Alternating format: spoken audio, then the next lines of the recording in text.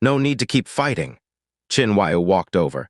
Even though you acted with mercy, Murong Yi's injuries are still not light, and he no longer has the energy to fight. This battle, Xianxia, you have won with an overwhelming victory.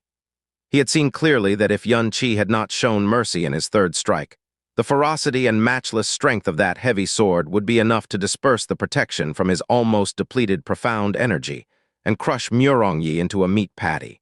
Xianxia stored the Overlord's colossal sword away and did not speak any more as he stood there with a slight smile. The entire stage had disappeared, turned into a pile of crumbling ruins.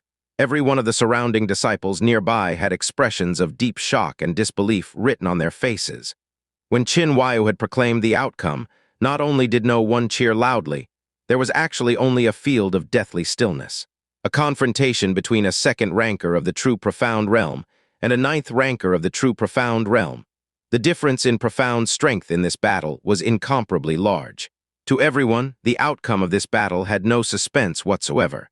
They had come today only to witness the splendor of inner palace disciples and watch the miserable ending of an arrogant disciple. They had mocked Xianxia for overestimating his own abilities, laughed at him for being stupid and idiotic. He had even been a source of laughter for discussions during leisure time. They mocked him in order to enjoy a feeling of intellectual and mental superiority. Today, the shocking truth that had appeared in front of them told them that they simply lacked all qualifications to ridicule Xianxia. This person, which they had laughed at for several months, already stood at a height they could only dream of, looking down upon all of them. Thinking back to all of the glib ridicule addressed to Xianxia, many of the outer palace disciples flushed with embarrassment, and a few of the people that had just been shouting insults really wished they could find a hole and crawl into it. Everyone looked at Xianxia blankly, their gazes never to have that contempt they showed before the match ever again. Replacing it was a deep look of shock and reverence, which evolved into fanaticism and worship. To prevail over an opponent that surpassed him by 7 levels and shake the entire stadium with one wave of the heavy sword. In their eyes, the current Xianxia appeared almost like a character from myths, especially those 3 earth-shattering strikes which were enough to leave everyone a lasting impression of shock. Too powerful. Before I had actually ridiculed him continuously, turns out I'm the most laughable one. 9th level of the true profound realm doesn't count for much. I'll be able to reach it one day too, but stepping across 7 levels to defeat an opponent, this is true strength. I reckon I'll never be able to accomplish this in my lifetime. This junior brother Yun is too frightening. This heavy sword is really too flashy. This is a true weapon for men, which son of a bee told me heavy swords were garbage. This won't do. I want to train in another weapon. I'll apply to reselect a weapon at the common weapon pavilion immediately. An outer palace disciple roared with a face full of emotion before breaking into a run towards the common weapon pavilion. Once these words were spoken, countless people that thought the same instantly appeared.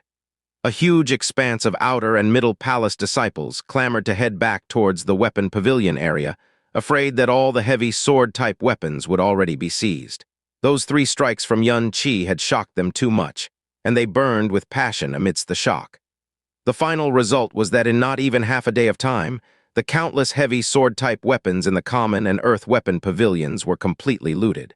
Xianxia slowly stood up and stared at Xianxia, who stood in the center of the plaza with a face filled with deep emotion. He murmured with a voice only he could hear, worthy of being someone selected by Princess Kang Yue. 2nd-level true profound realm controlling the Overlord's colossal sword, easily defeated a 9th-level true profound realm, has a threatening aura yet reserved manner, seems unassuming but is actually very sharp and shrewd. This kind of genius is barely seen in one's entire life. He also firmly believed all this wasn't Xianxia's full strength. After all, after Xianxia revealed his heavy sword, he had only swung 3 times. But these 3 strikes revealed a godly strength and brought about an overbearing feeling. Even millions upon millions of a light sword swing could not even begin to compare to it. Subsequently, Xianxia's clear and bright voice sounded, and spread widely throughout the entire central plaza with a peculiar penetrating force. This truly was shocking, yet brilliant battle. Xianxia, you defeated the inner palace disciple Murong Yi with 2nd-level true profound realm strength, and controlled the Overlord's colossal sword, which none have been able to control in the past several hundred years of the Blue Wind Profound Palace. Without an exception, all of this is truly breathtaking.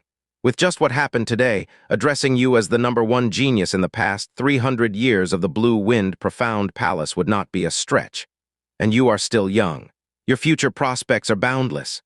Once Qin Wusheng spoke, the noise in the plaza died down. Every one of his words was sonorous and solemn, and not one felt they were exaggerated. Starting from today, you are officially an inner palace disciple, and you will replace Murong Yi's position in the heavenly profound ranking, which is the 73rd rank. Furthermore, according to your performance today, you will be allowed to enter the Supreme Profound Hall at any time, and there will be no restriction on the number of profound techniques and profound arts you choose, or how long you hold them for. You will also be awarded a gold-scale dragon transforming pellet. Once Qin Wusheng finished speaking, the entire crowd instantly went into an uproar. To have the right to enter the Supreme Profound Hall at any time, and be able to select an unlimited amount of profound arts or profound techniques, it can be said that this was an unprecedented occurrence in the Blue Wind Profound Palace. Just this award was already immeasurable, and what truly shocked people was the gold-scale dragon transforming pellet he spoke about. The gold-scale dragon transforming pellet was something everyone in the Blue Wind Imperial City knew about, a high-grade pellet everyone dreamed of possessing. The Blue Wind Profound Palace was directly subordinate to the imperial family and was Blue Wind Empire's largest profound palace. Naturally, their tremendous strength was undoubtable, but they could only make one gold-scale dragon transforming pellet every 2 years. It was said that it took approximately 100 medicinal materials and dozens of precious crystals to make a god-scale dragon transforming pellet. Refining it was even more incomparably harsh, but its effects was even more incomparably astonishing. After ingestion, it would let any profound practitioner at the spirit profound realm or below to gain a level in one night. In the past, the Blue Wind Profound Palace's gold-scale dragon transforming pellet would only be given to the Blue Wind Profound Palace disciples who were seeded competitors prior to the Blue Wind ranking tournament. It was so that they would take a big leap before the competition. Nevertheless, it was the first time it had been given to a disciple as a reward. While all of the disciples envied this award greatly, none thought it was excessive, because Yun Qi's performance today completely deserved of this kind of reward. As for the Murong Yi who was just lying there, he had been the main character of the event at first, yet now he had been forgotten. Everyone's gazes were focused on Yun Qi, and practically no one looked directly at him. Murong Yi charged forward, helped Murong Yi get up, and prepared to leave while clenching his teeth. Just as he took 2 steps, Yun Qi's figure sounded from behind him. "So you're just going to leave like that?" Murong Yi's body shook from head to toe and turned around with difficulty. "Yun Qi, you better not bully intolerably. My cousin is the only son of the Northern Field's great general. You have competently offended my cousin today. Just wait to regret it." Murong Yi had on a stern expression, but his insides were soft. While he spoke maliciously, his body was cowering and trembling, and his heart was beating even more violently. Even though he didn't want to admit it, the reality was, as one who had always bragged about being a genius, the disparity between him and Yun Qi was no less than the distance between the sky and the earth. In front of Yun Qi, let alone being arrogant, he didn't even have the qualifications to lick his shoes. "Senior brother Murong, there's no need to be so nervous. I only wanted to remind Murong Yi about something." Yun Qi smiled lightly.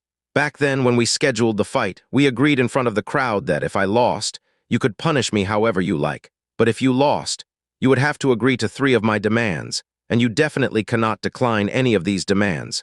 Murong Yi, you couldn't have forgotten about this, right? It's all right if you did forget. Any of those present at the time can help you remember. Palace Chief Qin also a witness at the time." "You..." The heavily wounded Murong Yi's face suddenly turned purple and his lips shivered. After his eyes rolled upwards and directly fainted out of anger. A white silhouette flashed in front of Yun Qi and Feng Beiyi appeared, standing between him and Murong Yi.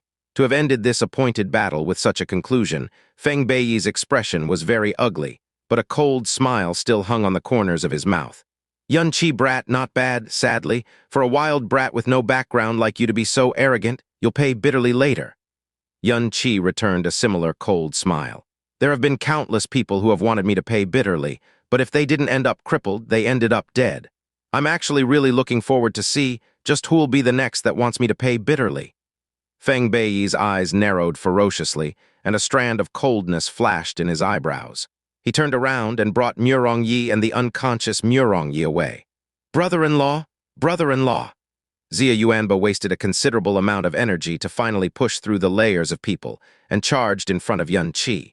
His face glowed red and exclaimed with extreme emotion, I just knew brother-in-law would definitely win. Brother-in-law, you've actually become this powerful now. I look up to you so much that, In short, I really look up to you. If my sister knew that brother-in-law was no longer a person with crippled profound veins and had become this strong, she would definitely be very shocked. He. Yun Qi could not resist but laugh a little. Listening to Xia Yuanba's words, the heavenly image of Xia Qingyu couldn't be restrained as it flashed in his consciousness. A year's time had passed since he had left the Xiao clan, and in this year's time, he would think of her often.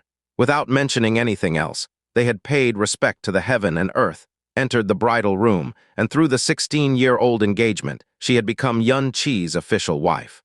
With this identity, it was impossible for him to forget about Xia Qingyu. He looked to the side and instantly identified the 4 people who had bullied Xia Yuanba in the crowd. Once those 4 people met Yun Qi's gaze, their bodies shrunk, and they all revealed incomparably flattering smiles. They had originally come today to watch Yun Qi humiliate himself and vent their anger, yet they'd have never thought a disciple on the heavenly profound ranking would be beaten like a dog by him. Now, even if they were given 100 guts, they would definitely not lay even a finger on Xia Yuanba, and they would work like mad to curry favor with him. This included several disciples present who were familiar with Xia Yuanba and had ridiculed him for his low, profound strength. Now that they saw his relationship with Yun Qi, their intestines turned green on the spot. While sweating, they were also silently thinking about how to apologize to Xia Yuanba, how they would have to try to maintain a good relationship with him in the future, and so on. Big brother Yun, you're truly too mighty, too powerful. A delicate and pretty young man squeezed forward and exclaimed excitedly. Yun Xiaofan. Looking at the young man he had met during the palace entrance exams, Yun Qi smiled lightly. You really were able to stay in the profound palace. Amen. Yun Xiaofan nodded. It's all thanks to big brother Yun's help. I had a second chance at the exams with instructor Qin and passed smoothly. Otherwise, not only would I not have been able to stay here, I would have had to leave with a body full of injuries. Big brother Yun, not only are you my great benefactor, you are also my idol. In these 5 years at the Profound Palace, reaching your level will be my highest goal. Haha, good luck. The outer palace is only your temporary residence. Your goal is the inner palace. I will definitely work hard. Yun Xiaofan clenched his fists and said with conviction. In the periphery, watching Yun Qi, who had become the focus of the entire plaza, was a completely relieved Lan Zuruo. Her face now revealed an incomparably happy smile. She herself couldn't see just how gentle and beautiful her smile was, and her heart was filled with a kind of deep sense of pride that she herself didn't even notice. In this long length of time, she had associated with Yun Qi. She knew that he was definitely not one to speak without thinking or one to overestimate his own abilities, and that he had the shocking ability to fight those who were several levels stronger than him.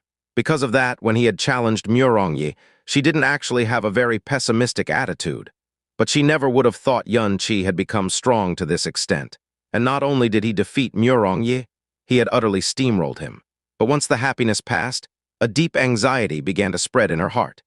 She was clearer than anybody about what might happen after this showdown. The Blue Wind Profound Palace was directly subordinate to the imperial family and helped foster a younger generation of geniuses for the imperial family, which would in turn foster the future backbone and cornerstones of the imperial family. In a sense, it was also the face of the imperial family. If a disciple entered the inner palace, his name would be known to the entire imperial city, because the future accomplishments of those who can enter the inner palace would definitely be extremely great, without an exception. And a disciple that completely defeated a 9th ranker of the True Profound Realm at 2nd level of the True Profound Realm, moreover, at the age of 17. What kind of peerless genius was this?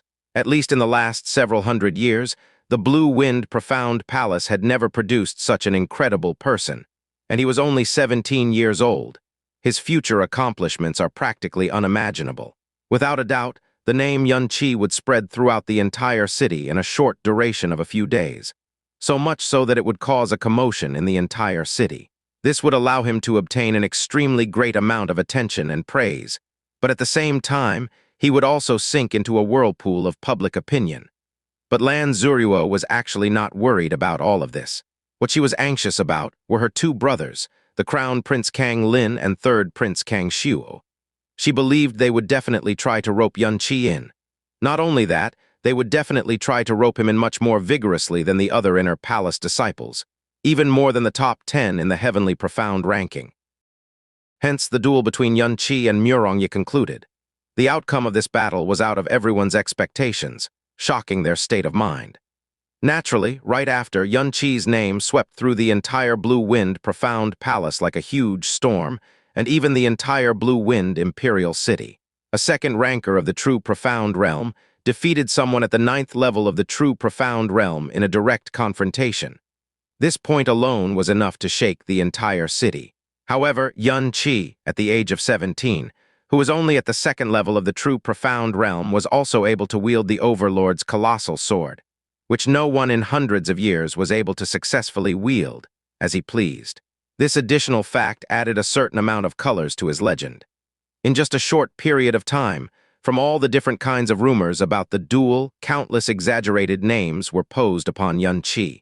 For example, Blue Wind Profound Palace's #1 star, the #1 genius Blue Wind Profound Palace produced in a few hundred years, the peerless demon who seems to be capable of challenging an entire profound realm higher than himself, and even Blue Wind Imperial Palace's future support pillar. In a single night, from being a completely unknown existence, Xianxia became someone that seemed to be known by the entire city. Following after the spread of the different versions of the rumor, he became the target of envy and worship of countless young practitioners. But in regards to all these, Xianxia was clueless. After the battle with Murong Yi ended, Xianxia was pulled back into his quarters by Lan Zuruo. The wound at Xianxia's waist was not light, as it was at least half an inch deep, and the spill of fresh blood stained a large portion of his clothes red. After Lan Zuruo cleaned his wound, she carefully applied the medicine she prepared beforehand and wrapped his waist tightly with bandages. Although the injury he suffered was much lighter than she expected, the shocking wound and bloodstains still ached her heart. "Senior sister, don't worry, it's not that big of an injury. Something like this will heal really quickly." Xianxia slightly smiled. With a body honed by the great way of the Buddha, he was able to recover to a large extent in just 10 days when little fairy almost killed him before, let alone a small wound like this. Throughout the entire process, his tender gaze was on Lan Zuruo the entire time. Lan Zuruo's actions were rough and clumsy. Evidently, she rarely, or she might not even have cleaned and applied medicine on someone's wound before. His entire body and soul were filled with warmth by this fact. But the new clothes senior sister made for me got stained. Xianxia raised the training clothes, which was largely stained by fresh blood, and even had a large hole, as he said dispiritedly. "It's all right, I can still make you a couple more, as long as you're okay." After tying the final knot, Lan Zuruo was drenched in sweat. She still clearly remembered the moment Xianxia was struck by Murong Yi's spear. She felt as if her heart sank into the deepest of abyss at that very instant. Although Xianxia's current injury pained her heart, at the same time, it also made her feel as if she had returned to heaven. Really? Hearing Lan Zuruo's words, Xianxia in an instant joyfully laughed. "That's the kind of promise a girl would make to her own husband, you know. Senior sister, are you finally willing to be together with me?" You Lan Zuruo's entire face was dyed red in an instant, and her feelings were in a great mess. She bit her lips and straightened her face with great effort. "HMPH, you married playboy. I have yet to lecture you for offending me before. How dare you try to push your limits? Next time, don't you dare steal a kiss from me ever again." "Well, if I can't steal kisses, does that mean I can kiss you up front?" Xianxia gave a small laugh. Lan Zuruo's stern face was not even the least bit scary, but instead included a hint of a girl's cuteness. In terms of relationships, Lan Zuruo's experience was like a completely blank piece of paper. How could she be a match for Xianxia? With that single line from Xianxia, her feelings were even more confused than ever. Before she could think of anything to rebut, her hand suddenly warmed. Her sweaty small hand was already gently held by Xianxia. In front of her, Xianxia wore a warm smile as his face slowly approached, closer and closer.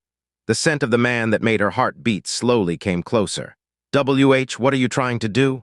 Lan Zuruo instinctively pulled her body back as she nervously asked. "Before I stole a kiss and frightened senior sister. That was my mistake." So to make it up for senior sister, I have to once again kiss senior sister seriously.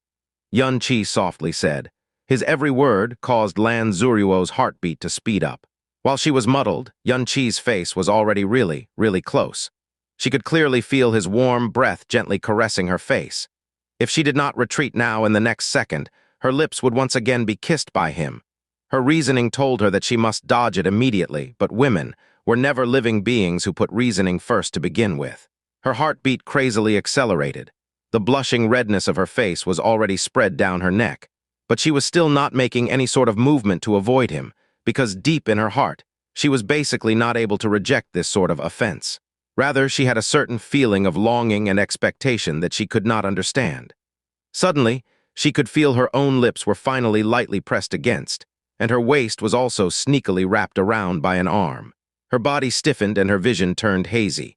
Slowly, she began to close her eyes. The door to the room was pushed open with a bang, and a hearty voice coupled with loud laughter spread throughout the room. Ha ha ha ha. Xianxia, you little rascal, your performance today was simply amazing. As expected, you once again gave me a good shock. So no matter what, I have to personally hand you this gold-scale dragon transforming pellet. Qin Huaiyu brought in a gust of wind as he stepped into the room. Before he could finish his sentence, as if he was stopped by a stone wall in front of him, his pair of eyes instantly widened even larger than a pair of cow's eyes.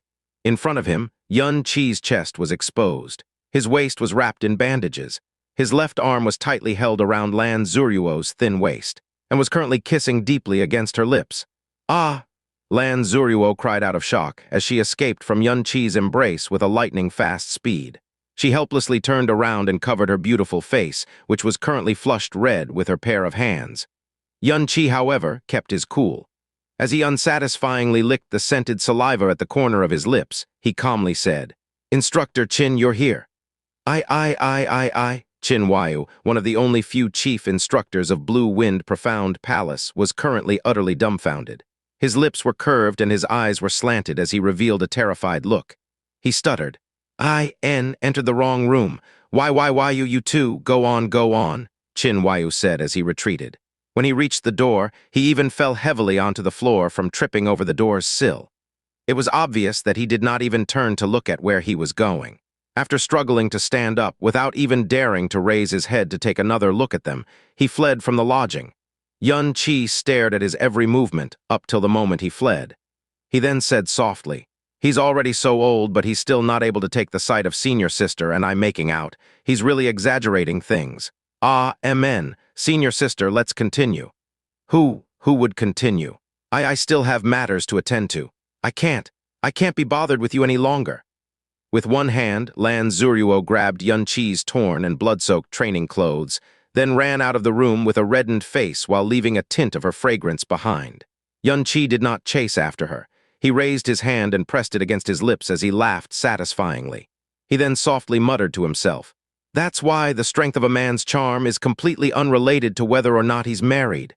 Xianxia stood up, wore a shirt he randomly picked out over his body, and walked to the door. Just when he was about to close the door, he saw Qin Huaiyu returning with an extremely queer expression on his face. "Instructor Qin, did you walk into the right room this time?" Xianxia laughed. You rascal." The corner of Qin Huaiyu's mouth twitched. Then he let out a long sigh as he walked into the room. He sat in front of the table, poured a cup of tea for himself with the teapot, and gulped it down. In Xianxia's eyes, this action, no matter how he looked at it, looked as if he was suppressing his astonishment. "Instructor Qin, are you personally here to hand me the gold-scale dragon transforming pellet?" Xianxia sat in front of Qin Huaiyu and asked this rhetorical question. However, Qin Huaiyu did not nod at his question. Instead, he stared at him and said in a strange tone, 3 months ago, you said you and Zuruo, during that period of time, slept together. I had my suspicions, but I didn't expect that. Why you?" He really could not find the right words to describe Xianxia. He clearly knew of Lan Zuruo's identity, and even if she abandoned her identity, her appearance was still rather unparalleled in the country. The number of handsome youths who had tried to woo her, just by the ones he knew alone, were more than he could count with his bare hands. But even though Lan Zuruo was kind and gentle to everyone, she never had any deeper relationship with a single man. She was burdened with too many things in her heart, and basically did not have any room for that sort of thing. He did not expect that, Not only was Xianxia's talent frightening beyond compare and surpassed everyone's expectations every single time, he was even an expert at flirting. He actually conquered Lan Zuruo in less than a half-year's worth of time. The main issue was that Xianxia did not have any sort of background. He did not have any relatives to speak of, was 2 years younger than Lan Zuruo, and was even married. In Qin Huayu's eyes, this was really too illogical. I like senior sister Lan Zuruo, and senior sister Lan Zuruo likes me as well. Isn't that a really normal occurrence? Xianxia said calmly. Qin Huayu shook his head, looked directly into Xianxia's eyes, and said, "Then do you know of Zuruo's identity and background?" Xianxia was startled for a moment and then shook his head. "I don't know, but from senior sister's temperament and manner of speech, and even the many feelings I get from her, senior sister Zuruo must be of a noble background.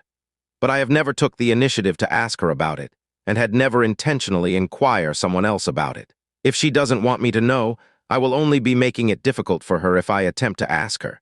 She will naturally tell me when she thinks it's the right time to do so, but she will definitely not harm me, and that's the only thing I need to know. You don't know her identity, yet you dare to do that sort of thing to her. You're really, really Qin Huayu once again sighed. He scratched his head out of frustration, and then raised his head. Since she still did not tell you yet, then let me tell you, I admit you're a genius that's hardly seen once in a century. Not just me, even my elder brother Qin Wuxiang was deeply shocked by your performance today. But you are still too young at the moment, and is still a little fledgling. Even though in this entire Blue Wind Empire, when compared to all the youths of this generation, you could be considered to be one of those at the top without question. If you remove this age restriction, your strength is still at the very bottom of the spectrum. On the real stage, you basically do not possess any ability to cause any sort of huge stir in the empire. I wish that, after you hear what I'm about to say, you will take the opportunity to think about your current level of strength.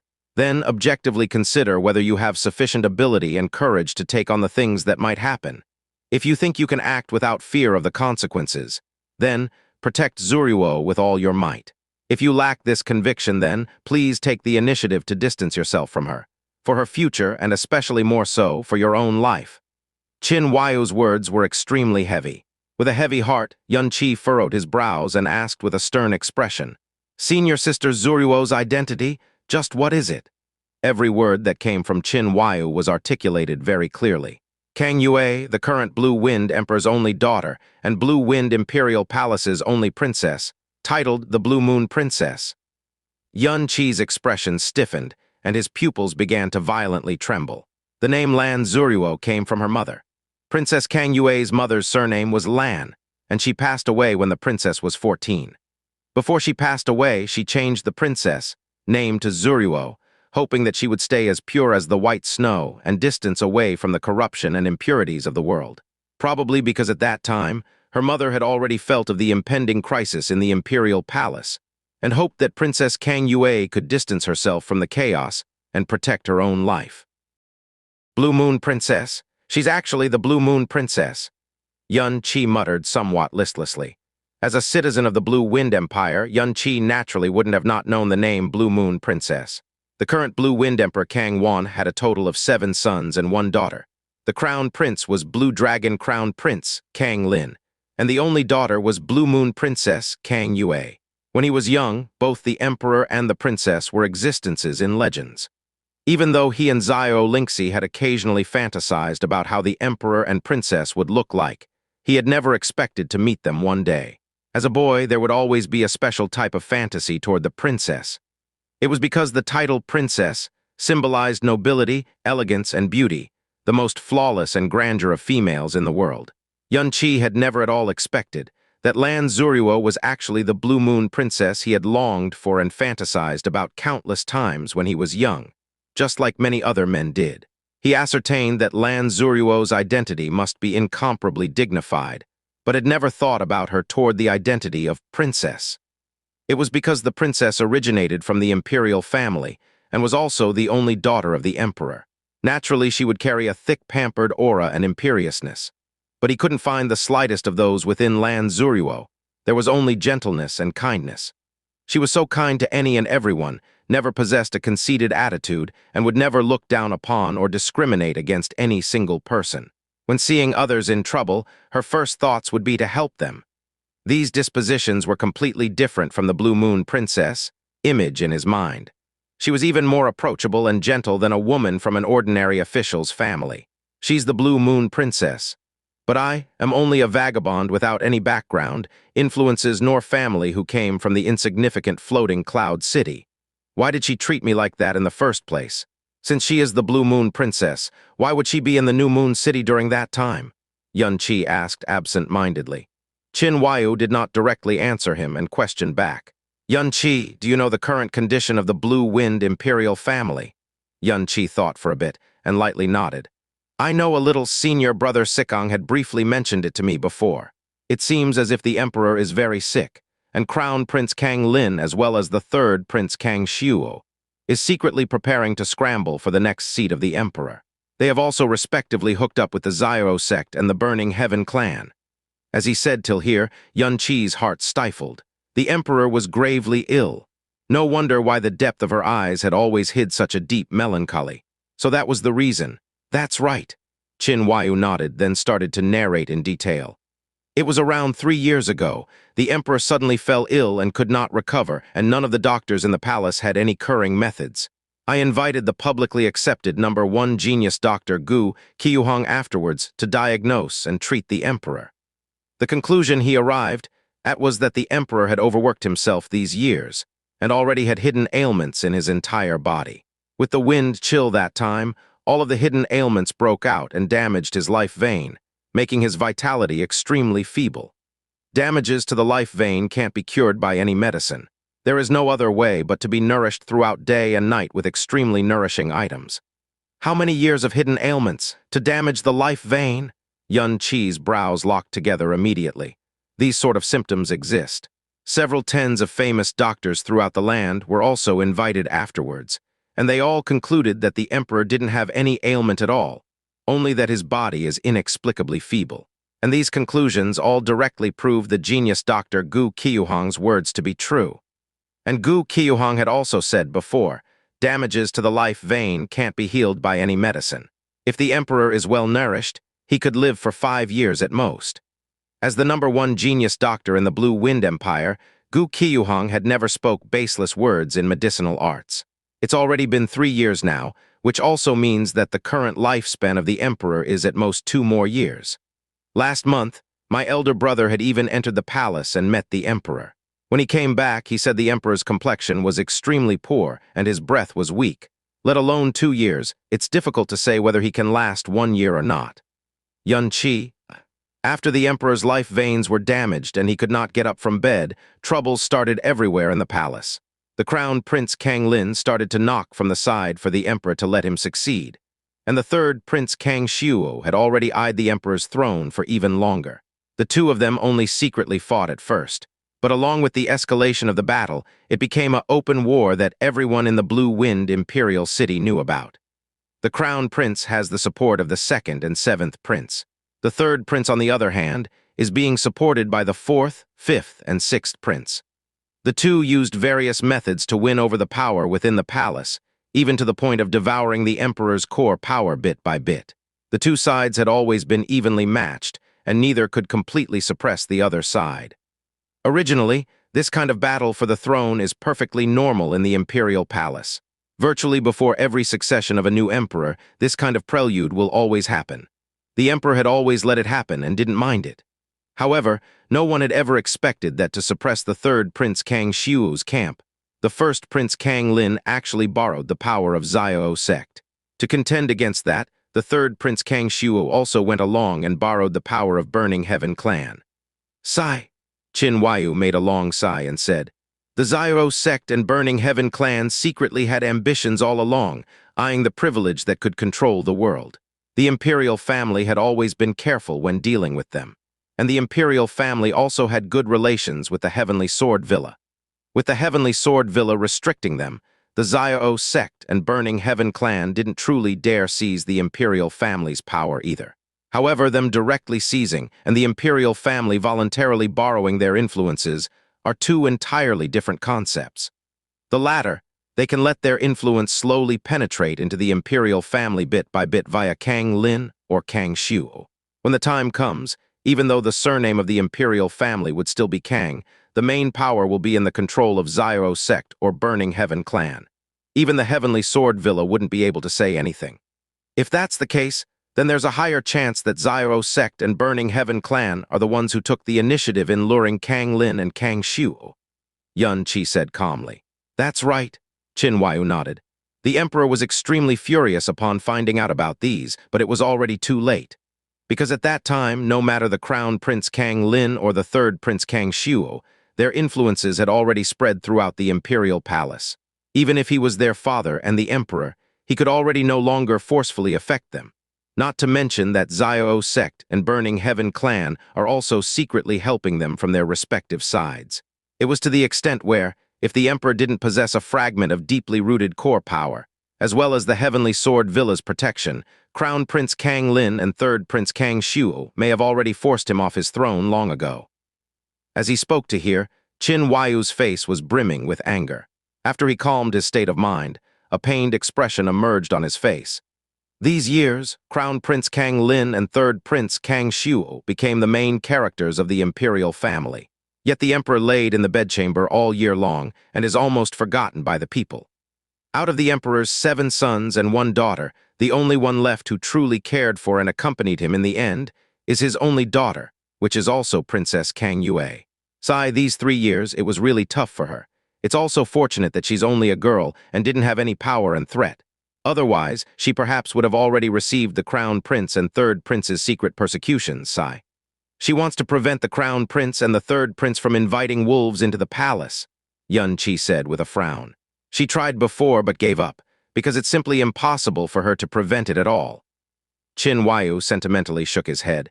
In this battle, the Blue Wind Profound Palace stands in a neutral position and is only devoted to the emperor.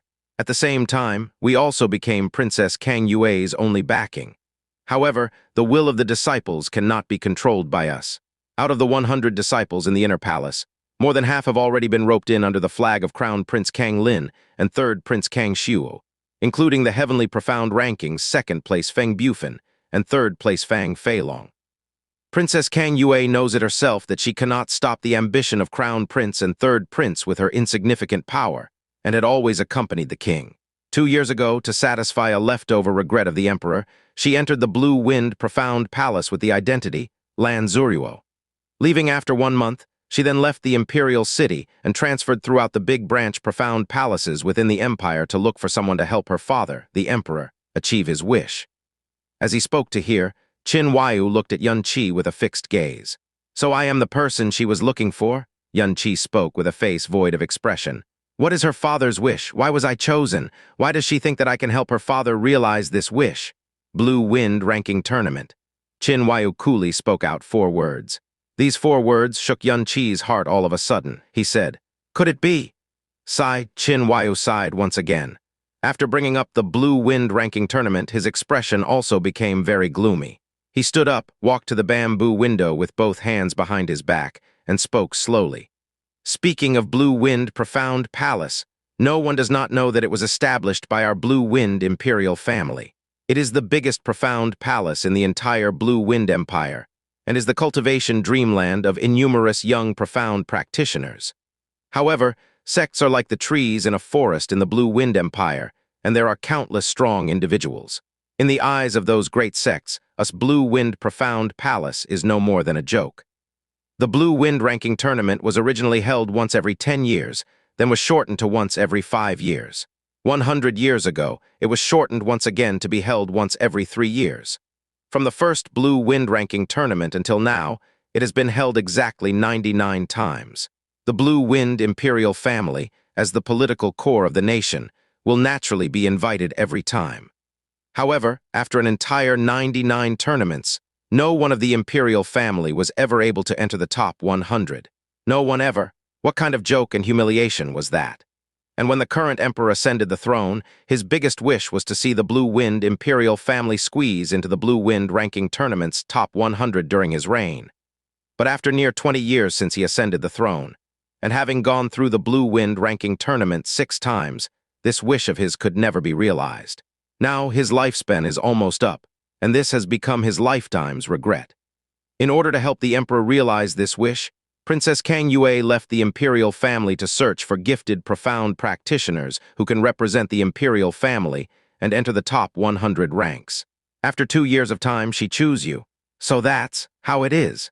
He had finally solved the puzzle as to why Lan Zuru was so good to him, to the point of willingly risking great dangers to save him.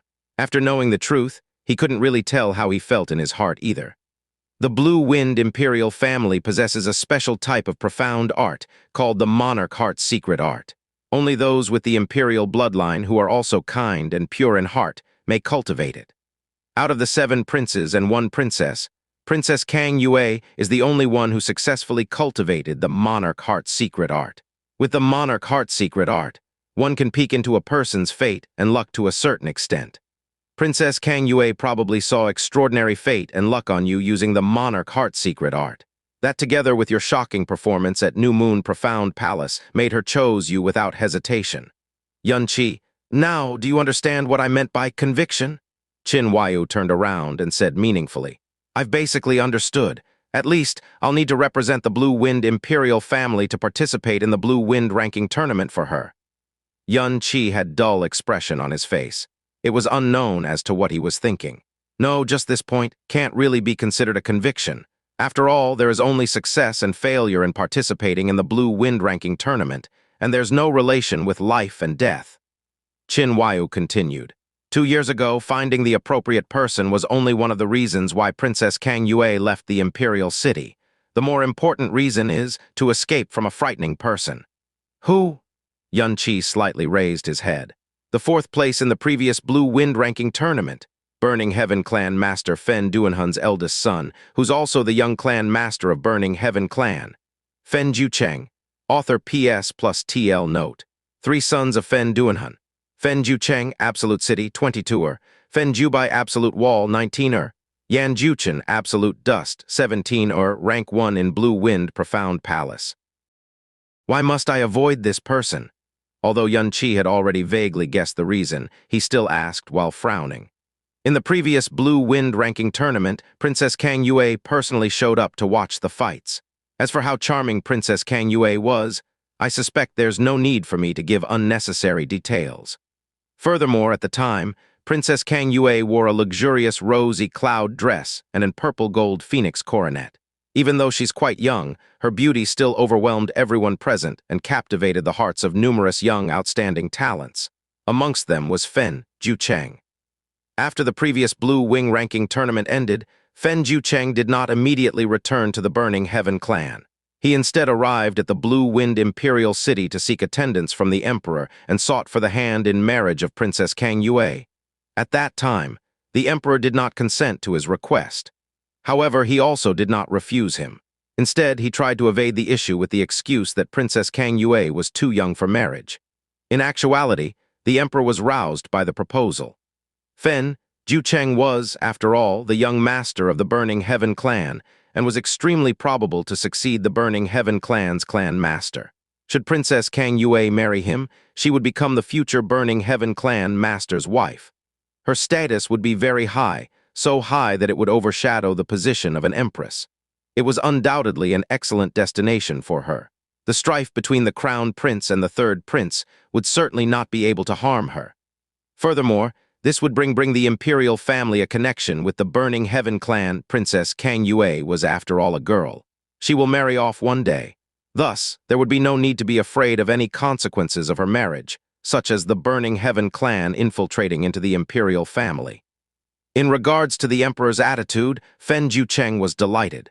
He vowed that he would certainly take Princess Kang Yue as his wife. However, not long after, news of the 3rd Prince Kang Shu borrowing the strength of the Burning Heaven clan had arrived in the Emperor's ears. This caused the Emperor to suddenly rage in anger. For the Burning Heaven clan to be willing to assist 3rd Prince Kang Shu, one of the reasons was because of their ambition for more power in the world, and the other was because Fen Jucheng was deeply infatuated with Princess Kang Yue. This was because after those events, 3rd Prince Kang Shu became particularly good toward Princess Kang Yue. Every single time he would come across Princess Kang Yue, he would recommend her to marry Fen Jucheng and enjoy status, honor, glory, and splendor far beyond that of an imperial princess. Fen Jiucheng also regularly came to the imperial palace under the guise of various reasons, and under the arrangements set up by third Prince Kang Shu, come into contact with Princess Kang Yue. When he meet her, he would express his goodwill and intent to marry her using various methods. Yun Qi's heart slightly moved, but he remained silent. The Burning Heaven clan was immensely powerful. Thus, the imperial family obviously did not dare to offend them. With the emperor coming down with a serious illness, the imperial family was in turmoil. Princess Kang Yue, like all others, did not dare anger Fen Jiucheng. All she could do was evade and not dare to flat-out reject him. This was because she was somewhat familiar with Fen Jiucheng's character. While he appeared cultured and refined on the outside and possessed the charisma of a great person, he was in fact filled with extreme shrewdness. In order to attain his goal, he would use any means possible, be it fair or foul. Sometimes he would even do things from the shadows. Furthermore, he was very cruel and merciless, so much that it would cause one to shudder. Should she strongly rejected him and cause Fen Jiucheng to lose all his patience, it would be impossible for her to anticipate what he might do. So, in order to break away from Fen Jiucheng and to resolve a regret that her imperial father had, she left the imperial city and toured each and every great profound palace of the empire. Yun Qi slowly said with a dull expression. As for what he was thinking, only he himself knew. That's correct. Qin Huaiyu nodded and then said depressingly, Yun Qi, I don't know how you feel after hearing all these. I grew up in the imperial city since a young age, and I have regularly come across Princess Kang Yue from when she was very young. The she from back then was like a carefree and worryless angel. After her imperial mother's death, the amount of things she had to endure, to bear, became greater and greater, heavier and heavier. It was as if all her carefreeness and happiness had left her. How much sadness, hardships, and tiredness she had been through is something that you cannot imagine because at the moment, you are close to Princess Kang Yue, enjoying her beauty and grace, enjoying her deep, sincere concern and care for you. At that time, when she selected you, it was indeed merely to realize her imperial father's wish. All she had toward you back then was something that could be considered as a scheme. But now, I could tell that she had real genuine feelings toward you. If she didn't, then she wouldn't personally deliver something like a sound transmission jade to you. You have enjoyed all that she gave you, but had you ever thought of shouldering her burdens? Shouldering the things that she carries in her heart? Or do you have that kind of sincerity, courage, and conviction? Yun Qi did not respond. Like what I had previously said, if you do not have that kind of courage and conviction, then you should take the initiative and distance yourself from Princess Kang Yue. The gap between your statuses is as far as heaven and earth. Also, if others were to know that you two had developed feelings for each other, just Fen Jiucheng himself is enough to easily and quietly, tragically die without a grave. Even though you distancing yourself from her would break her heart, I still wish that you would select this option for her good, and also for your own good. I am more or less familiar with your personality. With your pride, I believe that you would most likely not select this option. Even if you had to bite your teeth, you would still not cower. But the current you is too insignificant. You are incapable of helping Princess Kang Yue. You are incapable of sharing her burden. Instead, the only thing that you are doing is adding another layer of emotional burden for her to worry about. If you were to throw yourself in immense danger to support this layer of emotion, then perhaps it could be considered as being bold, but not courage. If you were to, at this point, distance yourself from Princess Kang Yue, in my eyes, that is true courage and genuine sincerity. Yun Qi, Qin Huaiyu turned around, patted Yun Qi's shoulder and said, Everything I needed to say has been said. As for what you choose to do, carefully consider it for a while. The reason Princess Kang Yue never dared to tell you her identity was also because she feared that you'd be drawn into her strife.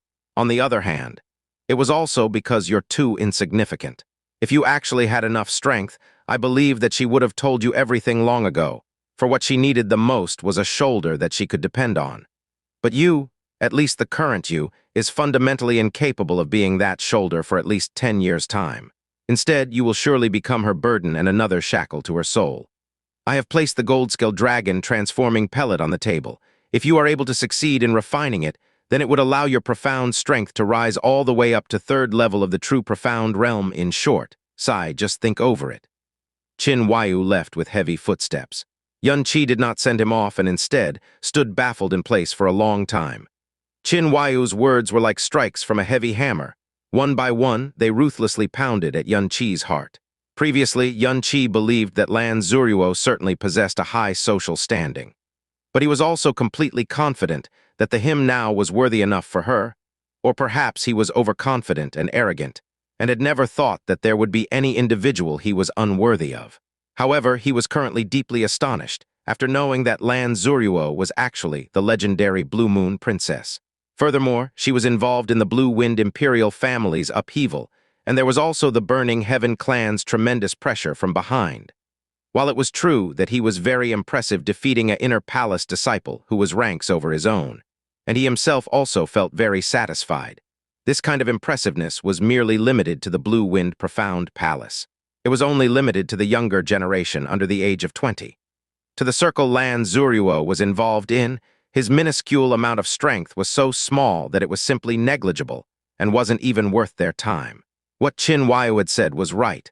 Lan Zuruo needed a shoulder she could depend on. However, his minuscule self was simply incapable of giving her that kind of shoulder. He could only become another chain in her heart. The other thing that Qin Huaiyu said was even more correct. He enjoyed Lan Zuruo's beauty and grace, enjoyed all of her continuous deep sincere concern and care. He even enjoyed the feeling of capturing her heart bit by bit. However, he had never actually tried to share her burden. This is a world where the strong rules. If one doesn't have enough strength, then they are not qualified to discuss honor and dignity. Furthermore, one would not be able to protect the person they want to protect. Grandpa and little aunt are waiting for my return. I do not have the ability to share the burden of shouldering what Zuruo carries with her. I merely defeated a little minuscule ninth ranker of the true profound realm, yet I acted so loftily and complacent here. What a joke, how laughable. Xianxi slowly tightened his fists and closed his eyes as his body began to slightly tremble. Only after a long time did he heave a sigh of relief and pick up gold-scale dragon transforming pellet Qin Huaiyu left on the table. He concentrated his gaze and threw the pellet down his mouth. As the gold-scale dragon transforming pellet entered his body, Xianxi immediately felt a surge of vigorous stream of energy rush out from his chest. It flowed towards all his veins and meridians in his body. A part of it directly rushed toward his head and dazzled his sight. What a powerful medicinal force! Xianxi was slightly startled. He immediately sat down on the ground cross-legged and closed his eyes. While concentrating on the energy, he began to activate the Great Way of the Buddha. How high of a profound art was the Great Way of the Buddha? In less than a mere 4 or 5 breaths' time, the warm flow of energy that was moving all over his body started to gradually settle down. The wild and unruly medicinal force soon became warm and calm. Without needing any guidance, the medicinal force progressively assimilated into his body. The profound energy within his profound veins began to surge and slowly expand. Sunset, sunrise, an entire day and night quietly went by during Xianxi's meditation. When he completely absorbed the gold-scale dragon transforming pellet and opened his eyes, it was already noon of the second day. The fluctuations of the profound energy within his profound veins were already completely settled, and his profound energy had become even more thicker than yesterday. 6 hours ago, he had already successfully entered the 3rd level of the true profound realm. Although leveling up with medicine was not that stable, it was nevertheless the fastest method. However, pellets that gave such an astonishing effect, like the gold-scale dragon transforming pellet, were extremely rare, and even tens of thousands of gold could not purchase a single one of those pills. Furthermore, due to the pellet's strong and fierce nature, there was still a certain risk to taking them. After sitting for an entire day and night, with a body that was still wounded, Xianxi's stomach was already rumbling with hunger. Right when he was about to leave the room, the door was once again pushed open by Qin Huaiyu, who had yet to learn his lesson. "Instructor Qin!" Xianxi immediately greeted him. After noticing Qin Huaiyu's bad complexion, he immediately asked, "What happened?" "Something within my expectations." Qin Huaiyu sighed. He then took out 2 letters. "These are 2 invitation letters. One of them is from Crown Prince Kang Lin, inviting you to his Crown Prince Palace in 10 days' time at noon, to participate in his 33rd birthday banquet. The other invitation letter is from 3rd Prince Kang Shuo, inviting you to join his Beast Battle Convention that he personally manages. The time is also in 10 days at noon." The arrival of the 2 invitation letters was completely within Qin Huaiyu's expectations. However, What he didn't expect was that not only did the two invitation letters from the Crown Prince and Third Prince arrive at the same time, the appointment was at same time, and were also completely identical.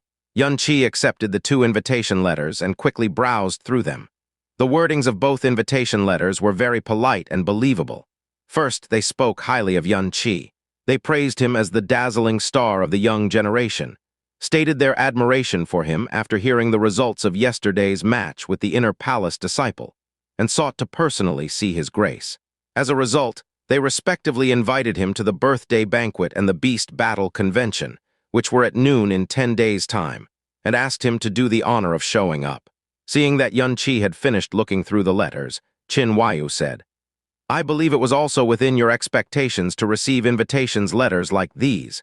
Every disciple that was able to become an inner palace disciple would receive invitations to join the camp of both the Crown Prince and the Third Prince. What's more, with the fight from yesterday, your reputation had increased so much that it's practically above every one of the inner palace disciples. For these two invitation letters to come to fast, it was within my expectations. What do you plan to do? What does Instructor Qin think I should do?" Xianxia put down the invitation letters and asked a question in reply. Xianxia shook his head. "It is beyond my capability to help you choose. You are weak and have no background. You cannot afford to offend either of the two. Originally, the best choice for you to make was to accept both of their invitations, give an ambiguous and tactful attitude to their offers while refusing neither yet not accepting either. However, I don't know if it's purposely done or by coincidence. The time for these two invitations are completely identical. If you were to accept, you can only accept a single invitation. However, regardless of whichever invitation you accepted, you would have clearly showed your position and at the same time thoroughly offend the party that you didn't accept. And if you were to go to neither, it could be interpreted as looking down on both parties. If it was me in that situation, I have absolutely no clue as to what to do." Xianxia smiled and said, "Whether the birthday banquet or the beast battle convention, there's still 10 days for me to consider. There's no need to worry. What I am more concerned about is that I am but a mere disciple of the Blue Wind Profound Palace. It was as you had said, my strength is extremely insignificant in that big circle, so why did the Crown Prince and the Third Prince so graciously invite me? Your current individual strength is indeed quite minuscule. However, what they care about is not your individual strength, but rather your prestige and your huge potential.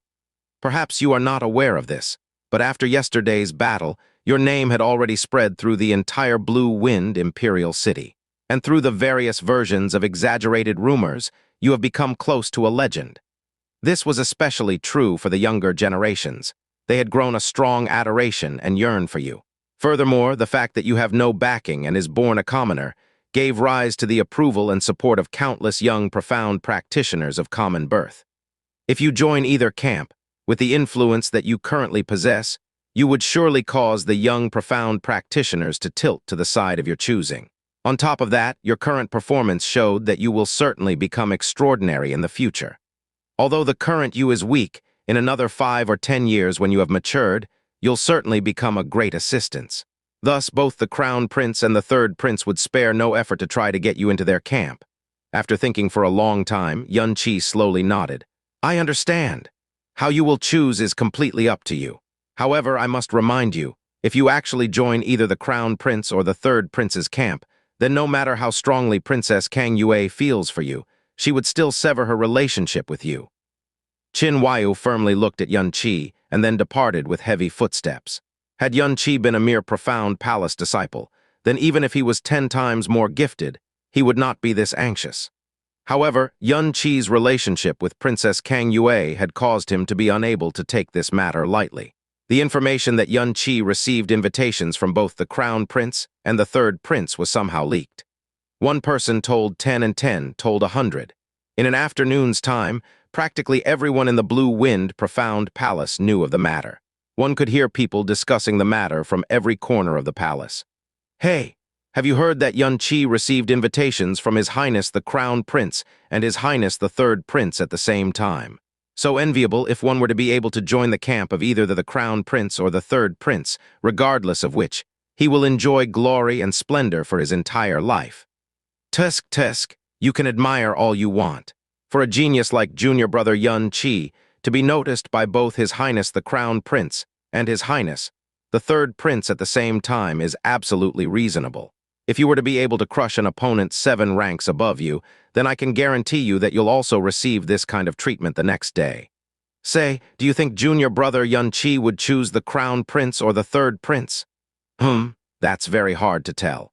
I've heard that the Crown Prince and the Third Prince was completely incompatible. If he chooses the wrong person and his master ends up being defeated in the future, then perhaps he, too, might be done for. Blue Wind Imperial City, Northern Field General's Mansion. Murong Yi was deeply injured in the battle against Xianxia.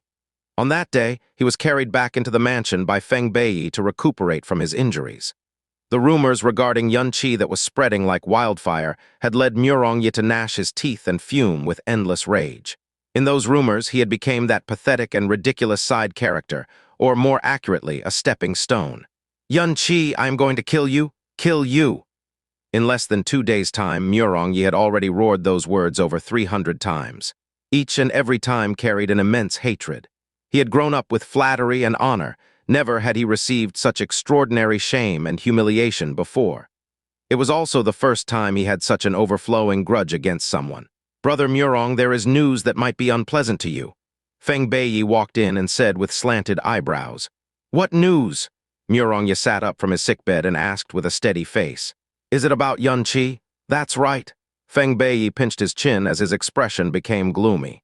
I've heard that he received an invitation from both the Crown Prince and the Third Prince at the same time today, asking him to participate in the Crown Prince's 33-year-old birthday banquet and the Third Prince's Beast Battle Convention. Crack, crack. Murong Yi did not say anything, but a sharp and crisp bone-cracking sound could be heard from his hands. Both the Crown Prince and the Third Prince had thrown the olive branch at him, and even invited him to such grand occasions. One could tell how much they valued Xianxia. Although they had both tried to entice all the inner palace disciples to a certain degree, it was the first time for them to invite someone to such grand and important occasions. In this way, it'll be a bit hard for us to try to make Xianxia suffer in the open. Even if your father were to personally step in, it is already something that he cannot accomplish because it'll be the same as not respecting the Crown Prince and the Third Prince. Feng Beiyi said with indifference. He must die, Murong Yi violently roared. His violent movements immediately caused his wounds to reopen and made him howl in pain. Feng Beiyi glanced at Murong Yi and said, In that case, you can only attack him secretly. Not only that, we have to be quick about it. Beiyi, you must certainly help me with this matter. I have never received this kind of humiliation in my entire life. All the dignity and honor I possessed was trampled into pieces by that bastard Xianxia. How could I restrain my anger? How could I let him use my dignity to bask in the limelight? Murong Yi's entire body raged with an immensely deep malice. Beiyi, you must help me. Rest assured, we have been good brothers for many years now. For you to receive such a humiliation as a brother, I would naturally not brush it aside. Feng Beiyi slowly stated. In fact, you were too anxious in the battle yesterday. You initially fought him with bare hands and were basically evenly matched. His innate talent is indeed astonishing. A true profound second ranker actually managed to exhibit a profound strength of your level. However, the gap between you guys were, after all, an entire 7 ranks. While he could exhibit a profound strength on par with yours, if we compare the foundation and the deepness of the profound strengths, his cannot compare to yours. If you had continued fighting him barehanded, he would slowly become unable to brace your attacks and eventually fall. But when you were unable to successfully land your attacks on him for a long time, you decided to use a weapon instead. To be unable to win against someone who's 7 ranks below me, how can I not become irritable? Murong Yi clenched his teeth and defended himself. He completely agreed with what Feng Beiyi said, and now that he thought about it, if they both didn't use weapons, he would, without a doubt, end up to be the victor. Even though the way he'd win would be somewhat unsightly, at the very least, he would not receive such a humiliation. In fact, Xianxia's heavy sword wasn't even that scary either. It's just that there are too few heavy sword users, and you lack the experience in fighting against the heavy sword. Otherwise, how would your silver dragon spear get knocked away by Xianxia so easily with his first sword strike, and even sustain internal injuries? With the loss of your silver dragon spear, your mind became disordered, and thus, you were doomed to be utterly defeated. I was nearby, and what had happened very clearly. Xianxia's heavy sword attack was indeed outstanding. but a heavy sword is incomparably heavy. Its attack speed was very slow, and it also leaves a large opening after every attack. With your profound movement skill, you could easily dodge his attacks and strike back at the opening he leaves. If you did that, Xianxia would never be able to win against you.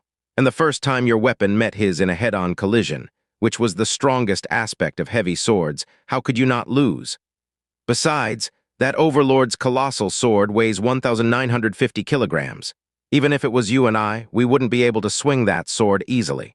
The 3 strikes Xianxia had swung, I suspect that's his limit. Therefore, your defeat yesterday was actually not mostly because of Xianxia, but yourself. I believe that after listening to me, if you were to fight him again, it would be absolutely impossible for him to win against you. On the other hand, if it was me, a cold light flashed through Feng Beiyi's eyes. He sneered. I'll only need at most 3 exchanges to have his life. When recalling the events of yesterday's battle, the more he thought about it, the more Murong Yi began to feel that Feng Beiyi's words were completely reasonable. He immediately began to regret and replied while gritting his teeth. You're right. If I could fight him again, it is absolutely impossible for me to lose. But at the moment, I'm covered all over with injuries. I can't even get down from my bed. Otherwise, I would most certainly, personally, tear him from limb to limb. Rest assured, I will help you take revenge. In at most 5 days of time, I will bring you Xianxia's head. I guarantee that all your anger and resentment will completely fade away. Feng Beiyi said while beaming. Really? Murong Yi immediately opened his eyes wide with excitement. But then he knitted his eyebrows and said, but Xianxia had received invitations from both the Crown Prince and the Third Prince. If we were to take action, rest assured, I will flawlessly handle this matter, and just to be safe, I even invited another person. Who? Murong Yi immediately asked. Zhu Lang. Feng Beiyi's eyes narrowed. Zhu Lang, 7th rank on the Inner Palace's heavenly profound ranking. Zhu Lang. Murong Yi revealed a shocked expression. He really agreed to help. Feng Beiyi laughed indifferently and nodded. You too know this person's character. As long as we give him enough profit, he would be willing to do anything. As for this matter, he demanded 800 purple profound coins. After all, Xianxia's current influence is immense. One must take on a certain amount of risk when killing him. It all depends on whether or not Brother Murong is willing to take out this sum. Absolutely no problem. Murong Yi's expression became grim. As long as you kill him without leaving a trace and dissolve my hatred, don't even mention 800 purple profound coins. Even if it was 8,000 purple profound coins, I would still not hesitate. Good. Feng Beiyi stood up. His voice had also become cold and grim. Brother Murong, just wait for my good news. I am also itching to see this person, who dared to act so arrogant in front of me, kneel at my feet while desperately begging for forgiveness. The night breeze was cool as night fell. The entire inner palace was quiet. Even the cries of insects could not be heard. Xianxia sat on the roof of the sightseeing pavilion at the rear of the supreme profound hall and was silently immersed in thought while bathing in the moonlight. It had already been a year since he'd left Floating Cloud City. His original life's plan was pretty simple. He wanted to restore his profound veins, accomplish something within 3 years, return to Floating Cloud City to free Grandpa and Little Aunt, and also get back his dignity. After that, he met Jasmine, and because of her, he was given a new lease of life. His fate had also become intertwined with hers, and his life's trajectory was then destined to turn upside down because of Jasmine. But now, there was an additional Lan Zuruo in his life. Liking Lan Zuruo was something that he was really certain of. He was deeply attracted by her beautiful appearance and her refined temperament the first time he saw her, having been in contact for half a year, especially because they had experienced a life and death calamity together.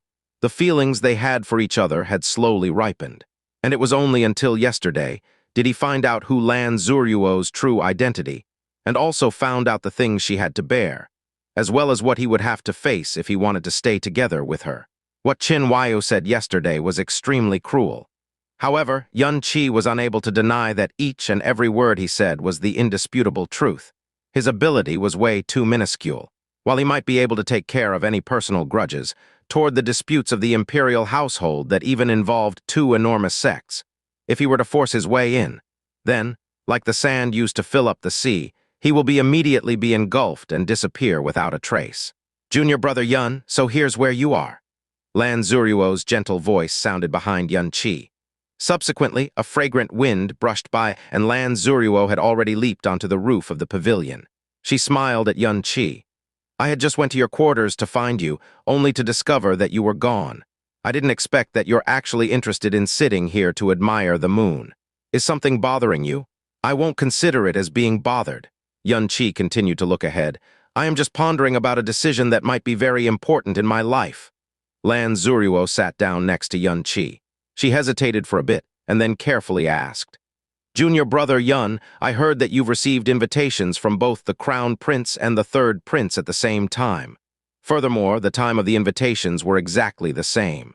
Or are you hesitating about whose invitation you should accept? Xianxia did not respond. Instead, he asked, Senior sister, whose invitation do you think I should accept? One is the Crown Prince and the other is the Third Prince. Neither one of them seems to be someone who I could refuse. A deep, complicated expression flashed across Lan Zuruo's face as she said hesitantly, I want to hear about your decision. I have no authority to interfere in your matters. I heard that the current Blue Wind Imperial Palace is in turmoil with movements from the shadows. The Emperor is currently bedridden. He doesn't have much longer to live. If he were to die one day, all the unstable and hidden movements would erupt at once. Senior sister, I want to know, do you want me to enter this imperial family's dispute?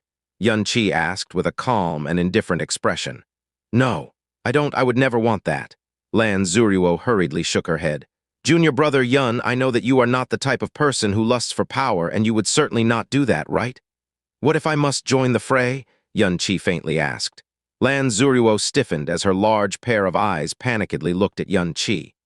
Why must you join the fray? You're not clear of how dangerous and dreadful the imperial family's internal instability and undercurrents are. Once you get involved, it's possible that you would never be able to get away. You cannot imagine how complicated and dangerous it is. Junior brother Yun, you shouldn't be a person who lusts for power or is fond of conflicts. What exactly are you planning? Could it be that you really are planning to submit yourself to either the Crown Prince or the Third Prince? You're right. I have no interest in power and have even less interest in conflicts. But in this world, there are a lot of things that I can't just not do only because I'm not interested in them. Xianxia turned around to look at Lan Zuruo. He looked at her affectionately. Senior sister. Should I call you Senior Sister Zuruo or Princess Kang Yue? Lan Zuruo's beautiful eyes immediately widened as unrest and nervousness instantly appeared in her eyes. She hung her head and stammered. You knew. Did Instructor Qin tell you about it? I really didn't deliberately hide it from you. I only. Xianxia did not wait for her to finish and continued to mutter. From the first time I saw you, I was captivated by your gentle, graceful, and pleasing appearance. Afterwards, when Xiao Sect's branch sect launched an attack, you risked the dangers of being involved to save me. Following that, you even personally left for the branch sect, and we ended up fleeing for our lives together. Then, we arrived at the Blue Wind Imperial City and entered the Blue Wind Profound Palace. You were always carefully arranging and taking care of everything. If it weren't for you, I would already been killed by Xiao Zhe. Or perhaps I would have become a vagabond. Or perhaps I would still be fleeing for my life while having wind for meals and dew for drinks. How would I possibly have such a stable place to stay? You had done so much for me, and I thought it was because you liked me. I, too, enjoyed every moment that I spent with you. Until yesterday, when I received the invitation letters, Instructor Qin told me everything. Only then did I become aware that the reason you treated me especially well, the reason why you personally went to the Xiao Sect's branch sect, the reason why you brought me to the Blue Wind Imperial City, was all because you fancied my aptitude and potential. It was all done to complete your imperial father's single wish and have me represent the imperial family in the Blue Wind ranking tournament. Everything that I had thought of before, they were merely my own imagination of your affection for me. Xianxia's words faintly contained a sense of loss and grief. It made Lan Zuruo's mind become disorderly chaotic, and the last sentence he had said could not help but stab at her heart. She panikedly shouted, That's not it. That's not it. It was indeed because of my imperial father that I choose you, but I didn't deliberately hide the truth from you because of that, nor did I want to exploit you. I only wanted to find a proper time to tell you everything. Because the longer I was with you, the more afraid I became. I feared that if you knew everything, then you'd think that I was deceiving and using you. But the reason why I was so scared was because, senior sister, Xianxia once again broke her off, he said with a sad voice. I want to have a moment in peace." After saying that, Xianxia slid down the roof and silently disappeared into the night. Junior brother Yun. Junior brother Yun. The moonlight was shining and brightened the surroundings. However, Lan Zuruo was unable to find Xia's silhouette. "It's not like that, it really isn't like that. I really didn't deliberately conceal it from you. I never wanted to exploit you." Lan Zuruo's heart dropped into a bottomless abyss. Her body powerlessly crouched down and her arms hugged her knees as she began to weep. When her father was seriously ill, she didn't cry. When the imperial family caught into a calamity, she didn't cry. When Feng Jucheng of the Burning Heaven clan continually pressed forward, she didn't cry. She quietly took on everything.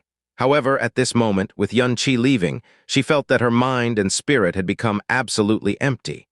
It was as if she lost some important thing from her life, as if her heart was being stabbed by needles. She was unable to control her tears, and they frantically pouring down her face. She was as helpless as a fallen leaf that had been abandoned by the world. "Senior sister, your tears are too precious. So precious that I have no choice but to exchange my life for them."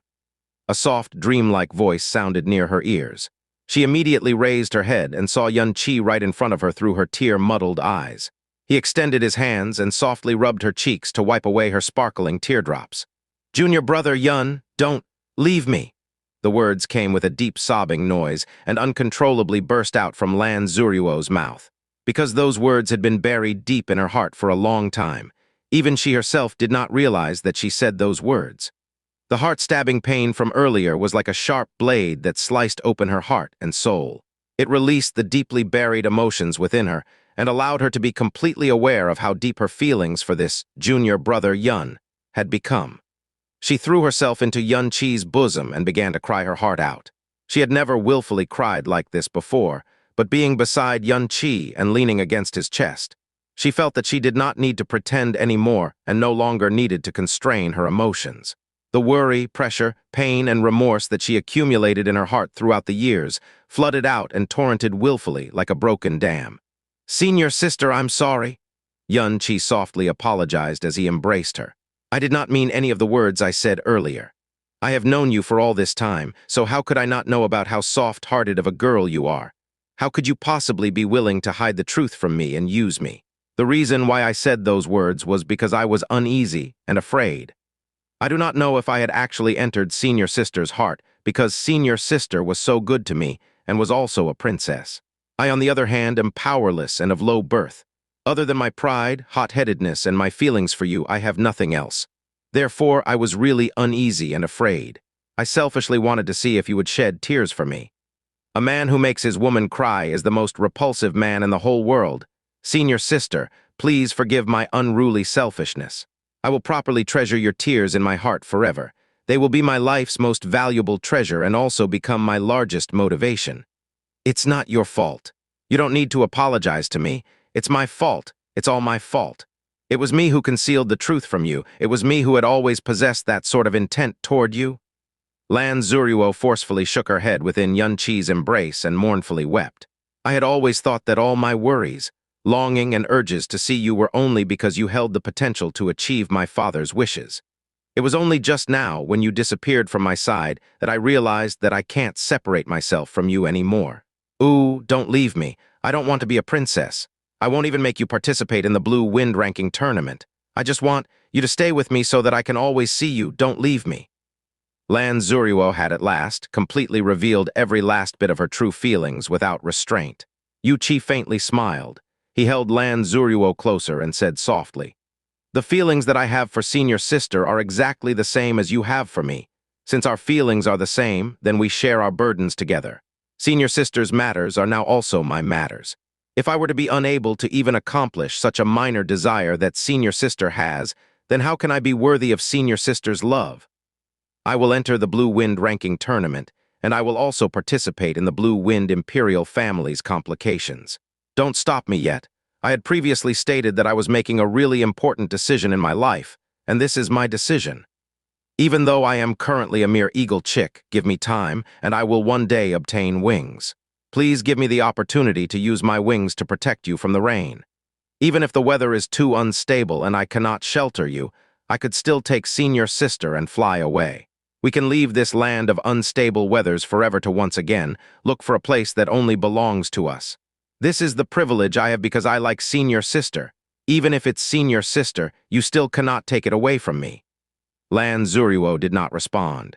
She only tried her best to hold down her sobs and violently trembling shoulder. The shoulder of the man she was nestled against was not big or wide, but it gave her an immense feeling of warmth and ease. She felt as if she was a drifting and homeless duckweed that had finally found its warmest home. The two sat cuddled on top of the pavilion's roof and bathed in the moonlight together. For a long time, neither of them spoke. The tears, accusations, and promises made the final layer that separated the two disappear completely. Their hearts were inseparable and closely connected as they listened to each other's heartfelt wishes. "Take me to see your imperial father tomorrow, okay? Don't forget, your man is actually a genius doctor and there are no illnesses that he can't cure." "Amen," Lan Zuruo softly replied while leaning on Xianxia's shoulder. She closed her eyes as the corner of her mouth slightly raised. With tears at the corner of her eyes, her beauty incomparable. The morning of the second day, Xianxia followed Lan Zuruo to the Blue Wind Imperial Palace. This was the first time he entered the Imperial Palace in this life. Xianxia, more or less, had a feeling of being overwhelmed by the luxurious surroundings. The Imperial Palace's architecture was naturally luxurious. Golden-colored tiles glittered under the sunshine in every direction and directly dazzled Xianxia's eyes. Lan Zuruo was still plainly dressed. She wouldn't be recognized by others outside, but within the Imperial Palace, who wouldn't be familiar with the only princess of the Imperial family. Everywhere they went, every bodyguard and palace maid would all hurriedly bow down as soon as they saw Lan Zuruo, respectfully calling her Princess Kang Yue. When following alongside Lan Zuruo, Xianxia did not have to disguise himself or dress up at all. The crown prince and third prince had many eyes within the Imperial Palace. This incident of him following Lan Zuruo to enter the Imperial Palace would be known by the crown prince and third prince before long. But Xianxia didn't care about this matter.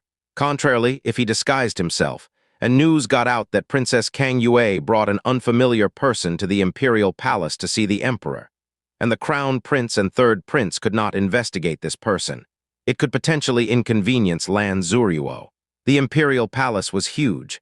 As Lan Zuruo walked, she also introduced the important structures of the Imperial Palace to Xianxia. Unintentionally, they had already arrived in front of a grand and imposing palace. "Here's my father's chambers," Lan Zuruo said with a slightly nervous expression. It was as if she was a normal girl bringing her sweetheart to her parents and was nervous that she might not gain her parents' approval. The passage leading to the palace had a large pond on either side. The lotus flowers in the ponds just happened to be in bloom as its clear water rippled in waves. The green willows brushed alongside the water, and the lotus leaves slightly drooped as their flowers faced the wind, permeating the air with a faint sweetness. "Amen, let's go in." Compared to Lan Zuruo, Xianxia was unexpectedly very calm. With Lan Zuruo at the front, she brought Xianxia towards the emperor's chambers. As soon as they stepped through the door, they saw an elderly man in a gray robe who had a beard that hung down to his chest walk toward them. Although this elderly man was clearly very old, his hair and beard were pitch black. It was evident that he was an expert in maintaining good health. Although far away from him, Xianxia was able to faintly smell the scent of medicine. Behind the elderly man followed two attendants. Although they were only attendants within the deepest parts of their eyes, their arrogance was clearly visible, even though they were in the Imperial Palace. Seeing this elderly person, Lan Zuruo's footsteps paused, hurriedly moved forward to meet them, and humbly greeted with respect. "Master Gu, you came. How is my father's condition?" Lan Zuruo's actions caused Xianxia to burst into astonishment. From the way this elderly man dressed, he clearly wasn't a person of the imperial family, but with her grand identity as the princess, she unexpectedly took the initiative to greet him, and even made a simple salutation. As soon as Lan Zuruo said the two words, "Master Gu," Xianxia's brows moved slightly. He immediately remembered someone. "So it was your highness the princess." The elderly man saluted in turn with a chuckle and very amiable face. "This morning, I received the emperor's summons, so I came to take a look. Last night, the night air was cold and caused the emperor to suffer a little wind chill. It already isn't an issue. As for the matter of the emperor's life veins, Sai, please forgive this old one for his incompetence. I still have not found a way to deal with it." Master Gu, please don't speak in that way. My father's life veins were already damaged beyond repair, and there is no cure in this world. If my father wasn't under Master Gu's care these years, I fear. In short, Master Gu must not blame himself. Kang Yue once again thanks Master Gu for this kindness. Lan Zuruo said gratefully. When Princess Kang Yue says it in that way, it really is overpraising this old one. Your Highness, please be at ease. This old one will definitely do his best to ensure the Emperor's health. The Emperor is about to retire to bed now, so if your Highness wishes to see the Emperor, then quickly enter. This old one shall take his leave. Take care, Master Gu. The elderly man carried a medicine chest and strolled away with his attendants. Lan Zuruo followed him with her eyes until he left. One could see the respect she had towards this elderly person. It was only when the elderly man was very far away did she turn her gaze back to Xianxia. She explained, "He is the Master Gu that I mentioned before. In these couple of years, my father's illness was being treated by him. It was only because of Master Gu that my father had been able to struggle with death until now." "Is his medical expertise that strong?" Holding his chin on his hand, Xianxia casually asked. Master Gu Qiuheng is already 160 years old this year. Possessing the title Medical Saint, his medical expertise is the absolute best in the Blue Wind Empire. He is the publicly recognized as the #1 genius doctor. Moreover, not only is Master Gu's medical expertise very high, he also knows the art of opening profound entrances. He is able to help profound practitioners posteriorly open the 3 profound entrances of the Sunflower Dew, Vacant Seed, and Heart Gate. Having Master Gu open one's profound entrances is practically the dream of every single profound practitioner in the Blue Wind Empire. Even the 4 major sects have always treated Master Gu as a prestigious guest because of that. Every year, they would respectfully request Master Gu to open profound entrances for the core disciples of their sect. Therefore, Master Gu is extremely renowned in the Blue Wind Imperial City. The number of people who request him, owe their lives to him, and owe him favors is uncountable. Thus, there was never anyone who would dare to offend Master Gu. Otherwise, there would be an uncountable amount of people who would take the initiative to stick up for Master Gu, including the 4 major sects: Heavenly Sword Villa, Frozen Cloud Asgard, Xiao Sect, and the Burning Heaven Clan. While saying this, Lan Zuruo's had a face full of reverence. She clearly had some admiration within the respect she had towards this Master Gu. Medical Saint? The corners of Xianxia's mouth drew back, revealing a slightly disdainful frown. Medical Saint was his master's title. And in his heart, since his master was a medical saint, there was no one else in the world that fits the title of Medical Saint. "How is this Master Gu like?" Xianxia asked intentionally. Lan Zuruo said, "Not only are Master Gu's healing arts high, he also has a benevolent, compassionate nature. He never used his status of the #1 genius doctor to be haughty, never treated anyone based on their status, and gave medical treatment to impoverished families without receiving payment most of the time. So the public opinion of Master Gu within the Blue Wind Imperial family is very good. Everyone praises and admires him. But it has been said that he has a bad temper at times. Anyone who offends him, or any patient he doesn't like for any other reason, even if one were to give 10,000 pieces of gold, he would definitely not treat." "Oh, is that so?" Xianxia nodded. "Let's go, let's enter and take a look at your father." When comparing the ability to observe people, 10 Lan Zuruos still could not compare to Xianxia. The first instant Xianxia saw Gu Qiuheng, he could immediately conclude that this old geezer was definitely not a good person. There wasn't any sort of special reason, and was simply because of a type of feeling. The type of feeling that was nurtured after experiencing an innumerable amount of people trying to kill him, knowledge of every type of evil, and being on the brink of death an unknown amount of times.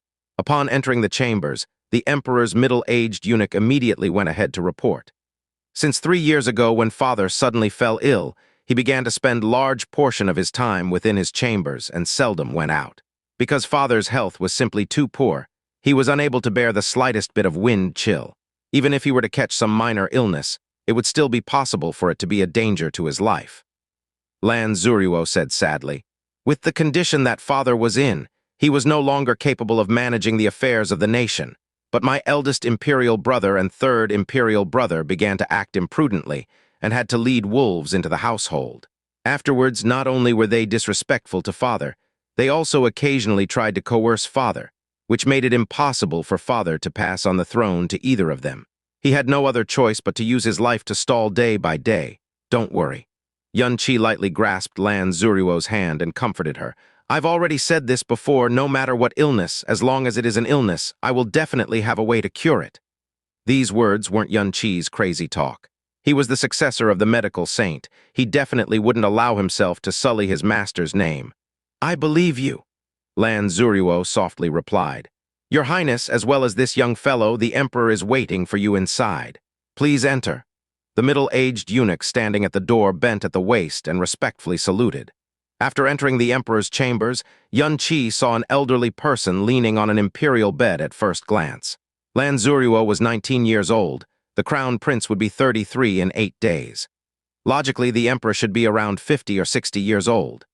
Having lived in the lap of luxury with countless elixirs and legendary fruits, the emperor shouldn't look old at that age, but the person on the bed looked withered with a wax-yellowed complexion, grizzled white hair, and lifeless expression. He looked like an 80-year-old elder past his prime.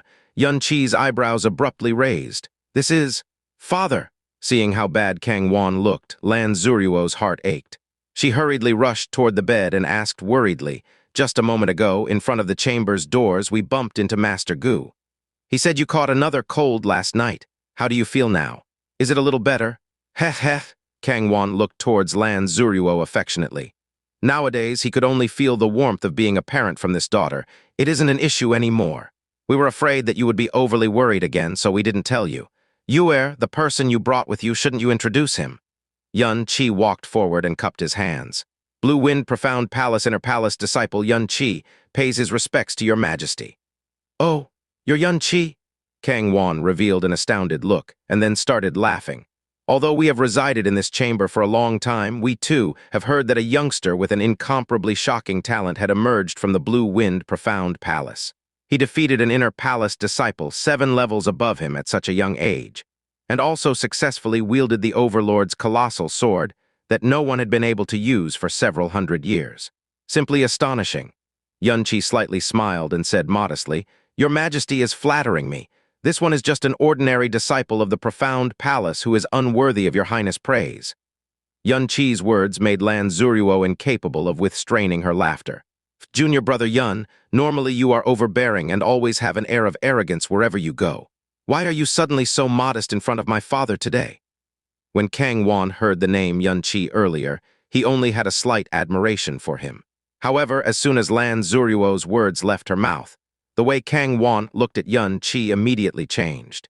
He knew his daughter extremely well. It was the first time he had ever seen his own daughter tease a young male this naturally. As the Blue Wind Emperor, his eyes were extremely keen. When Lan Zuruo spoke, from the way she looked at Xianxia, Kang Wan could see that something wasn't quite the same. Kang Wan's expression did not waver as he kindly asked, You this junior brother Yun of yours should be the person you spent 2 years looking for. Last night, she had completely revealed all her secrets and untied the knots in her heart. Lan Zuruo no longer needed to avoid the topic of the Blue Wind ranking tournament in front of Xianxia. She calmly nodded and replied, Yes. In regards to junior brother Yun's talent, father should have already heard about it. I believe that after 3 years, junior brother Yun can reach a very high level. He definitely has the possibility of entering the top 100. But the reason I brought junior brother Yun here today is not just to introduce him to you. Actually, junior brother Yun is not only very talented in the profound cultivation, he is also versed in the medical arts and even has frequently claimed to be a genius doctor. Oh, Kang Wan's face revealed his growing interest. You're also versed in the medical arts. Could it be that you intend to treat our illness? I will try my best. Xianxia replied somewhat conservatively. From the moment he entered the door, he had been observing Kang Wan's complexion and gradually began to have a bad premonition. Good. Even Gu Qiuhong couldn't do anything, so it was impossible for anyone else in the Blue Wind Empire to be able to treat him, let alone a 17-year-old youngster. But Kang Wan did not refuse and gently replied, It's rare for someone to have such compassion, and since you are also the person Yue brought over, we naturally do not have any reason to refuse. Only we have to tell you first, that according to Master Gu, what we have isn't an illness, but rather permanent damage to our life veins due to accumulated labor.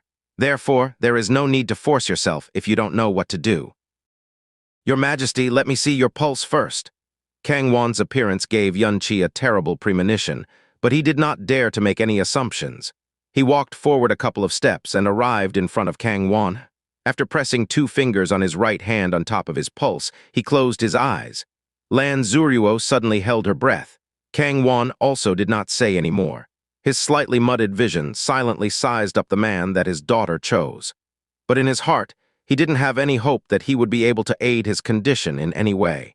Perhaps his medical expertise was outstanding, but he was just too young. Such a thing like medical expertise does not depend on knowledge from studies. It required many years to accumulate and compile. Xianxia didn't take very long to assess his pulse.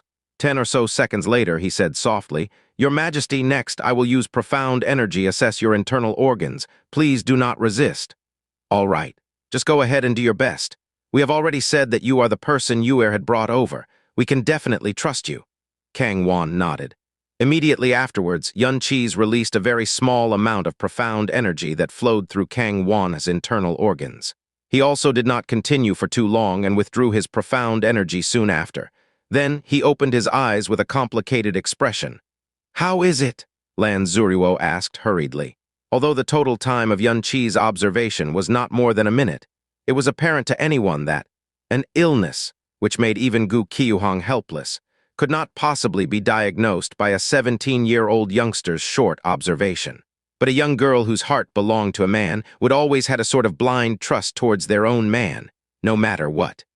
Lan Zuruo, titled the Blue Moon Princess, also could not break free from the mindset of that sort of girl. Xianxia was silent for a little while and then asked, "Your Majesty, is there a scar that shouldn't be too long on your chest area? If there is, was it left there approximately 3 years ago?" Kang Wan thought about it for a bit, and then nodded as his pupils revealed his amazement. "That's right. On our chest, there is in fact a scar about 1 inch long that was also indeed left behind 3 years ago. How did you know that we have this scar on our body?" Seeing Kang Wan nod, Xianxia's expression became ugly. Xianxia's facial expression immediately caused Lan Zuruo to worry. She nervously asked, "Junior brother Yun, how is my father's condition? Did you find something out?" "Phew." Xianxia let out a long breath as his face became serious. "What your Majesty has is in fact not an illness nor poison. But it is also not the damaging of your life veins that Gu Qiuhong had said. Rather, someone implanted a parasite in you." "Ah, parasite." Lan Zuruo's fragrant lips opened wide as shock spread across her face. "Oh, how did you determine this?" Kang Wan was still, nevertheless, calm and indifferent. It was very clear that he didn't believe Xianxia's words. This was not because he did not trust Xianxia, but because he trusted Gu Qiuhong even more. In these past 3 years, his body's condition remained stable under Gu Qiuhong's care. Moreover, one's name shook the entire Blue Wind Empire as the #1 doctor, and one was a mere 17-year-old youngster. No matter who it was, they could not believe the words of a youngster and question a person who possessed a century of fame as the #1 genius doctor. Xianxia wrinkled his brows. "This type of parasite is called the soul-devouring life-binding parasite. This parasite is planted inside the body and relies on the heart's blood to mature. After maturing, it lives near the heart's veins and lives by consuming a person's vitality. This type of parasite is very small, but it requires an incomparable amount of vitality to grow. Nearly half of the host's vitality could be consumed by it. The reason why your Majesty's health had been weak beyond compare these few years while also aging at an extreme pace is because an entire half of your vitality had been swallowed by this soul-devouring life-binding parasite." Kang Wan's expression was as calm as before. Then he revealed a trace of suspicion. "If it is truly as you say, then there is no way this formidable parasite that had been implanted in our body gone undiscovered by Gu Qiuhong, whose medical expertise had been the absolute best since long ago. It would be possible if you were to say that he wasn't able to discover it in the first treatment. But in these 3 years, Gu Qiuhong has been treating us for several dozens of times. It is extremely unlikely that he was unable to discover it every single time. Xianxia, could it be that you have misunderstood something somewhere?" "Impossible." Xianxia shook his head without the slightest hesitation. "Absolutely impossible. I knew that your Majesty would certainly not believe me, so please allow me a chance to prove it to your Majesty. Allow me to cut open that scar on your chest. I will reveal the parasite in front of your Majesty's eyes." Kang Wan immediately wrinkled his eyebrows. How noble was his imperial body? How could he let a little youngster cut open his body? Before he said anything, Lan Zuruo had already opened her mouth. Father, I believe Junior Yun, and I even more so believe in his character. He would never do anything that would harm Father's body. Father's illness has never changed for the better from the start. Even Master Gu could not do anything. Even if Junior Brother Yun is unable to produce a favorable change, it would at least not bring about any harm. Something like making cuts on the Emperor's body was naturally not a small matter. But Lan Zuruo still persuaded Kang Wan without hesitation. On one hand, she hoped that something would take a turn for the better. On the other hand, she had an extremely deep trust in Yun Qi. As soon as she opened her mouth, the words Kang Wan originally wanted to say were swallowed down. He slowly nodded his head. All right then, even if you cut open this wound in vain, you do not need to be nervous and blame yourself for it. Yun Qi nodded and did not speak anymore. He pulled apart the clothes around Kang Wan's chest. On the area near his heart, there was indeed an inch-long scar. Such a long time had passed, so this scar had already become very light. However, it could still be clearly seen. Yun Qi extended his finger forward, and profound energy rushed towards his fingertips. Just as he was preparing to cut towards Kang Wan's chest, his movement slightly slowed down, because just a moment ago, he felt a profound energy firmly lock on his own. This profound energy was hidden extremely well.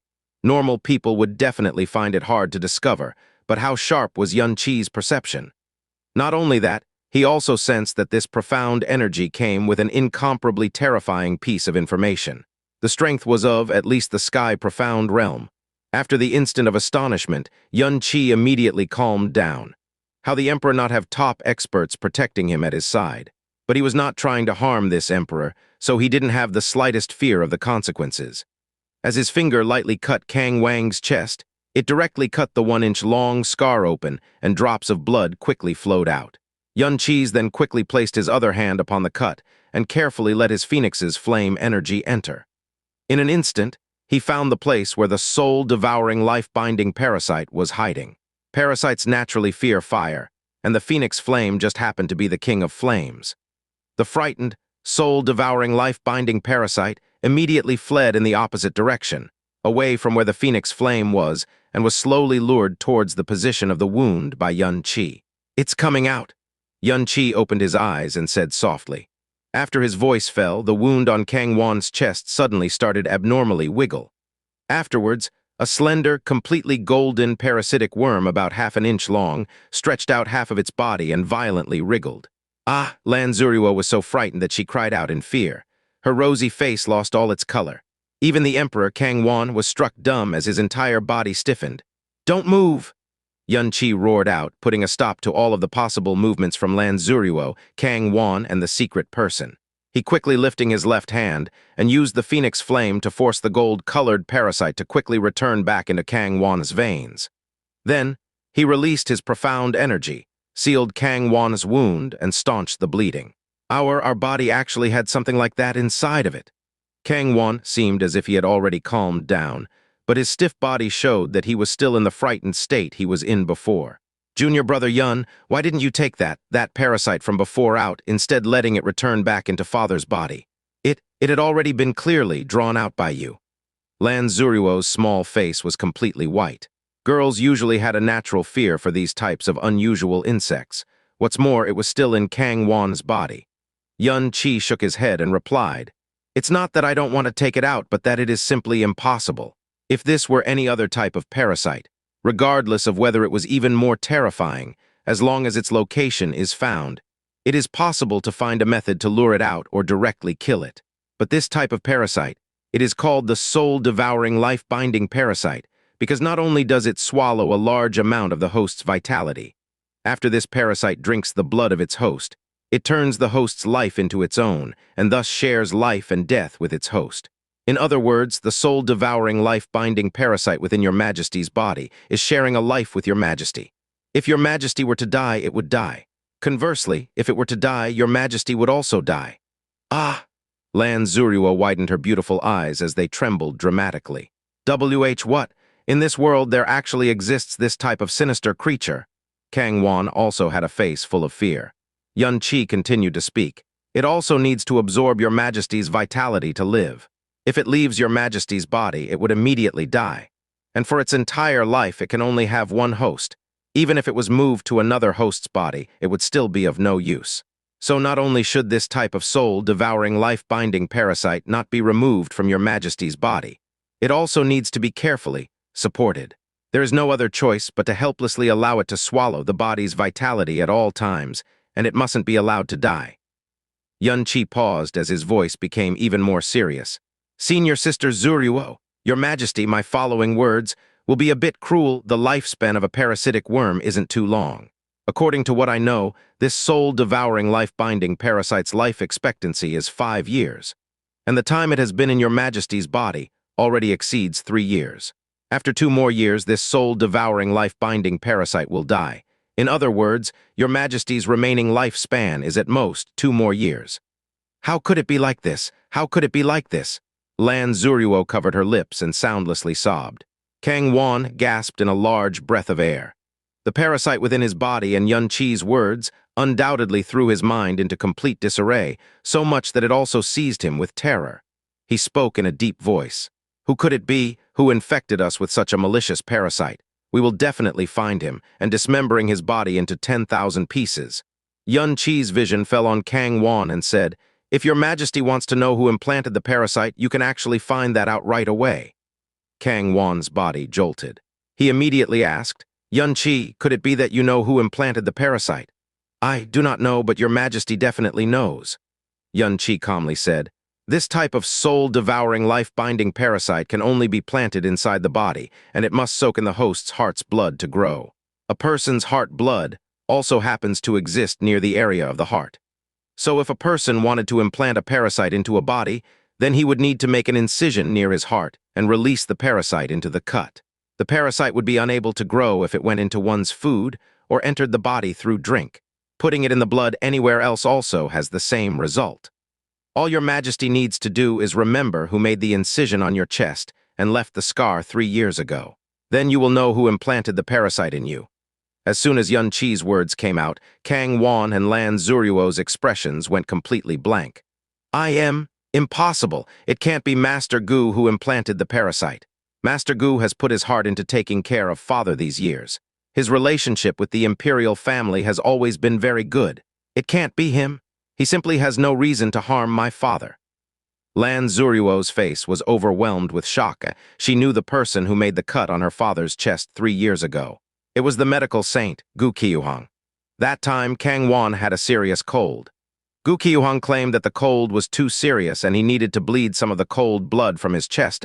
But since she was young, she deeply respected, revered, and was grateful to this medical saint. She was momentarily unable to make the connection between him and an evil person who would infect someone with a parasite. Gu Qiuhang? Lan Zuruo's words caused Xianxia to be shocked for a while, and he fell into deep thought afterwards. Someone who was permitted to make a cut on Kang Wan's body, moreover on the location of his heart, must be someone he trusts very much or was extremely intimate with. Xianxia had originally thought it would be the crown prince or the third prince or other princes. He hadn't expected that the person Lan Zuruo called out would be Gu Qiuhang. But according to what Lan Zuruo said, Gu Qiuhang didn't seem to have any reason to deliberately plan to harm Kang Wan. Unless... Xianxia! Kang Wan's expression was incomparably complicated.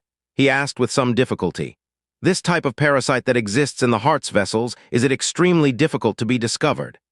Xianxia understood why he would ask such a question, and answered straightforwardly, Ordinary doctors, especially those who haven't studied parasitic poisons and parasitic bugs, do in fact have a hard time discovering its existence. However, if Gu Qiuhang's medical expertise is as excellent as the rumors say, it is impossible for him to not have discovered the soul-devouring, life-binding parasite's existence. Naturally, if he was the one who implanted the parasite, he obviously would not discover it. I see. Kang Wan's heavily breathed out a turbid breath. With his body leaning on the bed, his complexion was pale, as if he had suddenly become much older. There is no mistake. All the facts testifies that the person who implanted the parasite was Gu Qiuhang. This scar on my chest was precisely left by him 3 years ago.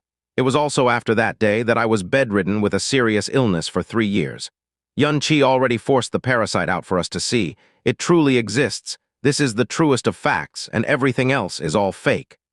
At this moment, he felt that he didn't deserve to be the emperor. In these 3 years, he actually had always relied on, and even respected the person who was poisoning him.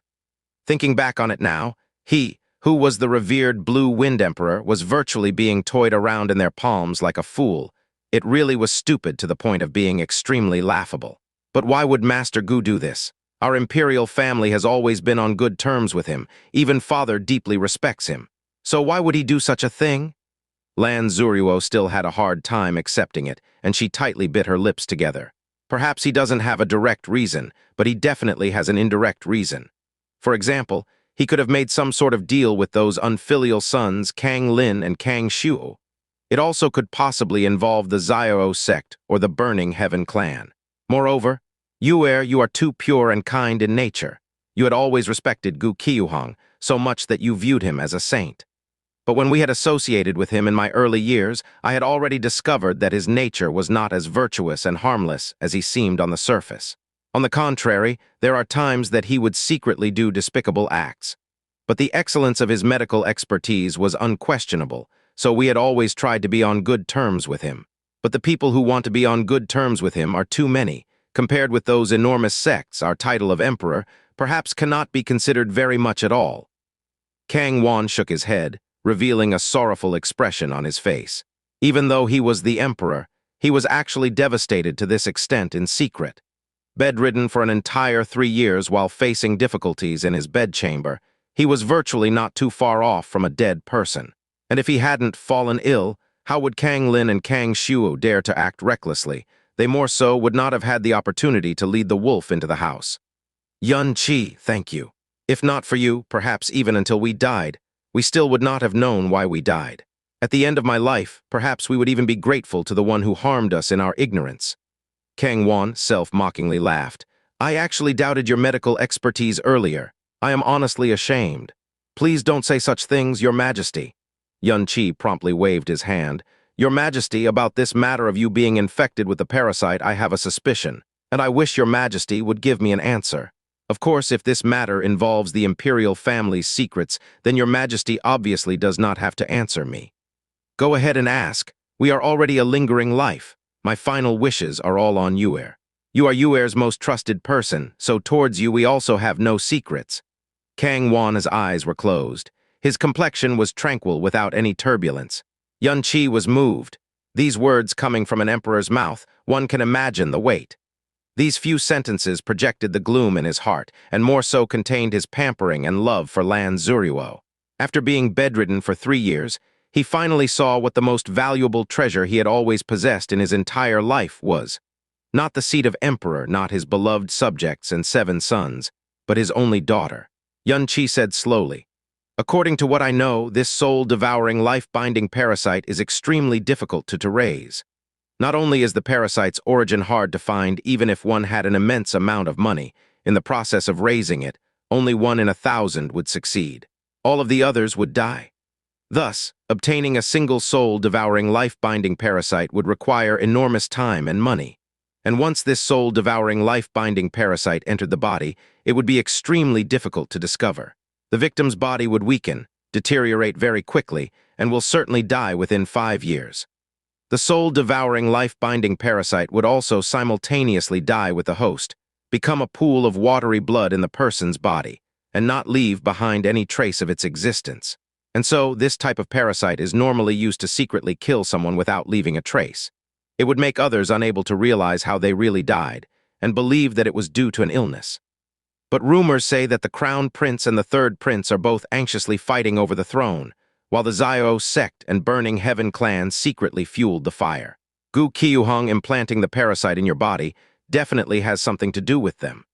But since they urgently wished for Your Majesty to pass away, why do they not use faster methods such as assassination or poison, and instead used this kind of method that was not only troublesome, but would also take a long time to kill? If Xiao sect and Burning Heaven clan really had this kind of ambition, then secretly assassinating or poisoning the emperor should be more rational. The only explanation I can think of is that behind the emperor, there is something that even the Xiao sect and Burning Heaven clan are afraid of, making them afraid to leave behind any traces. Kang Wan, already knew what Xianxia wanted to ask halfway through his speech. After Xianxia finished speaking, he slowly nodded. Not wanting to hide anything from Xianxia, he softly replied, "Because of the Heavenly Sword Villa." Heavenly Sword Villa? The Blue Wind Imperial family and the Heavenly Sword Villa were established on the same day of the same year. Our ancestor and the founder of the Heavenly Sword Villa were like blood brothers with different last names. After the Blue Wind Imperial family came into power, they had continuously promoted the Heavenly Sword Villa with all of its efforts, straight until it became Blue Wind Empire's #1 sect. And the Heavenly Sword Villa has always existed as the guardians of the Imperial family. Although through the passage of time, the relationship between the Imperial family and Heavenly Sword Villa has gradually become distant, some agreements have never been broken. They will not get involved with movements within the Imperial family, but if an external force threatened the Imperial family, they will step in. Also, if we were to die from assassination or poison, they will definitely mobilize and investigate it thoroughly to the end. But Xiao sect, Burning Heaven clan, and Heavenly Sword Villa have been called the four major sects. Why would they be so afraid of the Heavenly Sword Villa? Xianxia asked, in a somewhat confused way. Kang Wan slightly shook his head. Perhaps you didn't know of this.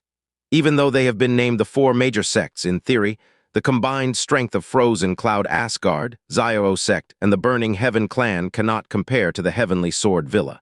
Although the Heavenly Sword Villa is jointly named with them, its level actually completely surpasses theirs. Moreover, the Heavenly Sword Villa's background would cause the other three great sects to tremble with fear. Background. The Heavenly Sword Villa still has a background. Xianxia was startled once again. Heavenly Sword Villa was already Blue Wind Empire's #1 sect and was already at the top. They actually still had something behind them. Have you heard of the four great sacred grounds of the profound sky continent? Kang Wan asked. Four great sacred grounds? I seem to remember grandfather mentioning it. Xianxia thought about it for a while and suddenly asked, but aren't the four great sacred grounds things of legends? Could it be that they actually exist? Haha, if we talk about levels, the four great sacred grounds are indeed legends, so much so that their existence is like myth. Even we do not qualify to approach that level, or even have the qualifications of hoping for it. Our Blue Wind Empire's four major sects, in front of the four great sacred grounds, are like ants. If the four great sacred grounds are willing, destroying the profound sky continent's 7 empires would be no obstacle. There's still actually this sort of existence. Xianxia was stunned. Could it be? The Heavenly Sword Villa's background is one of the four great sacred grounds. Right. Kang Wan slowly nodded. Absolutely Monarch Sanctuary, the mighty Heavenly Sword Region, Sun Moon Divine Hall, and the Supreme Ocean Palace. These are the names of the profound sky's four great sacred grounds. Because they exist for their duty of guardian, they will never participate or meddle in the internal struggles of the 7 empires. As for the Heavenly Sword Villa, they have a relationship with the mighty Heavenly Sword region of the four great sacred grounds because the founder of the Heavenly Sword Villa was also the oldest son of a certain senior practitioner of the sovereign profound realm. But because his aptitude was too poor, he had no qualifications to stay in the mighty Heavenly Sword region. As a result, he was expelled and later on established the Heavenly Sword Villa on this piece of land. The sword arts that the Heaven Sword Villa uses also possesses a shadow of the mighty Heavenly Sword arts. A disciple abandoned by the mighty Heavenly Sword region would unexpectedly establish Blue Wind Empire's #1 sect. The four great sacred grounds terror was simply unimaginable. Because of the ancestors' relationship, every 3 years, the Heavenly Sword Villa would send offerings to the mighty Heavenly Sword region. At first, the mighty Heavenly Sword region didn't pay any heed, but afterwards they finally accepted them, thus establishing a connection between the Heavenly Sword Villa and the mighty Heavenly Sword region. Although this relationship was very weak and superficial, it was still the mighty Heavenly Sword region. Even if it was only a sliver, no one dared bully the Heavenly Sword Villa, nor would they dare to provoke them.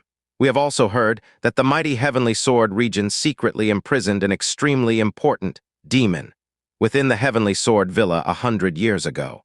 It is clear that they value the Heavenly Sword Villa with a certain amount of importance. Blue Wind Empire's many sects are always fighting all year round, whether openly or secretly, but never has there been a sect that thought about touching the Heavenly Sword Villa's title of the #1 sect. They want us to die, yet they have no choice but to worry about the Heavenly Sword Villa. So using this type of method that won't leave behind any clues is in fact only natural. After Kang Wan finished speaking, he let out loose a long sigh as exhaustion spread across his entire face. Yun Qi didn't speak for a long time and silently digested Kang Wan's words. The anxious Lan Zuruo did not listen to much of the words between them, and they weren't what she was the most concerned about. She tugged on Yun Qi's sleeve and nervously asked, "Junior brother Yun, you still haven't told us. Since you know this type of parasite, then is there any way to remove this type of parasite?" Yun Qi continued being silent for a while, and then slightly nodded afterwards. "There is." "Ah." Lan Zuruo's pleasantly surprised voice cried out softly as her pair of beautiful eyes momentarily became incomparably bright. Kang Wan also opened his eyes all of a sudden. A luster of hope was revealed in his gloomy gaze. "Yun Qi, was what you said true? This parasite is not unremovable. All living things form a balance. Everything has something that subdues it. This world does not have parasites that cannot be removed. Only to remove this soul-devouring, life-binding parasite, if one were to say it's easy, it is extremely easy. If one were to consider it difficult, it is also as difficult as climbing up to the blue sky," Yun Qi calmly stated. "Then how exactly can it be removed?" Lan Zuruo tightly grasped Yun Qi's arm as her complexion flushed from excitement. "As long as it can save father, no matter how hard it is, I will definitely still do it. Burning soul flower." Yun Qi looked at Lan Zuruo and softly said this name. "Only a burning soul flower's petal is necessary for me to remove the soul-devouring, life-binding parasite from His Majesty's body. Only this burning soul flower is extremely rare."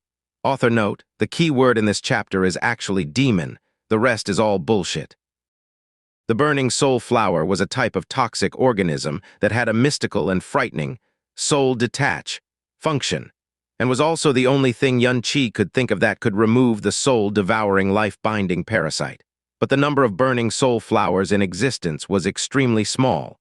Its soul-detach function was not inferior to the concealing ability of the star-concealing grass, and its rarity was also similar to that of star-concealing grass.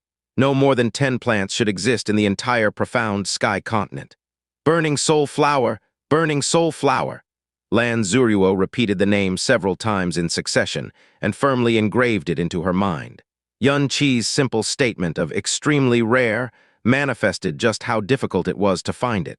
But no matter how difficult it was also the only hope she had been able to grasp. "I will utilize all my ability and immediately search for the burning soul flower. My Blue Wind Imperial family controls the Blue Wind Empire. We'll definitely be able to find it no matter how difficult it is to do so." Yun Qi knew that this would happen after he spoke about the burning soul flower, but after hesitating a bit, he still did not speak out to stop her. After all, this was related to her father and the life of the Blue Wind Empire's emperor. At this time, the middle-aged eunuch hurriedly walked in and said with a bowed head, "Reporting to Your Majesty and Princess Kang Yue, Heavenly Sword Villa's young villa master Ling Yun is requesting an audience. He is currently waiting in the Blue Cloud Hall." "Oh!" Kang Wan and Lan Zuruo simultaneously exclaimed in surprise. "Heavenly Sword Villa?" Yun Qi's heart shook. He had just heard Kang Wan declare the shocking strength and backing of the Heavenly Sword Villa, and it had changed his impression of the Heavenly Sword Villa greatly. And now someone from the Heavenly Sword Villa suddenly came to visit, making his heart go into turmoil. Could it be that they're here to see father? Or is it that the actions of the Xiao sect and Burning Heaven clan caused them to mobilize? Lan Zuruo said with a low voice. "No," Kang Wan shook his head slowly. "Unless we die, or the Xiao sect and the Burning Heaven clan interfere with the imperial regime, the Heavenly Sword Villa will not reach out to do anything. Calculating the time, it seems about right. Their visit this time is probably to deliver an invitation. Yuer, bring us to receive them. Yun Qi, you seem to want to go too. If you're interested in the Heavenly Sword Villa, then you should go with Yuer." Lan Zuruo nodded slightly. "Yes, father. As for the parasite Gu Qiuhong implanted in father, should we bring it up with the people from the Heavenly Sword Villa?" Kang Wan was silent for a moment, then shook his head. "No, don't bring this up with anyone, and especially don't alarm Gu Qiuhong. Even if we expose it in front of him, he must have countless ways to explain himself. Also, Gu Qiuhong has a very wide network of connections. Even the 4 major sects are willing to garner his favor. Although we're the emperor, we do not have the resources to reveal his true colors." Lan Zuruo nodded bitterly. "I understand. After seeing the guests from the Heavenly Sword Villa off, I will immediately send people to the Black Moon Merchant Guild and search for a burning soul flower, no matter the cost. Xianxia followed Lan Zuruo to the Blue Cloud Hall. In the hall, two people were already there waiting. One looked to be around 20 years of age, was clad in white without a speck of dust, and had an elegant expression. He stood silently in front of a landscape painting and seemed to be examining the meaning of the painting. The other person looked to be 15 or 16 years old, and his expression slightly resembled that of the young man, but he still possessed a trace of childhood innocence. He was also clad in white clothing, but he wasn't as calm as the young man. He was currently walking to and fro about the hall while looking in all directions, and seemed to be extremely curious about all aspects of the imperial palace. Hearing the sound of footsteps, the young man looked away from the painting. Seeing that it was Lan Zuruo, a look of surprise flashed in his eyes, and he cupped his hands in greeting. Heavenly Sword Villa Ling Yun pays his respects to Princess Kang Yue. At the same time, his gaze landed on Xianxia and politely smiled at him. As the young villa master of the Heavenly Sword Villa, Ling Yun's status was definitely not inferior to that of the imperial princess, and he possibly had an even higher status. But from his body, Xianxia could not detect even a little arrogance or air of haughtiness. Not only did he give a gentleman's salute in front of Princess Kang Yue, he was not lacking in manners to even the unremarkable person behind Princess Kang Yue. All this could be said to be deliberate, but Xianxia could not detect even a trace of impurity within his expression. It was crystal clear and without any filth. This is a true gentleman, definitely not an idiot like that Xiao Quanjian, Xianxia silently praised in his heart. Big brother Yun. Lan Zuruo subsequently requited his salute and smiled elegantly. It's been a long time since we last met. I didn't think you would actually personally visit. Ling Yun smiled lightly. It has been almost 2.5 years since I last met Princess Kang Yue at the Blue Wind Ranking Tournament. To be able to witness Princess Kang Yue's noble appearance once again is my, Ling Yun's, fortune. As Ling Yun was speaking, the youngster accompanying him scuttled over with a whoosh sound and cried out in surprise while staring at Lan Zuruo. You're the legendary Blue Moon Princess? Whoa, whoa, whoa. Big bro, this Princess Sis is even more beautiful than you described. Little Jai, don't be rude. Ling Yun glanced at the youngster meaningfully, then said with an apologetic expression, Princess, this is my younger brother Ling Jai. He's just 15.5 this year and is young and inexperienced. He also rarely leaves the Heavenly Sword Villa, so he doesn't quite understand etiquette. I hope Princess won't take offense. Ling Yun's younger brother, which also meant that this youngster was also the son of the leader of the Heavenly Sword Villa. This status was naturally no small matter. Just as Lan Zuruo was about to speak, Ling Jai had already began to mumble discontentedly. Hey, big bro, I'm almost 16 and I'm already an adult. How am I young and inexperienced? Princess Sis's incredible beauty goes without saying. I didn't say anything wrong. Lan Zuruo couldn't help but smile and said in a playful mocking manner, Little brother Ling Jai, big sister thanks you for your praise. You're also very cute too. When you grow up, many little sisters will definitely be attracted to you. Lan Zuruo's voice was always as gentle as water. Added with to her beauty that was capable of ruining an entire city, it was enough to captivate all kinds of little brothers' hearts. Ling Jai had bitterly trained with the sword since a very young age at the Heavenly Sword Villa and rarely left, so he had never met a woman with such beauty like Lan Zuruo, and she had spoken to him so gently. All of a sudden, he felt his heart beat faster, and even his young and tender face had flushed a little. He stared unblinkingly at Lan Zuruo and said absent-mindedly, Princess Sis, not only are you very beautiful, even your voice is very pleasant to hear. Ah, right. Princess Sis, marry me and be my wife, okay? Ling Yun and Xianxia's eyebrows simultaneously twitched slightly. If anyone else had said those words with such a face of infatuation and gaze of immorality, no matter who he was, Xianxia would directly greet him with a slap. Having your own woman be taken advantage of in front of you was something a man cannot endure. But regardless of facial expression or gaze, this Ling Jai did not have the slightest trace of obscenity. There was only the most simplest of fondness and longing that an inexperienced youngster would have for a beautiful girl who had touched his heartstrings. This type of simple and pure directness that held no falsehood made Xianxia incapable of resenting and disliking him. Little Jai, don't speak nonsense. You're offending the princess. If you mess around anymore, I won't bring you out next time. Ling Yun tugged Ling Jai's arm and said somewhat strictly. Then he directed an apologetic smile at Lan Zuruo. Your Highness, little Jai is still young and babbles a lot of nonsense. Please do not take offense. I'm not babbling nonsense, Ling Jai said with dissatisfaction. And I've already said so many times I'm not young anymore. Don't treat me like a little child. I'm almost 16, even father said that I can make my own decisions now. I want Princess Sis to be my wife and I'm being very serious. I'm not babbling nonsense at all. Mother also explicitly warned me before that if I meet a girl that I like, I must say it out loud, so no one else can snatch her away. And just now, Princess Sis said I was very cute. Maybe Princess Sis really likes me too and will immediately consent. Princess Sis, isn't that right? The corner of Yun Qi's eye twitched again. This time he was unable to stay unperturbed and said as he took a step forward, Little brother Ling Jai, you might as well give up. Your Princess Sis won't be able to agree to you. Ah, why? Ling Jai turned his gaze to Yun Qi with a whoosh and stared at him with perfectly round eyes. Ling Yun also glanced at him a few times. His heart was secretly amazed at his mysterious temperament, which he was completely unable to examine. And being able to be by Princess Kang Yue's side also sufficiently proved that he was out of the ordinary. The reason is very simple. Yun Qi grinned slightly. It's because your Princess Sis already has a man. Lan Zuruo's pink lips opened, yet didn't speak. Her head unconsciously bowed slightly and her face touchingly glowed red. Eh, already has a man? Ling Jai stared with wide eyes and shouted very unhappily. Who is it? Who snatched my Princess Sis? I'm going to challenge him.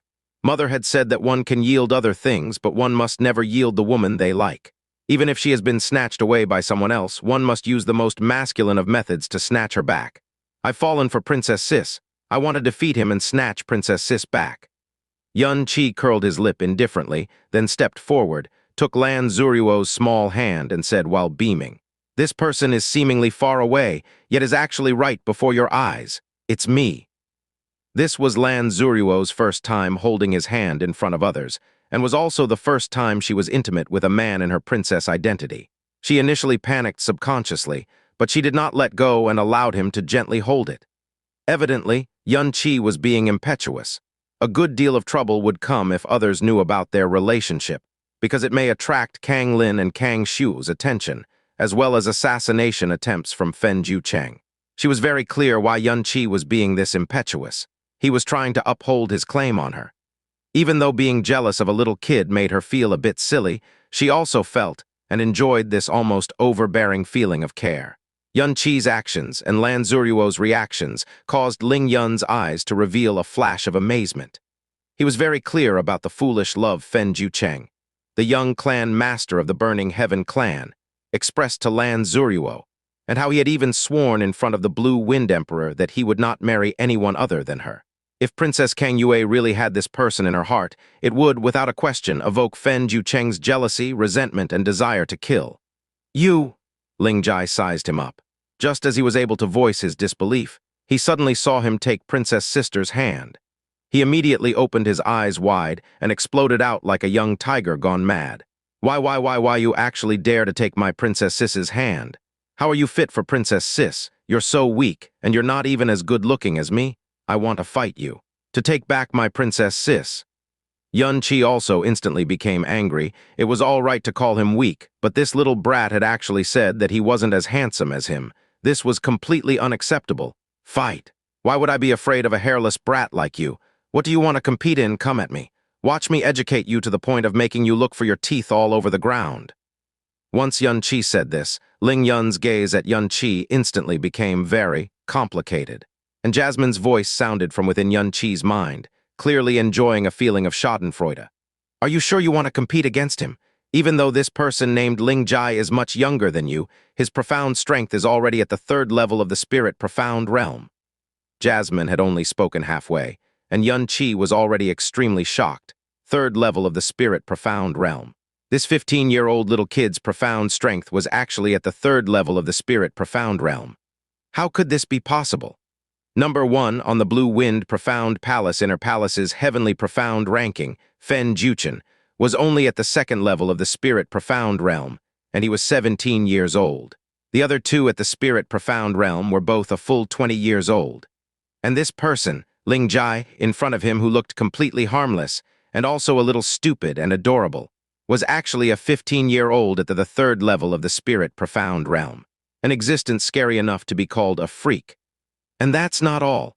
The profound art he cultivates is very overbearing, and the aura he faintly releases from his body is incomparably incisive, far surpassing the category of the third level of the spirit profound realm.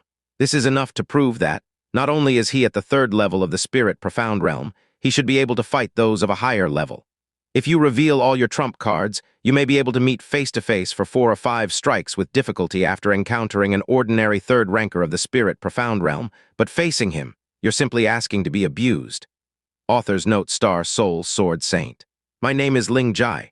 Ling Jai, what a coincidence, my name is also Ling Jai. Star Soul Sword Saint, I also have a brother, his name is Ling Yun. Ling Jai, what a coincidence. I also have a brother and his name is also Ling Yun. Star Soul Sword Saint, bullshit, who named you and your brother? Mars Gravity named me. Ling Jai, Mars Gravity also named me. Star Soul Sword Saint. This person who deserves to be cut by 1,000 blades is actually lazy at naming. I won't accept this. I'm going to inform my boss. Ling Jai, oh, who's your boss? Star Soul Sword Saint. Listen up, my boss is Holy Child Gyu, Gyu's husband, has a might that shakes the kings of the 6 realms, is the king of the gods, and has an immortal and eternal saintly body. Do you have a boss? Ling Jai. As of now, I don't. But my future boss, Xianxia, will definitely unite the 6 realms, and he'll be even more incredible than your boss. Star Soul Sword Saint. What? You actually dare say he's more incredible than my boss? You're looking to get beaten. Ling Jai, afraid of you. Take this, bang, boom, smack, boom, slap, TL note. A character from the author's previous work. Jasmine's words truly caused Xianxia to be shocked. Qin Huaiyu had told him before that, although the Blue Wind Profound Palace was incredibly dignified on the surface and was the dream of countless profound practitioners, those large sects had always looked down upon the Blue Wind Profound Palace. Xianxia usually thought that these words were somewhat exaggerated, because the Blue Wind Profound Palace was, after all, established by the imperial family and was Blue Wind Empire's largest profound palace. Many could not even enter it in their dreams, and among them included a compilation of a countless number of Blue Wind Empire's younger generation's finest profound practitioners. So even if it was inferior them, it should not go so far as to make them feel contempt. But the one before him who hailed from the Heavenly Sword Villa was only 15, was obviously just an inexperienced youngster, yet his profound strength immediately surpassed every disciple within the Blue Wind Profound Palace, and even left them a few dozen blocks behind. It was from this Ling Jai's body that Xianxia distinctly sensed how terrifying the Heavenly Sword Villa was for the first time, and was thus able to imagine what kind of shocking strength those equally famous sects possessed. No wonder the incredibly dignified Blue Wind Profound Palace could never enter the top 100. A 15-year-old youngster from the Heavenly Sword Villa had already surpassed every disciple within the Blue Wind Profound Palace. This kind of disparity could be said to be as different as heaven and earth. Even saying that the Blue Wind Profound Palace simply had no qualifications to compete with Heavenly Sword Villa was not the least bit exaggerated or excessive. It was also no wonder that this kid had said that he was so weak. Turns out that in this kid's eyes, his profound strength could only be described as weak. Xianxia had always challenged those of a higher rank. His opponents were always older than him, and he had never been defeated before. So when he suddenly heard that this 15-year-old kid wanted to fight him, he was completely at ease, and he felt like teaching him a lesson was no different than teaching his own son a lesson. Never would he have expected that this kid was genuinely a character at the level of a freak third level of the spirit profound realm at the age of 15. What the meow? What's the point of fighting this? But Xianxia had already said the words, and he was certainly unwilling to take them back. Besides, the Ling Jai in front of him already had both hands at his waist. Seething with rage, he pointed at him and said, "Okay, you're the one who said it. HMPH, HMPH. Someone who's only at the third level of the true profound realm actually dares to compete with me. See if I don't beat you into a pig head and make Princess Sis ignore you." After saying those words, Ling Jai waved his right hand, and a 7-foot-long sword horizontally appeared in front of him. With sword in hand, Ling Jai's aura immediately changed tremendously. The immature aura suddenly disappeared without a trace, as his body emitted an incomparably sharp and piercing aura. It was as if his entire person had become a sharp sword and stopped following the norm. but once it does, it would pierce the skies. The sword in his hand appeared very ordinary, but held in his hands, it gave off an incomparably harmonious feeling, as if it and him were a single entity, an undivided portion of his body. This sword force and sword intent shocked Xianxia's heart. He was only 15, and he had such a sword force and sword intent. This Ling Jai's innate talent was simply universally shocking. Perhaps this also had something to do with his pure heart that was completely devoid of filth. Ling Jai pointed at Xianxia with his sword and said complacently, "Reveal your weapon. I want to let you know what a true powerful man is, and how only a genius like me can be fit for Princess Sis." "Little Jai, stop messing around." Ling Yun hurriedly took a step forward and said to Xianxia, "This little brother, Little Jai, acts impulsively and does whatever he wants to do. You don't have to lower yourself to his level. This is an important place in the imperial palace, and if you fight here, you are treating the imperial family with disrespect, so let's just forget about this." With Ling Yun's ability, how would he not be able to identify Xianxia's profound strength? Ling Yun's words appeared to be berating Ling Jai, but Xianxia understood that Ling Yun was trying to uphold his face. The two were separated by an entire realm. If they actually started fighting, he would definitely lose devastatingly in a short while. Regarding Ling Yun's kindness, Xianxia smiled appreciatively and said, "What brother Ling said is correct. However, as a man, a promise must be kept. Just now I agreed to compete with Ling Jai, so I cannot take even a half step backwards." Even though he knew he definitely wouldn't be able to defeat this Ling Jai, what was most prevalent on Xianxia's body was pride. Since he had agreed, how would he be willing to retreat after knowing he was not as good as the other? Furthermore, this situation had arisen over Lan Zuruo, and in front of the woman he must protect. How would he be willing to admit that he was inferior to another man? And this guy was even younger than him. Ling Jai had originally been very discontent because of Ling Yun's words, but after hearing this, his eyes lit up and promptly parroted. Right, right, right, right, right. We're all adult males. A promise made must be kept. Quickly reveal your weapon and let Princess Sis see which one of us is more powerful." Xianxia shot a glance at him and said lightly, "However, brother Ling Yun did say something very true. This is an important place in the imperial palace and not a place fit for us to cross hands. We should switch to a relatively gentler method. MN, how about we do this? It looks like you use a sword. Coincidentally, I also use a sword. What do you think about a three-strike showdown? A three-strike showdown with all your strength. It's not very troublesome, and it will definitely reveal a clear victor. Little brother Ling Jai, do you dare?" Just the phrase, "do you dare," directly incited Ling Jai's haughtiness. HMPH, facing someone at the true profound realm who's so weak that I can't even see you, why wouldn't I dare? Three-strike showdown? That's completely unnecessary. I'll beat you till you're on your knees with one strike." Xianxia curled his lip disdainfully. "Boasting but not afraid that you'll twist your tongue, so I, your brother, will have to teach you a lesson. Since you incessantly claim that you're an adult, you must take responsibility for your words. You hoot that one strike will be able to beat me to the ground. But what if not only does one strike not beat me up, and all three strikes are blocked by me instead?" Ling Jai stared wide for a moment, then started laughing wildly. "Ha ha ha ha, how could that be possible? You're so weak. If I can't beat you down in one strike, my name will be read backwards. And if you block all three of my strikes, my name won't be Ling Jai." The corner of Xianxia's mouth stretched, and he said with a disdainful expression, "HMPH, there really isn't any importance to it. Little Ling Jai, do you dare to make a bet with me? If you strike 3 times and I am unable to receive it, then I will not obstruct you at all if your Princess Sis agrees to marry you. If I completely block all 3 of your strikes, you must be my little brother. Not only will you have to call me boss, you must also listen to all the commands from your boss. What do you think? Do you dare? If you dare, let us compete. If you're only a boastful person with no guts, tusk, then let's just forget about this. I'm too lazy to compete with you anyway." This results of a win or loss from this bet were obviously not equivalent. If Ling Jai lost, he would have to become Xianxia's little brother. But if Xianxia lost, if one thought even a little about the pleasant thoughts going through Ling Jai's mind, one would realize that they were simply empty words. And Xianxia's final few words goaded him to the extreme. But to Ling Jai, who rarely left the Heavenly Sword Villa, it was incomparably effective. Without thinking, he agreed. "What don't I dare to do? If I lose to you, being your son wouldn't be a problem, let alone being your little brother." Cough, cough. Ling Yun was a little perturbed now. He walked next to Xianxia and used a voice that only he could hear. Little brother, you might be unaware of this situation to some extent. Even though little Jai is young, his profound strength is at the spirit profound realm. This battle is not very fair for you, so please be cautious and reconsider. I thank Brother Ling for the warning. Xianxia smiled appreciatively at him.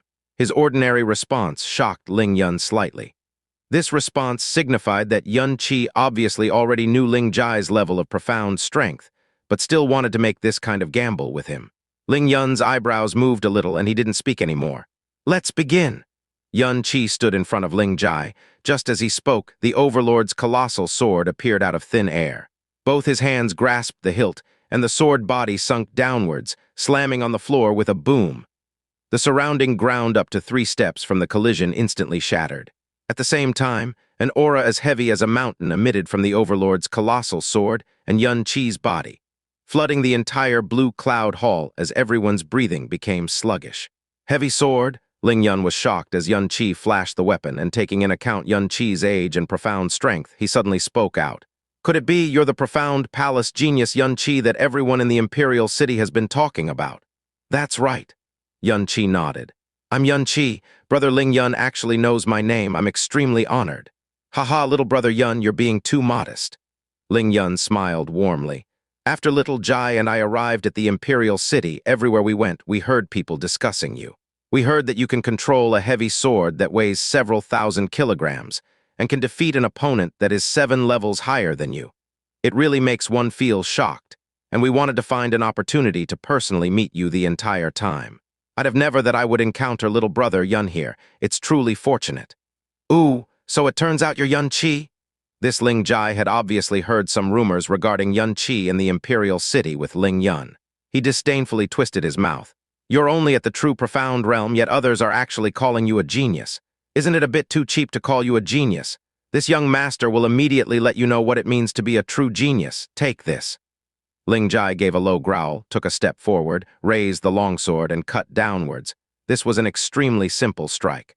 Even a little kid that only knows how to wave a sword would be able to execute it. But even this type of extremely simple movement brought about an astonishing sword force when Ling Jai cut downwards.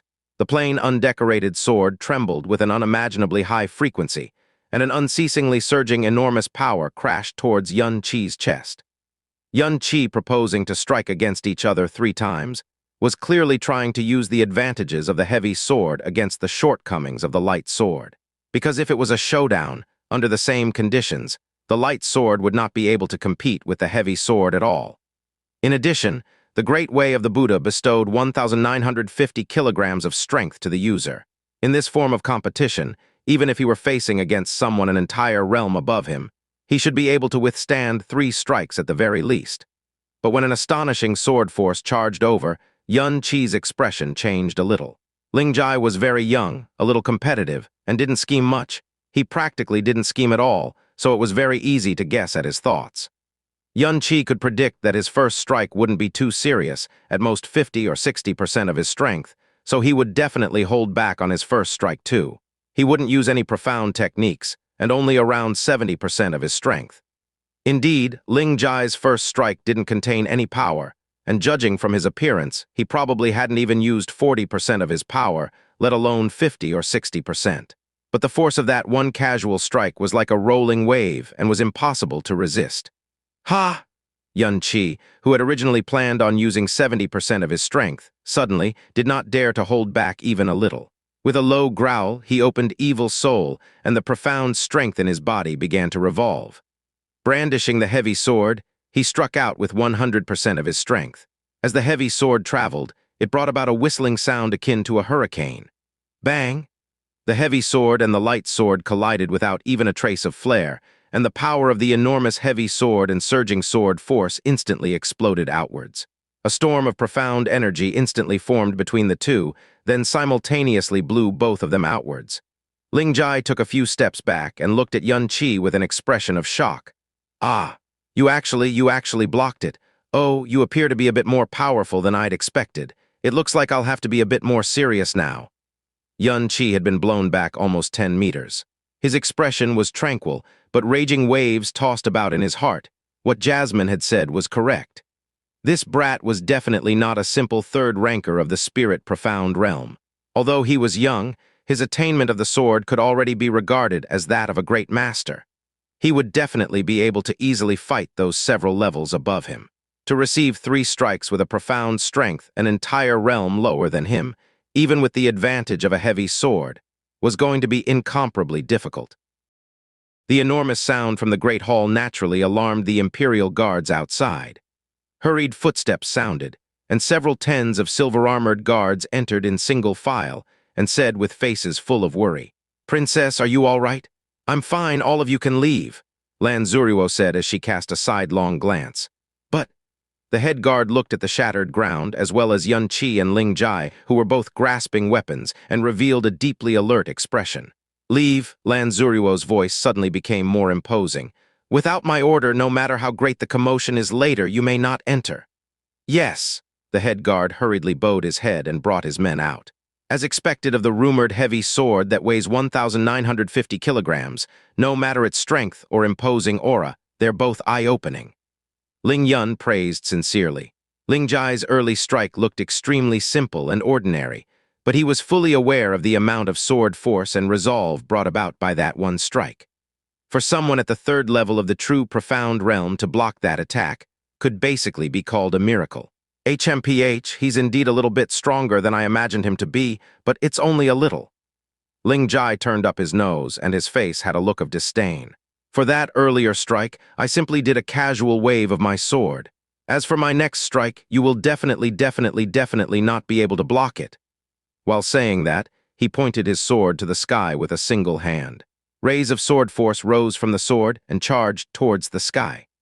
The phenomenon of the accumulated sword force stirring in the air was visible to the naked eye, as it emitted out rounds and rounds of shocking ripples. The moment Ling Jai moved his sword, the stirring sword force above the tip of his sword suddenly erupted, instantly giving rise to tens of thousands of sword silhouettes which constantly crossed and overlapped to form a heavy sword wave. As though as a tidal wave brought about by a hurricane, it went crashing towards Xianxia. That incomparably terrifying sword force seemed as though it was about to completely envelop heaven and earth within it. Heaven's might sword formation, elegant upheaval. Junior Yun, watch out. When Ling Jai unleashed this attack, Ling Yun momentarily frowned and seemed to have given the warning subconsciously. Ling Jai was currently at the age when he seeked to prevail over others.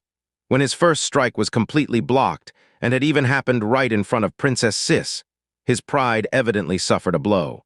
Ling Yun had predicted that Ling Jai would get serious during his second strike, but he did not expect that he would immediately use the Heaven's Might Sword formation. When using any one form of the Heaven's Might Sword formation, a practitioner of the same profound level would already find it hard to take it head-on, let alone Xianxia, who was only at the true profound realm. A large amount of sword silhouettes spread across the sky and covered the earth as they overlapped one another. Xianxia felt as if he was drawn into a hell of swords and blades, and no matter which direction he moved towards, he would be instantly sucked in the hurricane of death. Thus, he simply ignored the sword silhouettes that filled the entire sky as he explosively swung the heavy sword in his hands. Falling, moon, sinking, star. As the heavy sword was swung, it brought about a destructive sword force and directly colliding with the heavy sword wave. Boom! As if a monstrous wave crashing onto a boulder which had lasted for a millennium, a deafening roar was released, causing the surrounding floor tiles within 10 steps away from Xianxia and Ling Yun to instantly scatter. Instantly, as though a crumbling snowflake, the countless glaring sword silhouettes dispersed within a blinding light. After breaking through the first wave of sword silhouettes, like a hot knife through butter, the Overlord's colossal sword, strengthened by falling moon sinking star, wildly pushed forward, causing the remaining sword silhouettes to shatter, and then it collided plainly with Ling Jai's light sword. What? Ling Jai and Ling Yun were simultaneously shocked. The third form of the Heaven's Might Sword formation, elegant upheaval, was actually directly split by Xianxia's single strike. Falling moon sinking star, being the first form of the evil god's 7 forms, was an incomparably simple profound technique. Without any fancy or magnificent profound technique effects, or any complicated operating methods, its power came from suddenly compressing the profound energy in one's body and bursting it outwards with 10 times the usual power.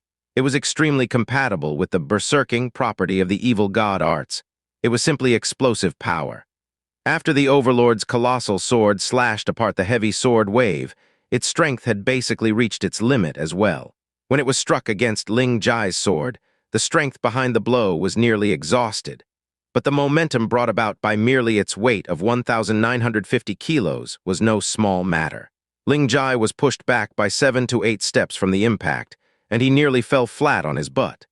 He stood there blankly and looked at Xianxia with widened eyes, as if he was looking at a monster. Unbelievable, Ling Yun muttered softly to himself.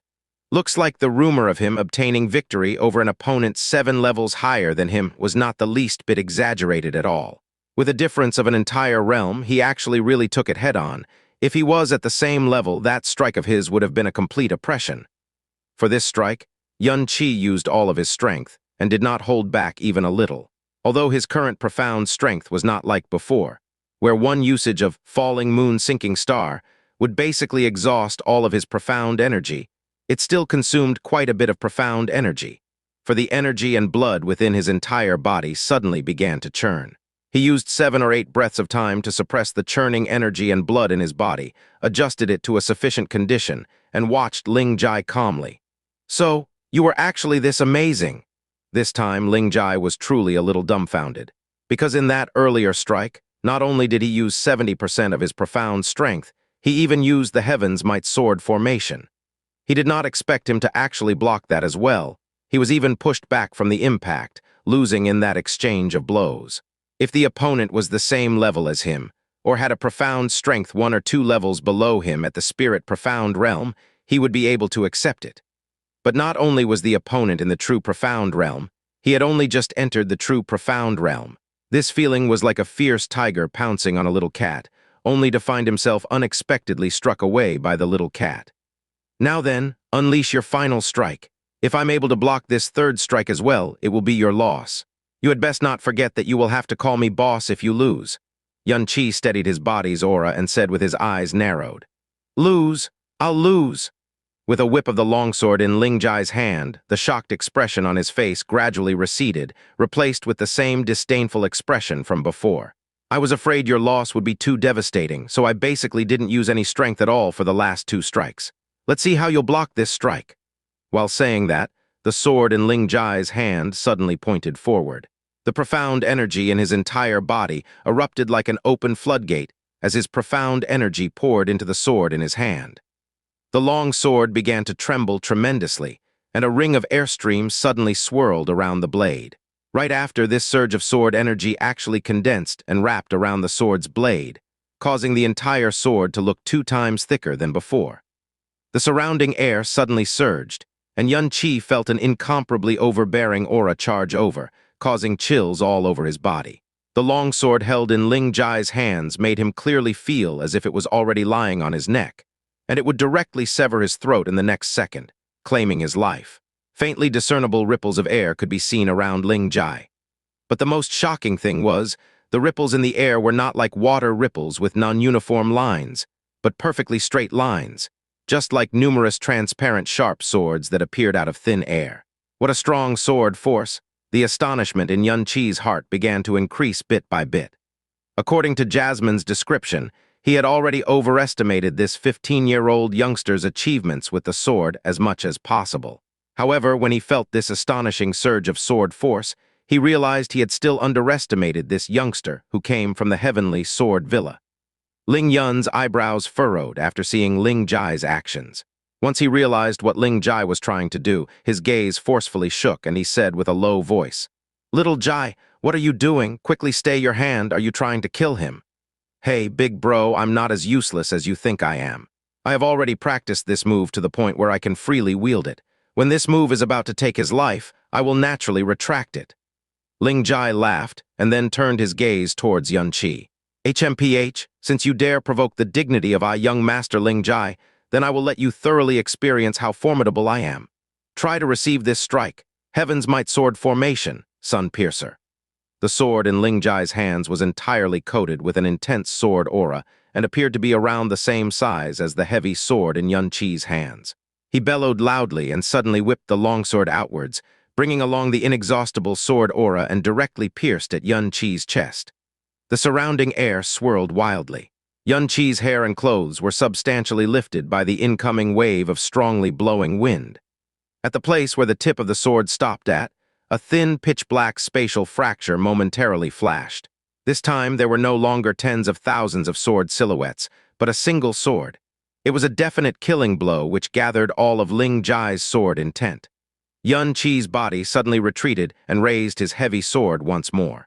The profound energy in his entire body was stirred instantly, gathered at the heavy sword in his two hands, and yet another unreserved, falling moon-sinking star struck towards Ling Jai's definite killing blow. Boom! The Overlord's colossal sword collided against Ling Jai's light sword for the third time. However, this time, the moment they collided, Xianxia felt as if a mountain with an unsurmountable height was ruthlessly smashing onto his heavy sword. In an instant, the Overlord's colossal sword, which had a thickness of 4 inches, bent into a shape of a waning moon under this horrifying strength. To bend a 1,950-kilo heavy sword in an instant, just how much horrifying strength was needed to do so? Xianxia's entire body and arms trembled greatly. If he had not comprehended the fundamental stage of the prison god's serious tome and had strong control over heavy swords, his Overlord's colossal sword would have already flown out from his hands. Even so, the power behind Ling Jai's sword still did not diminish. Bringing a terrifying sword force, it continued to push forward, causing Xianxia to be forcefully pushed back towards the palace doors. Xianxia's pupils slightly contracted. The bend in his heavy sword was becoming wider and wider and gradually approached the shape of a crescent.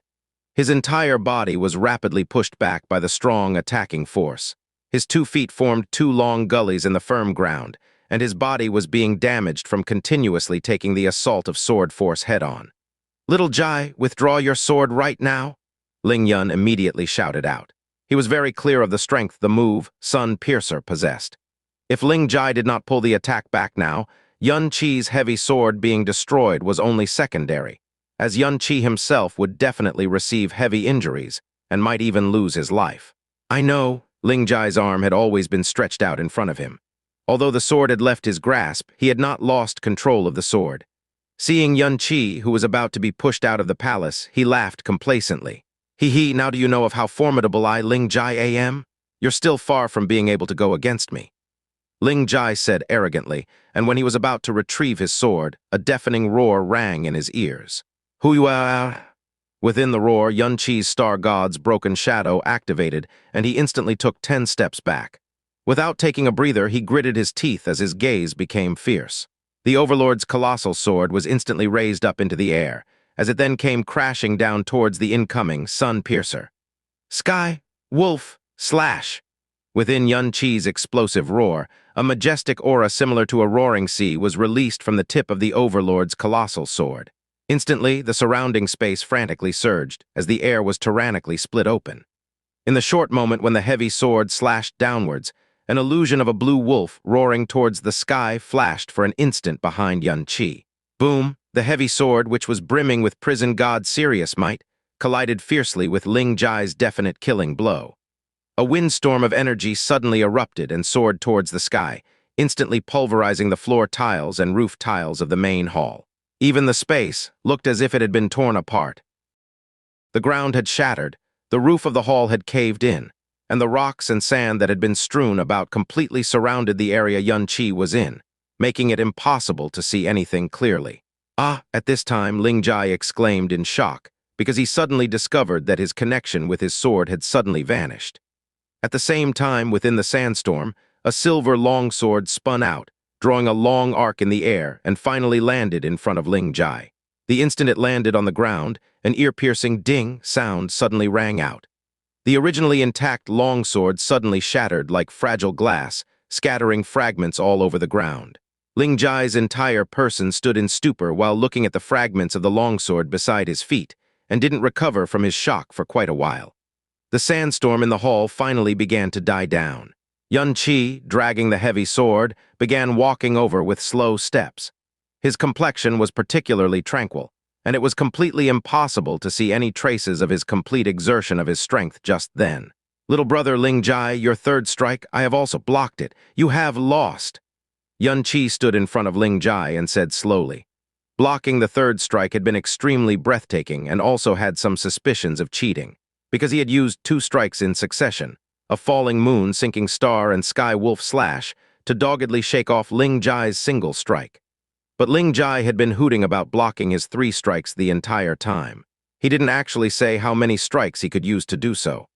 Ling Jai looked at Xianxia, then looked at the shattered sword on the ground, and said, sounding somewhat baffled, "I actually lost? You even received my son Piercer, and destroyed my sword? There are many in the villa that can face this strike head-on, but their profound strengths are all way higher than me, and they are all older than me, so being able to receive it is not very extraordinary. You're clearly in the true profound realm, yet you were actually able to receive it." Speaking to here, a strange glint lit up in Ling Jai's eyes, and he looked at Xianxia with fixed eyes. "You're simply too powerful. You're this strong at the true profound realm. If you reach the spirit profound realm, I definitely won't be fit to be your opponent. No wonder such a beautiful Princess Sis has taken a fancy to you. You seem to match Princess Sis well." Xianxia twisted his mouth and said, "Saying all this is useless. You couldn't have forgotten what you have to do since you lost, right? Being a real grown man, you have to take responsibility for your words. Otherwise, it's not fit to call you a man." "HMPH?" Ling Jai stuck his nose up and said without any affectation, "The words that I, Ling Jai, have spoken, I obviously won't take them back. Isn't it just recognizing you as my boss? What's the big deal?" After finishing, he sincerely took a step forward and said with a mischievous smile, "Cough, cough, I, Ling Jai, admit that I have lost the bet. From now on, I'll be your little brother. MN, boss, how did you become so powerful at the true profound realm? As my boss, you must not be stingy to your little brother. In this aspect, you definitely must give little brother a few pointers. If I can be like you, I might be able to challenge my brother right now. I won't have to beat until I have a bloody nose and swollen face anymore." For Ling Jai to admit it so cleanly and nimbly, Xianxia was actually a little shocked. And judging from his appearance, he wasn't acting artificially or reluctantly. His eyes actually had a curiously worshipful gaze. Evidently, for someone at the true profound realm to have withstood his trump card and shatter his sword, he had truly been shocked mentally. Xianxia said while chuckling, we'll have to see whether you're qualified or not. If you're qualified and you please this boss, I may be able to tell you." Ling Jai's eyes lit brightly in a flash and exclaimed with emotion, "For real? Wow, if you're actually able to tell me, don't mention me being your little brother. I'll even pay respect to you as my teacher." Ling Yun walked over, smiled lightly at Xianxia, then said sincerely, "Brother Yun, when we first entered the imperial city, we heard rumors about you everywhere. At the time, we didn't believe the rumors ourselves, but now that I have personally witnessed it, I know that you have completely surpassed the rumors. I believe that little Jai is cheerful and committed to his loss." After he finished speaking, Ling Yun looked at Xianxia meaningfully for a moment, then turned to Lan Zuruo and said, "Princess, us brothers came to the imperial city this time to deliver this invitation to the noble imperial family. May Princess please accept it?" A light golden-colored invitation was taken out by Ling Yun and delivered to Lan Zuruo's hands. Ling Yun proceeded and said, "In half a year, we will welcome the noble imperial family's visit to the Heavenly Sword Villa. If Princess can do me the honor of visiting personally, that would be too great. This time, Princess has this kind of shocking genius, Xianxia, by your side, so I believe that 3 years from now, the noble imperial family will definitely be able to shine with Xianxia. So with that, us 2 brothers' mission has been accomplished. We'll take our leave now." He gave a salute towards Lan Zuruo and Xianxia. Without waiting for Lan Zuruo's response, Ling Yun dragged Ling Jai away. "Little Jai, we should leave." Leave. But I still haven't learned how boss became so powerful at the true profound realm." Ling Jai was unable to finish speaking before he was brought far away by Ling Yun with a strange, profound movement skill. In the next second, Ling Jai's voice transmitted far away from the Great Hall. "Boss, if you have spare time, you must visit the Heavenly Sword Villa. I want those guys to know what a true profound realm genius is, a true profound ranker who's capable of beating them. Big bro, you don't have to pull me." Ling Yun took out the invitation and directly brought Ling Jai away after speaking. The speed in which the whole ordeal was completed was so fast Lan Zuruo was caught unprepared, and she hadn't even been able to bid farewell. She looked towards the direction of the hall's entrance and said in shock, "Ling Yun's temperament is very calm and amiable. Why would he suddenly leave in such a rush? Could it be that some emergency has occurred?" Just as she finished speaking, Xianxia, who was standing beside her, suddenly shook, then fell on his knees while supporting himself with the heavy sword. His face was pale, and he forcefully spat out a mouthful of blood, staining the ground in front of him red. "Ah, junior brother Yun!" Lan Zuruo's complexion paled. She hurriedly helped Xianxia up and said anxiously, "Junior brother Yun, how are you? Are you injured? Is the injury serious?" Xianxia rested most of his weight on the heavy sword, shook his head, then smiled with a pale face. "Don't worry, senior sister, I'm fine. This Ling Jai's sword is incredibly overbearing. Even though I forcefully blocked it just now, I still suffered some internal injuries. The reason Ling Yun left in such a rush was because he noticed that I was forcefully suppressing my injuries. I guess it was to allow me to save face." Lan Zuruo hurriedly took out a middle-grade heaven-returning pellet. Watching Xianxia consume it, she was finally able to let loose a sigh of relief after seeing Xianxia's expression gradually become warm. "I knew that since junior brother Yun dared to bet with Ling Jai, you would definitely have enough control, but I was almost worried to death just then. Even though that Ling Jai looks very young, those who hail from the Heavenly Sword Villa are all a bit abnormal. Their power definitely cannot be calculated with common sense. However, it's good that you won and actually had him become your little brother." The great way of the Buddha operated, allowing Xianxia's injuries to heal at an astonishing rate. Listening to Lan Zuruo's words, he shook his head and said, "This is only because I saw that Ling Jai's temperament was pure and immature, so I just devised a plan at the time. Even though he agreed, there is no binding contract that can be brought up. I had only hoped that I might be able to convenience myself in the future somehow because of him. After all, he is the son of the Heavenly Sword Villa's Villa Master." "Right, the invitation Ling Yun delivered, could it be?" Lan Zuruo took out the invitation. Father's prediction was correct. It's an invitation letter for the next Blue Wind ranking tournament. Every invitation letter is delivered half a year prior, so as to allow the powers of the Blue Wind ranking tournament time to prepare. "So you're saying there is still half a year of time from now to the next Blue Wind ranking tournament?" Xianxia exclaimed. "Amen," Lan Zuruo nodded. "Indeed, there is only half a year's time remaining. However, junior brother Yun, you don't have to worry because you don't actually have to participate in the coming Blue Wind ranking tournament, but the one after that." "The one after that?" "Why?" Xianxia's eyebrows twitched. Then he thought of how Ling Yun had said right before he left. "I believe that in 3 years' time, the noble imperial family will be able to shine with Xianxia." 3 years later. Could it be that what Ling Yun had pointed out was also the next Blue Wind ranking tournament? Lan Zuruo explained. "The Blue Wind ranking tournament is held once every 3 years. It is the competition that decides the ranking of the powers within the Blue Wind Empire. But those who enter the competition are not necessarily the most powerful members of the powers, because no matter which power it is, especially the enormous powers, they will definitely not reveal their own trump cards to others. So the competition between the most powerful people is simply not the reality, and is actually just a competition for those of the younger generation to determine their ranking.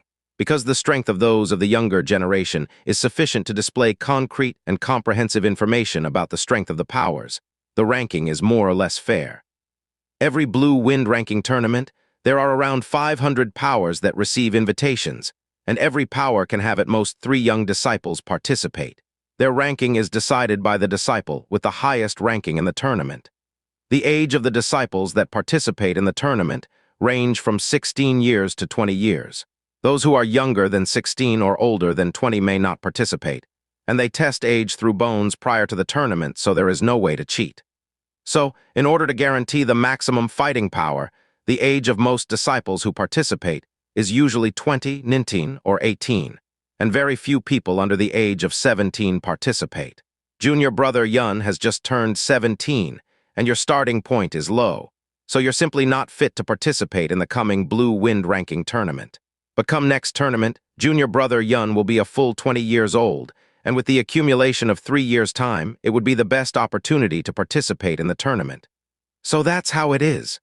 Xianxia slowly nodded, stood silent for a while, then suddenly asked, "Senior sister, how high was the profound strength of the person who ranked first in the last Blue Wind ranking tournament?" Lan Zuruo didn't need to think about this, and directly said, "The one who ranked first in the last Blue Wind ranking tournament was the Ling Yun that you just met." "It was him," Xianxia mumbled. Junior brother Yun, what do you think about this Ling Yun? How is he? Lan Zuruo asked. Yun Qi thought for a bit, then said slowly, Ling Jai's talent is extremely shocking and can even be regarded as freakish, but I still have the guts to clash with 3 of his strikes. However, the feeling Ling Yun gives me is deep and unmeasurable. Even his temperament is pure and without filth, making it so that people cannot bear ill will towards him. Overall, you can say that he's flawless. Your evaluation is very similar to my father's. Lan Zuruo sighed emotionally and said, that year, when father met Ling Yun for the first time, he gave him a flawless evaluation. If nothing unexpected happens, he will still participate in the coming Blue Wind ranking tournament. Oh, Yun answered. Subsequently, his eyebrows moved as he said in shock, you said he'll participate in this one. So you're saying his current age isn't even 20 yet. So for this tournament, he is only... That's right. When he claimed the first-place title of the Blue Wind ranking tournament, he was only 17 years old, Lan Zuruo said. At the time, his profound strength was at the 9th level of the Spirit Profound Realm. 17-year-old at the 9th level of the Spirit Profound Realm, Yun Qi drew a breath of cold air. Admittedly, a 17-year-old at the Spirit Profound Realm is extremely shocking, but Ling Yun's actual strength far surpasses the 9th level of the Spirit Profound Realm. In the finals, his opponent was the #1 disciple of the Frozen Cloud Asgard, Mu Lingsu. At the time, Mu Lingsu was a full 20 years old, and her profound strength was at the peak of the 10th level of the Spirit Profound Realm.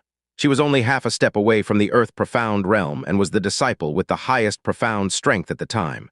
But under Ling Yun's hands, she was only able to withstand 7 of Ling Yun's strikes, and it was also in the state where Ling Yun hadn't used his full strength. Yun Qi. 3 years have passed, so Ling Yun's profound strength must have reached even more shocking heights. For those under the age of 20, he is the undisputed #1 in the entire Blue Wind Empire. No one will deny this fact. In the Blue Wind ranking tournament, all sorts of sects have competed intensely for a good ranking, especially Frozen Cloud Asgard, Xiao sect, and the Burning Heaven clan. They have fought tooth and claw for the 2nd place ranking, yet they have never even considered taking the 1st place ranking from Heavenly Sword Villa. Because the 1st place ranking of the Heavenly Sword Villa is something that will never be moved. Among all the disciples in all the sects, there is simply no young disciple who is fit to be Ling Yun's opponent. The world was large. The more people one meets, the more places one visits, and the more likely one would feel how small they really are. From Floating Cloud City to New Moon City to Blue Wind Imperial City and to the Heavenly Sword Villa, the concept of genius had been redefined time and time again in Yun Qi's mind. Today, without any preparation, he came into contact with the real #1 individual of Blue Wind Empire's younger generation. He was cultured, refined, and possessed neither arrogance nor flaw. If such a man were to become an enemy, without a doubt, he would be much more frightening than those who were haughty and domineering. Yun Qi spent the entire afternoon tending to his injuries, and the sky had already darkened by the time he left the imperial palace. Because of the dreadful parasite affecting Kang Wan, Lan Zuruo was immensely worried. Thus, Yun Qi did not allow her to see him out, and he left the imperial palace by himself as he headed towards the Blue Wind Profound Palace. In the late night, there were already not many pedestrians on the imperial city streets. The internal injury Yun Qi had received from Ling Jai's attack was not light, and even though he possessed the great way of the Buddha, it was not an injury that could heal completely in a single afternoon. Hence, he did not use his profound energy, but took his time walking instead. When he was halfway to his destination, he suddenly made a turn and walked leisurely towards the east. Yun Qi only stopped when he arrived at an open field where there were no signs of people in the surrounding area. He stared ahead and said lightly, "Come out." After he said that, his immediate surroundings were dead silent. Only after a long while did he hear a cold snort behind him. Accompanying it were the clear sounds of footsteps. Yun Qi turned and saw a youth dressed entirely in black. He did not have a tall figure and looked to be around the age of 20. His eyes were hazy, and the way he was looking at Yun Qi was somber, as if he was looking at a corpse. The aura of profound energy emitted from his body was very rich, and it greatly surpassed Yun Qi's. It even surpassed Murong Yi's, who was at the 9th level of the true profound realm. Yun Qi's face did not show any hint of fear. Arms crossed, he laughed coldly. "There's still one more of you, isn't there? Reveal yourself as well. What, you don't even have the guts to reveal yourself here after tailing me for so long? Ha ha ha ha. The moment Xianxia finished his sentence, crazed laughter resounded in the air. Right after, a youth dressed in white slowly walked out from behind a tree. That particular youth was Feng Bei. Xianxia, I was still having trouble earlier about finding a place to kill you without leaving any trace. I didn't expect you would actually find such a fine grave for yourself. Should I call you an idiot or a fool? Grave. Xianxia smiled faintly as he looked at Feng Bei and the black youth. That's right, this is indeed a fine place for a grave. But I did not find it for myself, rather, it's for the both of you. Feng Bei's expression sank, and he laughed coldly. Death is at hand, yet you still dare to utter such boastful words. Well, so be it. There's no need to say anything more to a dead person anyway. Zuolang, kill him. Zuolang. When Xianxia heard this name, he recalled it instantly.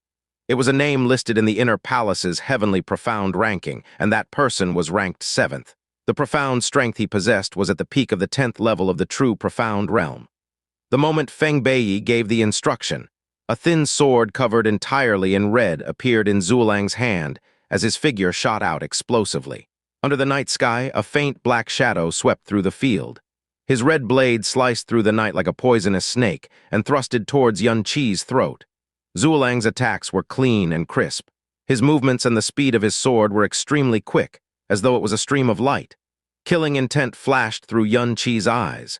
With Star God's broken shadow activated, he pushed his body into the air, causing Zuolang's lightning speed attack to hit the air. While in the air, Xianxia's body stiffened, and a piercing pain arose from his chest. When he used his profound energy, it momentarily agitated his internal injury, which had yet to heal completely. I have to end this battle quickly. Xianxia held onto his chest for a bit.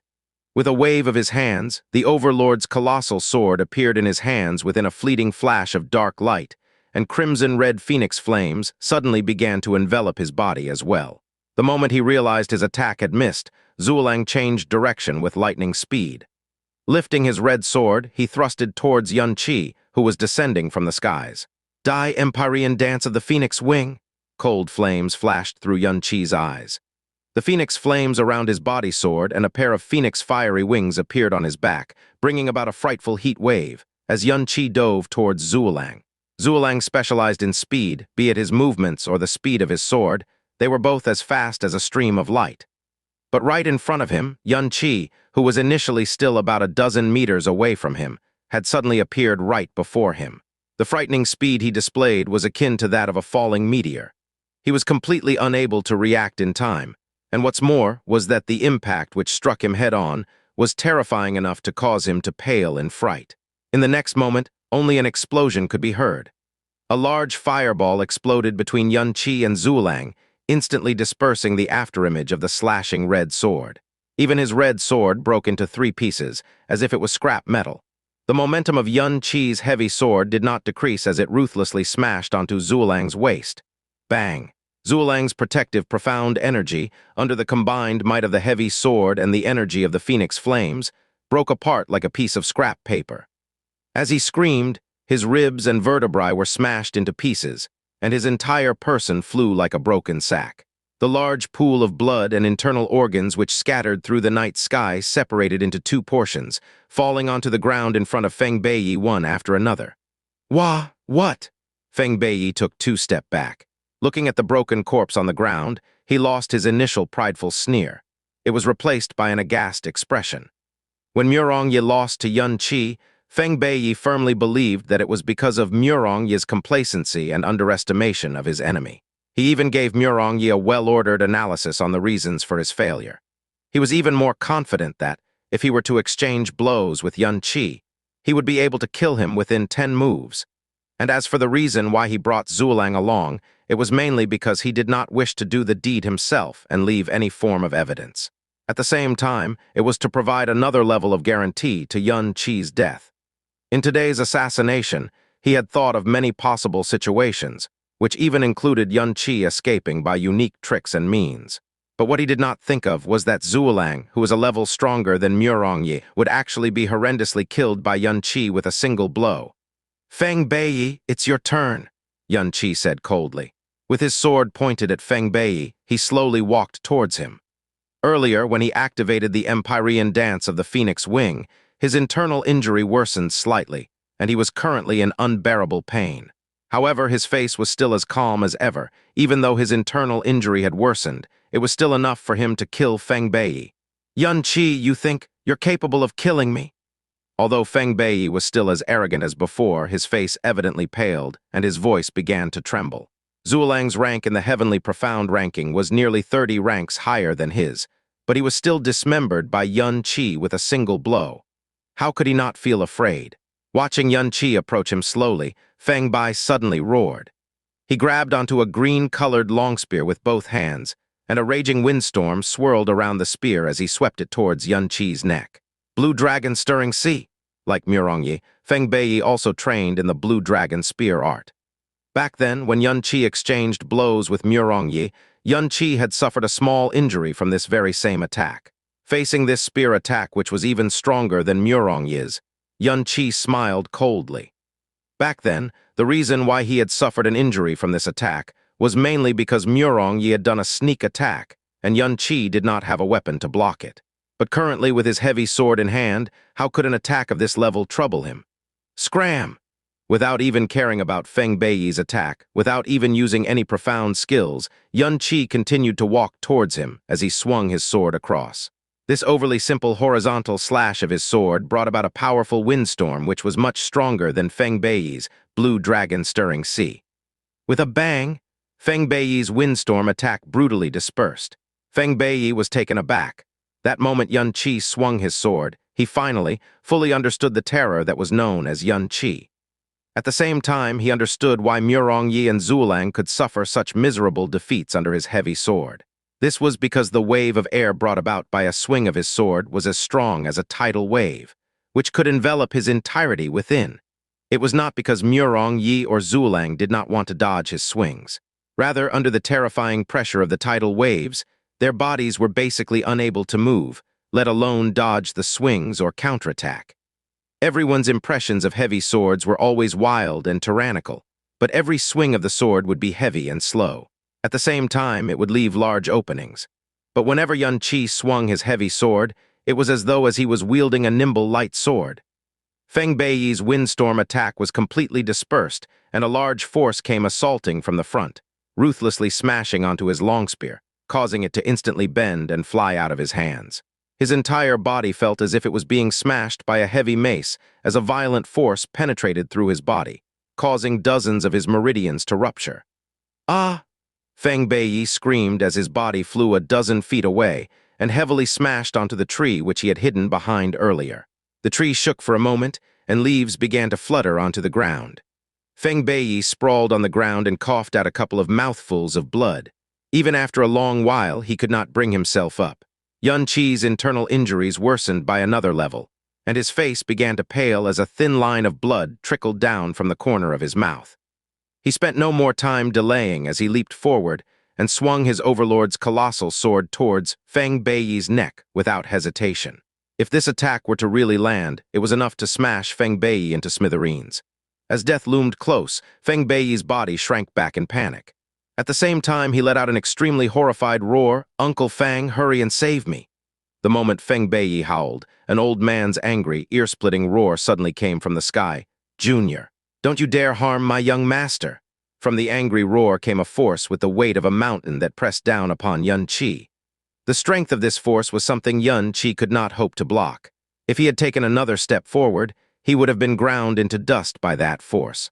Although Xianxia was shocked, he did not fumble as he quickly used Star God's broken shadow to retreat. Using all his strength to stop his frontal charge, he escaped from the range of that pressing force, but was still affected by its widespread effects. He snorted coldly as he continuously jumped backwards for a distance of over 60 meters. Only then did he manage to rid himself of that frightening force. Standing in front of Feng Bei was an old man with a gray beard who was dressed in black. His appearance allowed Feng Bei, who escaped from death, to heave a large sigh of relief. Then, as if crazed, he howled, "Uncle Fang, hurry and kill him! Kill him!" Feng Bei's and Murong Yi's households had relationships that spanned generations, so naturally his background was not worse off than Murong Yi's. With such a background, as the son born of the first wife, His safety was naturally of utmost importance, therefore. Someone powerful would always be protecting him from the shadows. And this old man with the surname Fang was Feng Beiyi's guardian. But his role was to only protect him from the shadows, not listen to Feng Beiyi's commands. He would not interfere in any of Feng Beiyi's actions or decisions, but rather appear only when Feng Beiyi was in extreme danger. Xianxia held onto his chest as he gasped for air. In the depths of his mind, Jasmine's voice resounded. "Third level of the Earth Profound Realm. He's not someone you can go up against." The old man's angry eyes looked straight at Xianxia and he said, "Junior, if you had let my young master go after severely injuring him earlier, this old man would not have interfered. But your heart was actually so vicious that you wanted to deal the killing blow, so do not blame this old man for taking your life." "Heh," Xianxia laughed coldly. "Take my life, you alone are not worthy." Arrogant brat. Having received such mockery from a junior, the old man surnamed Fang flared up for a moment. "Uncle Fang, don't waste your words on him, just kill him immediately. If he doesn't die today, he will definitely kill me in the future." Feng Beiyi supported his body up with a single arm as he shouted, his face filled with a mix of hatred and fear. With a snort, the old man surnamed Fang suddenly leaped into the air. He extended his right hand and reached straight for Xianxia's throat. With the power behind his grip, it would be enough to break Xianxia's neck in an instant. Xianxia prepared to dodge, but the moment he tried to use his profound energy, an unbearable pain arose from his chest. His expression darkened as he gazed at the old man surnamed Fang's rapidly approaching life-taking claw and growled in his heart, "Jasmine, kill him!" It had been several months since Jasmine had suffered from the poison breakout when she killed the flame dragon, so her 3-month restriction period of not using any profound energy had long been over. Currently, Jasmine could use her profound energy for a short period of time, and with the mighty strength Jasmine possessed, she could kill an Emperor Profound Dragon in an instant, let alone someone whose strength was only at the Earth Profound Realm. Although the poison in her body would act up to a certain extent every time she took action, he had no choice but to rely on Jasmine's strength in this situation. "There's no need for me to act." Jasmine actually rejected his request. "Someone else will naturally save you." Xianxia was startled. At this time, the old man surnamed Fang was not even 3 meters away from him, and it would only take a second for him to crush Xianxia's neck. And right at this moment, the old man surnamed Fang's eyes, which were filled with killing intent, suddenly widened and abruptly forced himself to stop his frontal charge. Within his line of vision, a hint of blue light appeared from the sky above, flew across him, and stabbed into the soft patch of grass between him and Xianxia. This was a thin and short dagger, yet it released a fantastical icy blue color, and this hint of blue seemed to suppress all the other colors between heaven and earth for an instant, making it seem incomparably fantastical and dazzling. And if one were to take a careful look at it, one would realize it was not actually a short dagger, but a piece of an icicle, shaped as a dagger. But after landing on the ground, the icicle did not have any sign of melting. Rather, it stayed stabbed diagonally into the ground as it released an ice-cold blue glow. The old man surnamed Fang, who possessed profound strength at the Earth Profound Realm, looked at the blue glow, and his eyes unexpectedly revealed a hint of horror. He even subconsciously took a step back. The blue glow in front of him was incomparably beautiful, yet a deep feeling of fright had welled up in his heart. And that moment the blue light had descended, he felt a soul-piercing chill penetrate through his entire body. And it was this soul-piercing chill that had caused him to stay rooted in place, and he no longer dared to take another step forward. Xianxia also clearly felt the frightening pressure emitted by the cold light in front of him. His heart, which had just calmed down, started to throb with excitement.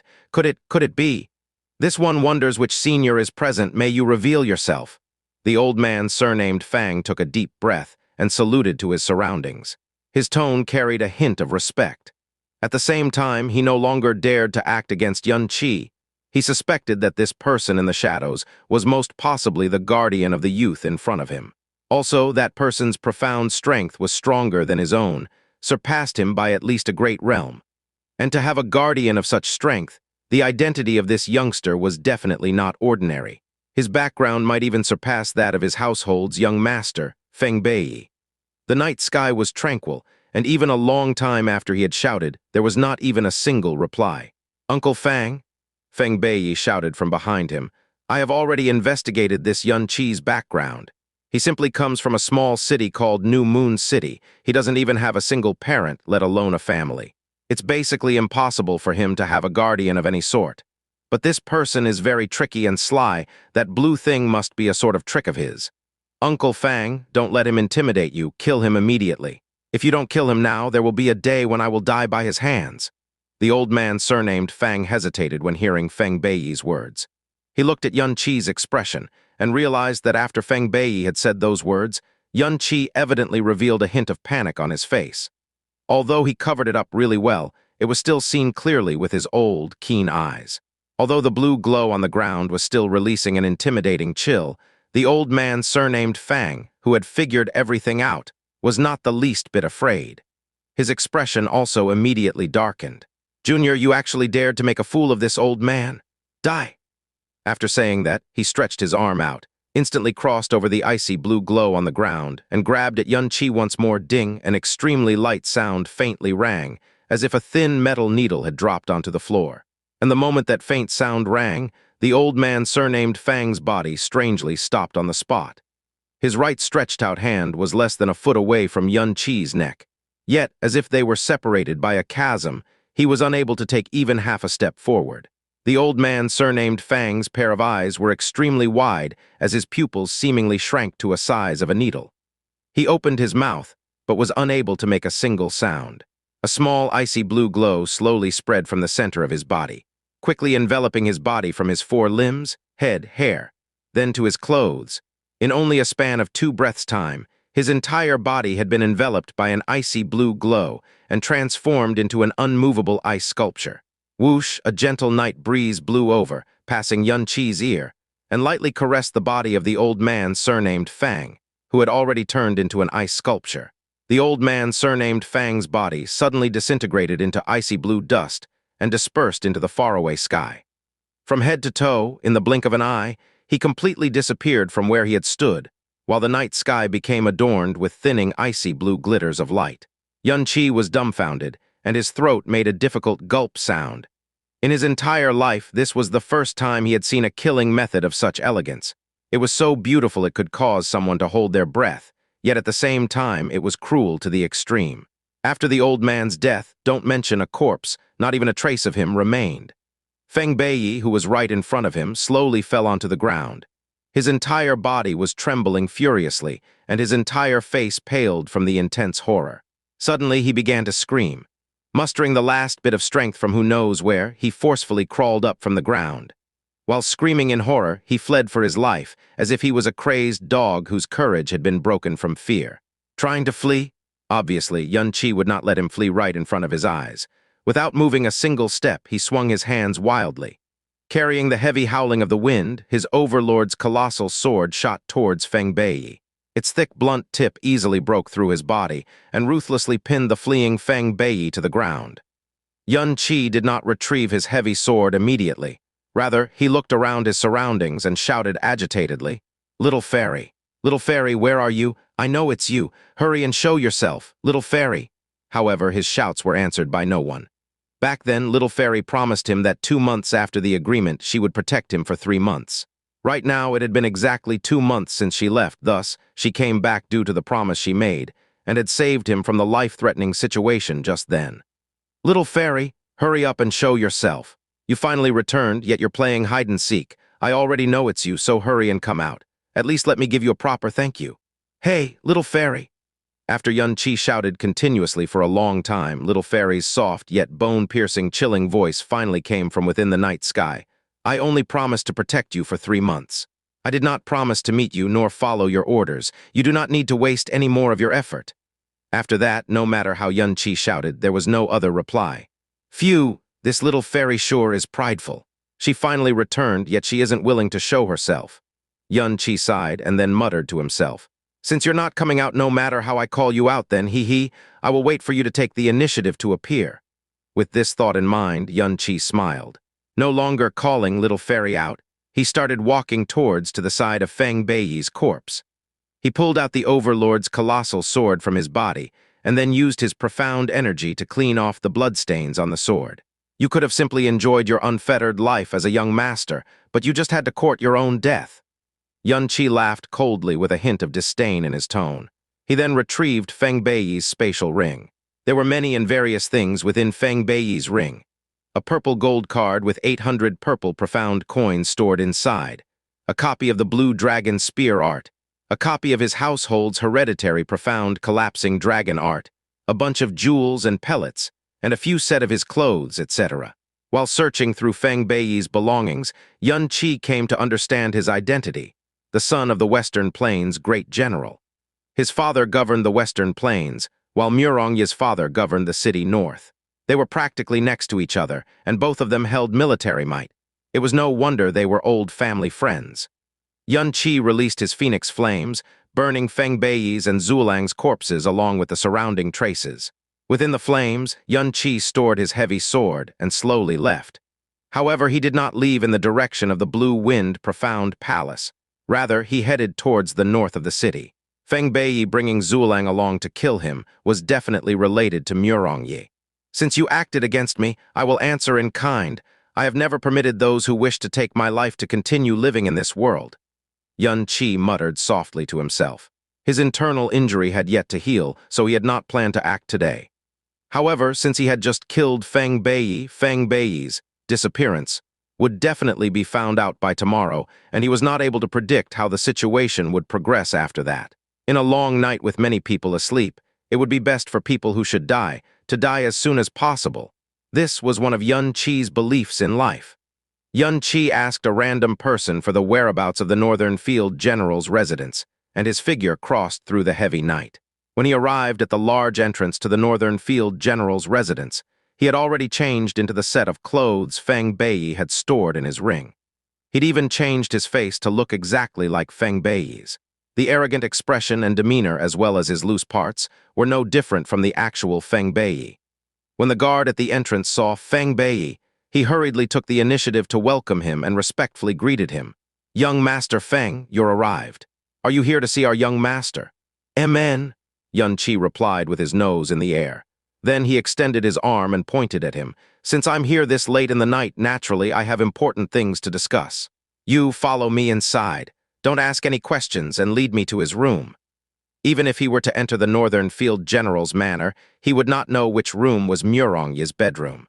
Hence, the only option he had was to have a guard take him there. Yes, the guard did not dare to disagree. "Young Master Feng, please follow me." "Young Master Feng, we have arrived at my young master's room. Do you have any other instructions, young Master Feng?" After the guard brought Xianxia to the entrance of Murong Yi's room, he bent at his waist and said respectfully, "I have something very important to discuss with Brother Murong. Stand guard here and stop anyone from coming in. Understand?" After saying that, without even waiting for the guard's reply, Xianxia had already pushed open the door and entered the room. Murong Yi was lying sickly on the bed. With the heavy injuries he had sustained, he should not even think about getting out of bed for at least half a month. When he heard someone enter the room, he opened his eyes. But when he was about to flare up, he realized it was Feng Beiyi. His eyes shone instantly as he struggled to sit upright. "Beiyi, you came at such a late hour. Could it be that the deed has been done? With both Zhu Lang and I engaging him at the same time, do you think there's any possibility of failure?" Feng Beiyi smiled as he walked over. "So you're saying that Xianxia is now dead?" For a moment, Murong Yi's eyes flashed in excitement and delight. "No," Xianxia walked over to Murong Yi's bedside as a mysterious smile appeared on his face. "He's not dead. Not only is he not dead, he's also still living really well. However, as for you, Murong Yi, you're going to die really soon." Feng Beiyi's words stunned Murong Yi momentarily, but before he could even utter another word, Xianxia had already extended his hand at lightning speed and tightly gripped at his throat. Murong Yi's pair of eyes instantly widened to the extreme. He grabbed onto Xianxia's arm with both hands as a painful and dry sound was emitted from his throat. Xianxia knew very well about the severity of Murong Yi's injuries. The current Murong Yi was basically not even the least bit of threat to him, not to mention that he had even made a new breakthrough with the medicinal strength of the gold-scale dragon transforming pellet. Even the two hands that were grabbing onto his own arm were loose and powerless.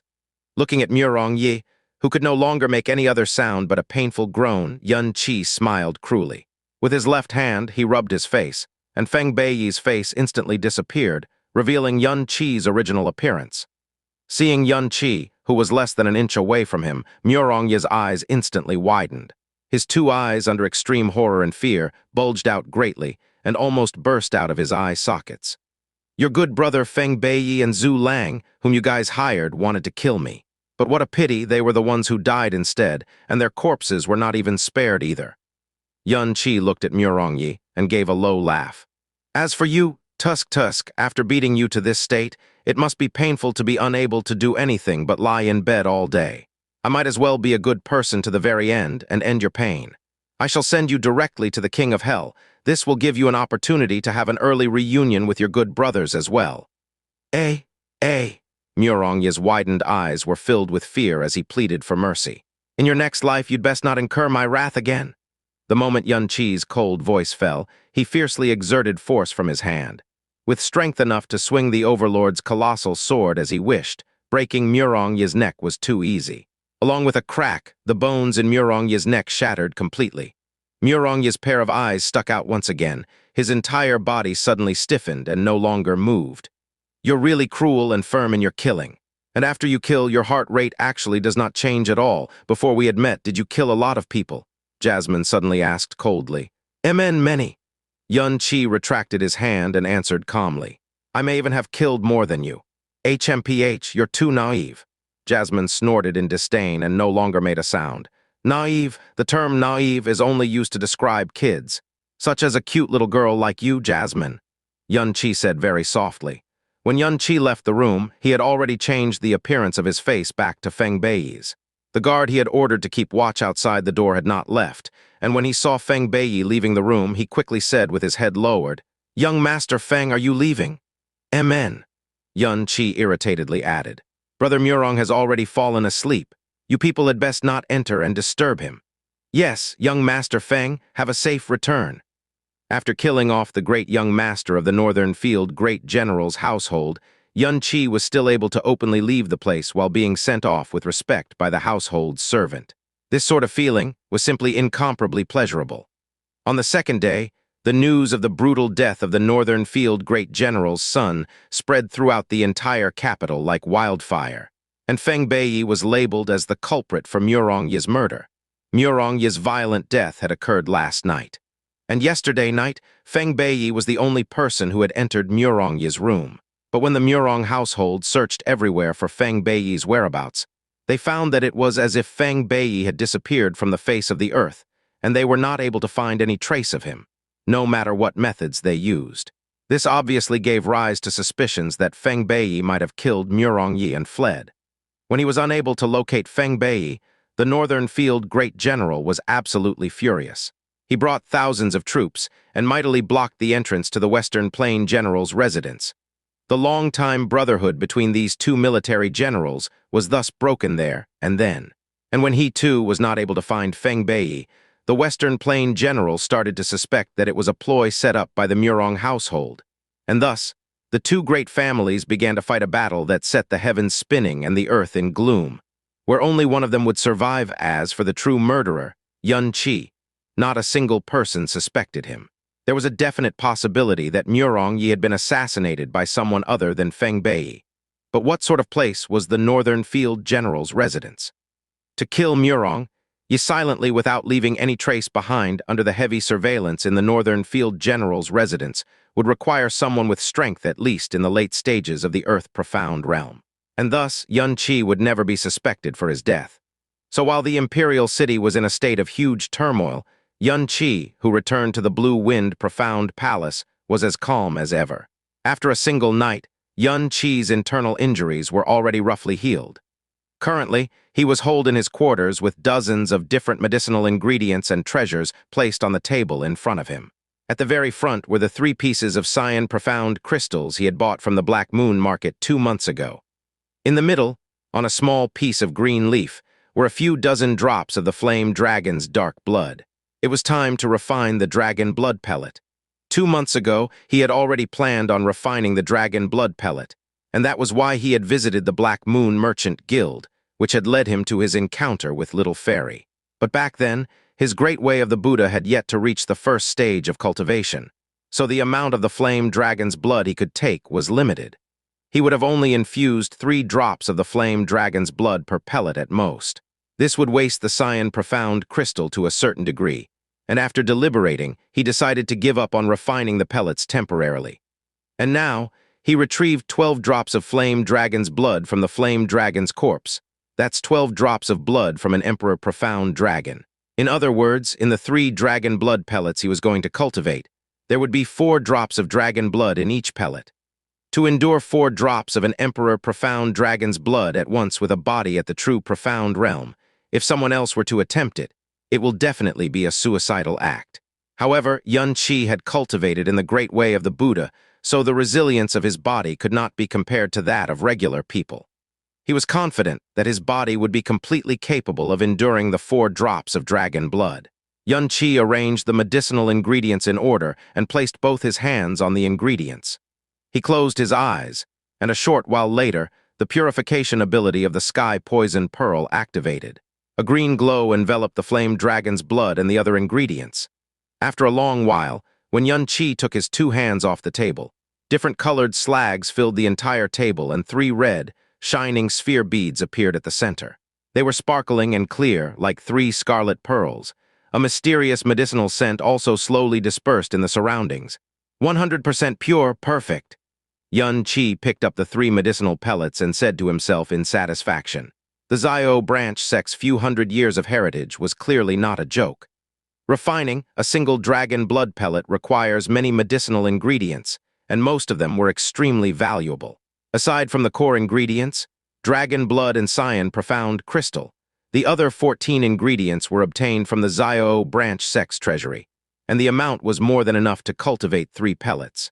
Otherwise, if Xianxia had to gather these ingredients by himself, not to mention spending a large amount of purple profound coins, he would also need to spend at least 2 to 3 months' worth of time to successfully obtain them. Absorbing 1 dragon blood pellet would require at least 2 days, and as for 3 pellets, 6 days would be enough to completely absorb them.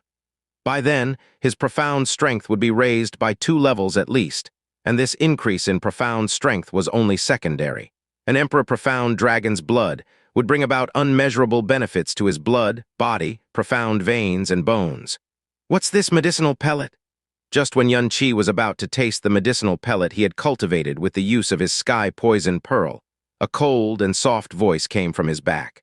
Xianxia's lips broke into a smile, and then he turned around with a face filled with astonishment. Within his vision, dressed entirely in white, with skin white as snow, a girl of peerless beauty with extraordinary disposition was standing there. Her pair of jewel-like beautiful eyes stared at the medicinal pellet he was holding in his hand. Her eyes were simply too beautiful. Though they emanated a bone-piercing chill, they were still able to move one's heart. Little fairy, you're finally willing to meet me. Back then, you suddenly went away. I'm asking you, what's this medicinal pellet in your hand? Little fairy ignored his words and said coldly, why do I feel an emperor profound realm aura being emitted from these pellets?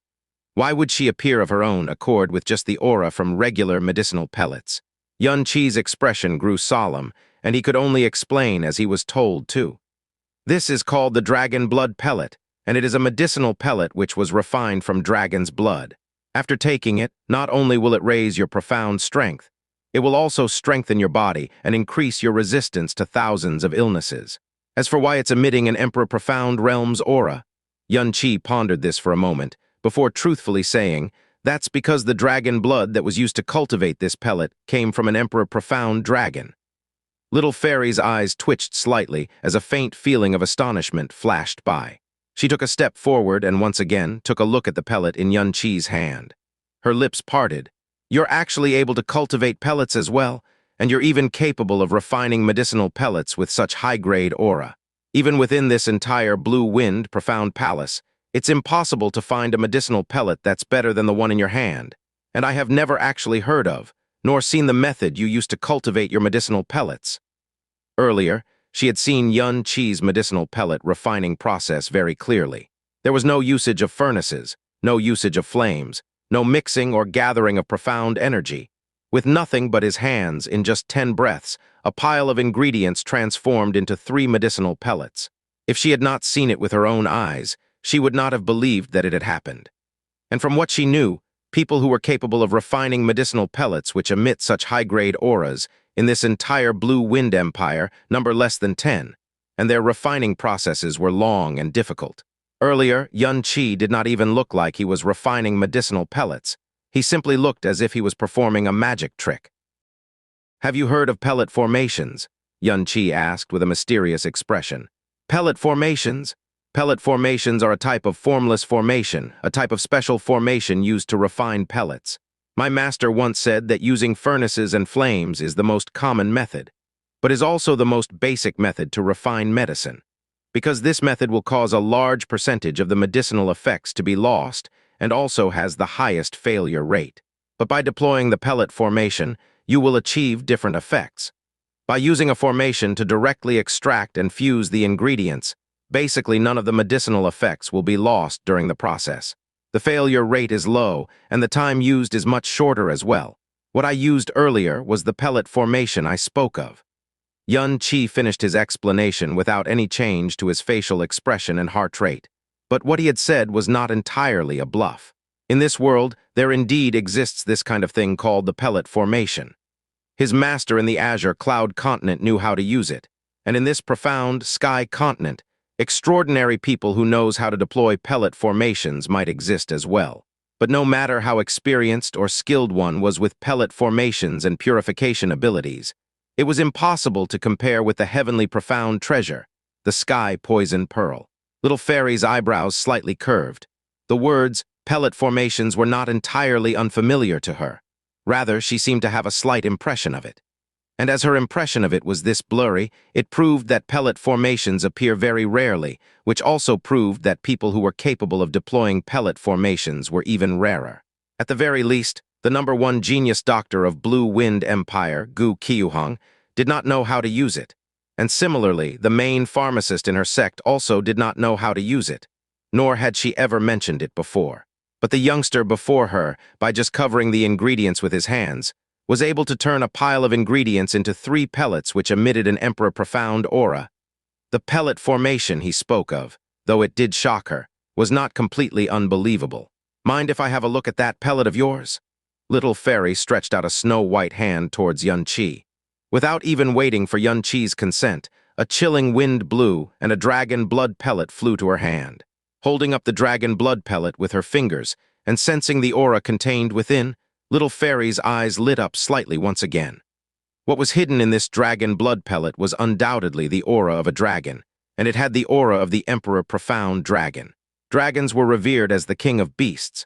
No matter the type of dragon, be it common dragons or a subspecies, dragons were still highly respected amongst the divine beasts in ancient legend, ranking above phoenixes, sky wolves, golden crows, and other similar divine beasts. The tyrannical strength of a dragon's body cannot be compared to any other living being in the world. Even its blood, bones, scales, heart, and meat, not a single one of them were not worldly treasures. But because of their extreme tyranny, without going through a complicated refining process, they could not be just simply used on a human's body. Otherwise, not only would that human not gain any benefits, it would cause harm to the body instead. Something that came from an Emperor Profound Dragon was even more so. But the dragon aura within this pellet was actually very gentle, and with the assimilation of the various other medicinal ingredients, it became even more attuned to the mechanisms of a human body.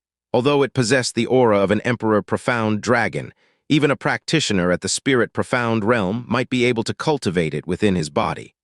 Evidently, in her eyes, this pellet was definitely not a small matter. With a single movement of Little Fairy's fingers, the dragon blood pellet flew back onto Xianxia's hands. Her beautiful eyes looked towards Xianxia, and she calmly said, "I want to ask you a question. You claim to be a genius doctor, and your medical abilities are indeed astonishingly impressive. You were even able to detoxify the origin poison in my body with just a wave of your hand, and easily find out about the parasite the medical saint, Gu Qiuhong, planted into the Blue Wind Emperor's body. You even know about pellet formations, and you're able to casually refine such high-grade pellets. With abilities like these, any one of them is sufficient to shock the entire world. As long as you wish to join a sect, I believe every sect in the Blue Wind Empire would extend their invitations for your entry, allowing you to obtain an extremely high status and endless glory." So why would you keep yourself within this small, blue-wind, profound palace and be a regular inner palace disciple? The moment one enters a sect, one is not allowed to leave it for his entire life, and his entire life will be dedicated solely to that one sect. Otherwise, he will be treated as a renegade. To me, that's basically no different from entering a prison cell. What I strive for is absolute freedom. Xianxia did not speak out the latter half of the sentence, which was absolute control. And regardless if it was the former or the latter, the first and ultimate condition for him to achieve his goals was to possess formidable strength. This was not because he loved authority or looking down on others. It was because he had lost too much, and now that he had reincarnated, he no longer wished to lose anymore. Little Fairy's expression did not change, and she did not even make a slight reaction to his arrogant words. She asked again, "Since you strive for freedom, why did you let me know of these abilities you possess? Aren't you afraid that I'll spread the news?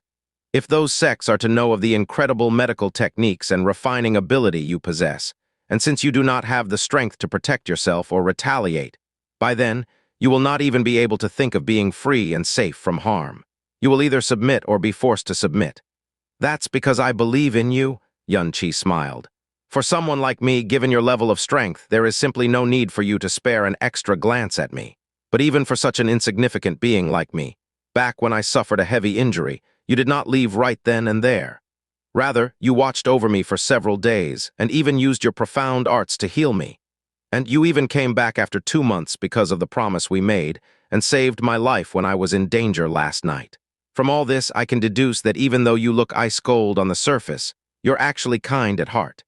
And for such a beautiful person like Little Fairy, even if someone were to call you an actual fairy, I would definitely believe it as well. No matter how I look at you, I can't picture you as an evil person." HMPH glib-tongued. Little Fairy's beautiful eyes shifted to the side. Although she did not sound bothered by his words, her gaze inadvertently softened by a little. "Little Fairy, may I ask you a question?" Xianxia suddenly said. "You should be someone from the frozen cloud Asgard, right?" Xianxia probed. Little Fairy did not answer. She did not admit it, nor did she deny it. "If you don't say anything, I will take your silence as a yes." Xianxia laughed, and then, after a moment of hesitation, he asked, "Then, do you know of a person called Xianxia? She should be a disciple of your frozen cloud Asgard." Little Fairy suddenly set her eyes on Xianxia. "You know of Xianxia?" Xianxia was shocked by Little Fairy's reaction to the name Xianxia. He nodded and said, "Amen, I know her. I have known her since I was young, because like her, I was also born in Floating Cloud City. However, I heard that she had married someone and not long after her marriage, left Floating Cloud City and headed to Frozen Cloud Asgard." "That's right. King Yu is indeed a disciple of our Asgard, but you don't have to inquire about things regarding her any further." After pausing for a moment, she gave Xianxia a glance and said, "If you were to represent the Imperial Palace in the Blue Wind Ranking Tournament this year, you might be able to see her." "She will be participating in this year's Blue Wind Ranking Tournament?" Xianxia said in surprise. "But she's the same age as me. She just turned 17 recently. Isn't it too forceful for her to participate?" Back when he had separated from Xianxia, Xianxia's profound strength had been at the 10th level of the elementary profound realm, even if she had hidden her true strength. At the very most, it would have only been at the nascent profound realm. With the nascent profound realm as her starting point, participating in the Blue Wind Ranking Tournament in just a year and a half's time is more than just forceful. HMPH, it's naturally impossible for others, but it's possible for King Yu. In the previous tournament, Ling Yun was able to take the top place at the age of 17. A frozen cloud Asgard's Xianxia is capable of doing it as well. King Yu's talent and comprehension ability are never before seen since ancient times and can be said to be unparalleled. Even Ling Yun definitely cannot be compared to her. In the upcoming Blue Wind Ranking competition, King Yu only has one opponent, and that's Ling Yun. If King Yu had participated in the previous ranking tournament, our frozen cloud Asgard would definitely have come up on top. And even if she were to face the current Ling Yun, King Yu will definitely not lose either. As she talked about Xianxia, Little Fairy's demeanor was completely different from usual. Her indifferent tone carried a deep sense of pride and expectation, and of course, a deep sense of confidence. Xianxia was speechless for a long while. Lan Zuruo had once described to him the terrifying strength that Ling Yun possessed. And currently, from Little Fairy's words, she actually had a lot of confidence that Xianxia would be able to defeat Ling Yun, who had already turned 20 years old. He had bestowed the heavenly god's spiritual veins upon Xianxia. But talent did not solely consist of gifts brought about by the profound veins, but also understanding of the profound laws, the ability to control them, comprehension, etc. The year Ling Yun acquired the top seat in the ranking tournament, Xianxia was only 14 years old and had only entered the nascent profound realm, while Ling Yun was already at the 9th level of the spirit profound realm. Currently, Ling Yun must already have broken through the spirit profound realm and stepped into the earth profound realm. To be able to enter the earth profound realm below the age of 20, in the younger generation of the entire Blue Wind Empire, Ling Yun was most probably the only one. It's impossible for Frozen Cloud Asgard to not know of this large difference in strength, but they still possessed such confidence that she would be able to compete against Ling Yun. Qi's heart started to convulse uncontrollably. If what she said was true, then the talent his wife Qingyu possessed was truly a little terrifying. I know you will not believe it, and you don't have to believe it either. You have already met Ling Yun yesterday, and even praised him to be devoid of flaws. But it's a pity this upcoming Blue Wind ranking tournament will become the cause of his fall in fame. Qi nodded slowly and said softly, so she had already become this formidable, little fairy. Do you happen to know of this extremely lucky man who could actually marry such a formidable girl and have her as his wife? The reason she married was to cut away her remaining worldly bonds, and so that her family would not carry the weight of a name, as one that goes against promises. When Palace Master had a fateful encounter with her talent, she felt her sincerity, so she was not the least bit worried. Adding on to that, the person she married was someone with crippled profound veins since birth, and he could only be a cripple for his entire life. Qingyu also swore that she would never develop any feelings towards him. Hence, an exception was made, and she became our Asgard's first married disciple. After her marriage, she immediately returned to our frozen cloud Asgard. In the future, she will never meet the person she married again. Qi, just as you said, he's indeed a very lucky man. Even if there's tens of thousands of him, he would never be worthy of Qingyu. But since him and Qingyu are officially married, it can be considered a great favor granted to him by the heavens. Little Fairy glanced at Qi and continued, regarding Qingyu, this is all that I can tell you. Since you revealed many of your secrets in front of me, these words can be considered my repayment. Thump, thump. A light knock on the door sounded, and Lan Zuruo's voice came from the other side of the door. Junior brother Yun, are you inside? At the same time as the knock on the door, an ice aurora fluttered before Qi's eyes, and like a scattering dream, Little Fairy disappeared from the room. Qi walked over to open the door, and before Lan Zuruo could say anything, he said firmly, Senior sister, I have decided. I want to participate in this upcoming Blue Wind ranking tournament. Qi's abrupt words startled Lan Zuruo for a good while. Then she immediately nodded. If you're willing, then of course you can. After all, no matter the outcome, participating in the ranking tournament is a good experience, and you will create a good foundation for your participation 3 years later. It's just that, the Imperial Palace is only allowed to send 3 people to participate.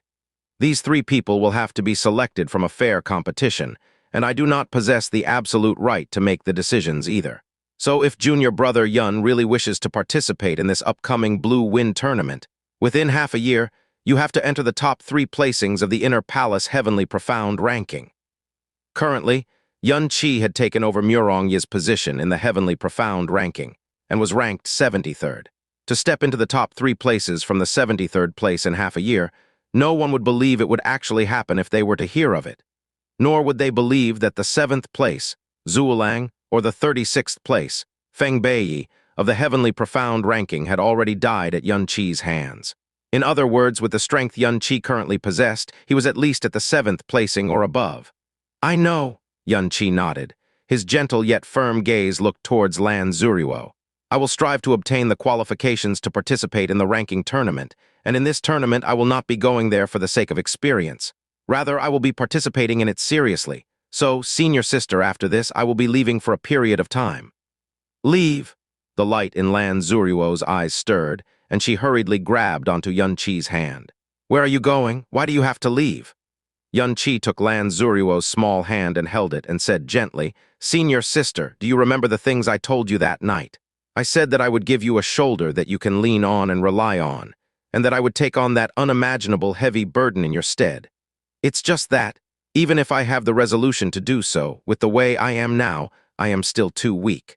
I basically do not possess that sort of shoulder. The things you're bearing, I don't even have the strength to get involved in them. If I were to step into these matters with the way I am now, not only will I not be able to take them on for you, I will also become your burden and a source of your worries. I might even become your weakness. Back when I received invitations from the Crown Prince and the Third Prince at the same time, Instructor Qin had advised me to take the initiative to distance myself from you, because only doing that will be best for you, and it will be a sort of protection for myself as well. But something like that is something I will never ever do. As to how to deal with the invitations from the Crown Prince and Third Prince, I have pondered about it these few days. In the end, after taking into consideration the things I currently possess, no matter how resolved I am, no matter how arrogant I am, I cannot deny that the current me does not have the ability nor the qualifications to get involved in the turbulence within the imperial palace, and neither am I able to carry even a portion of your burden. At least, if the Crown Prince and Third Prince were to wish for my death, it is something that can be easily fulfilled for either of them. So, regarding their invitations, I am unable to choose. Since I can neither decide on either, nor can I choose both or decline both at the same time, the only thing I can do is to choose neither and silently leave. This was the choice Xianxia made after ruminating on it for the last few days. As the Crown Prince and Prince of an empire, they have many subordinates, and the number of experts within this number was not something a regular person could imagine. After leaving Floating Cloud City, he had been spending his time mingling with the younger generation, so he was still able to excel to a certain degree. However, the battle within the Imperial Palace simply could not compare to battles within the younger generation circle. Just by the number of practitioners, among the Crown Prince and Third Prince's subordinates, experts in the Earth Profound Realm number not less than 100, and experts at the Sky Profound Realm definitely existed as well. There might even be numerous Sky Profound Realm practitioners who were close to the Emperor Profound Realm serving under them. No matter who Xianxia chose, he would be dragged into this circle. With such weak, profound strength within that circle, he would not even be able to influence the entire situation in the slightest. The only thing he had was influence over the younger generation. If he were to step into the turbulent situation within the Imperial Palace, the way he was now, other than increasing Lan Zuruo's worries and concerns, what wave of changes could he bring about? And regarding all these, as an imperial princess, Lan Zuruo was even clearer on these issues than Xianxia. Her lips had moved quite a few times, but she could not bring herself to say anything. In the last few days, she had been worried that Xianxia would be dragged into her affairs, and him leaving was definitely the safest option available to him. However, she simply could not bear to have Xianxia leave, because she could no longer imagine a day without him. She did not know when it started, but Xianxia had already become the supporting pillar in her heart, as well as her sustenance. If he were to leave now, she would be at a loss of what to do. Finally, she chose to nod and softly said, "Leaving is good as well. No, it's for the best. If you were just a regular inner palace disciple, they would still try to win you over, but it wouldn't be that urgent and fierce. However, your current influence over the imperial city is too strong. Your choice will definitely sway the inclinations of the younger practitioners to a very large degree. So, no matter who you choose, it will definitely plunge you deep within. At the same time, you will suffer the hatred of the other party, and you might even be assassinated. These few days, I had wanted to advise you to temporarily leave the imperial city as well, yet I couldn't bear to part with you. In this imperial city, my heart has never been able to calm down. If you were to leave my side as well, Lan Zuruo bit her lip and tightly held onto Xianxia's hand. Xianxia shook his head and said, "Senior sister, you don't have to worry. I will only be leaving temporarily, and I won't be away for a long time either. Actually, escaping the invitations of the Crown Prince and Third Prince is merely one of the two reasons why I wish to leave the imperial city. The other reason is that I wish to head out to train. The Blue Wind Profound Palace is indeed a place where countless of practitioners wish to train in, but this place is too comfortable. There is pressure, but it isn't forceful. You will receive injuries, but they won't be life-threatening. I require a place that can push me even further, so as to provide you a shoulder that you can lean on as soon as possible. Half a year, senior sister, give me half a year's time. After half a year, I will definitely come back much stronger than before." Half a year's time was indeed really short as a practitioner's training duration. As to why Xianxia would shorten the time imposed on himself to such an extent, was firstly because the Blue Wind ranking tournament would take place in half a year. However, the most important reason was that he was afraid some sort of huge change would occur in the imperial palace when he wasn't by Lan Zuruo's side if the duration was too long. Then, where will you be going to for the next half a year? Have you decided? Lan Zuruo asked worriedly. Not yet, but I believe that I will be able to find a place immediately after leaving the imperial city, Xianxia said with a relaxed expression. With great effort, Lan Zuruo suppressed the unwillingness that was surging in her heart and said gently, half a year isn't that long either. Since you have already decided, I will stay in the imperial city and calmly wait for your return. But no matter what, do not give yourself too much pressure, and even more so, do not expose yourself to danger. The reason why I am still staying in the imperial palace is because I simply cannot leave my father behind. Yesterday, I personally visited the Black Moon Merchant Guild, but even the Black Moon Merchant Guild has never come to possess a burning soul flower before.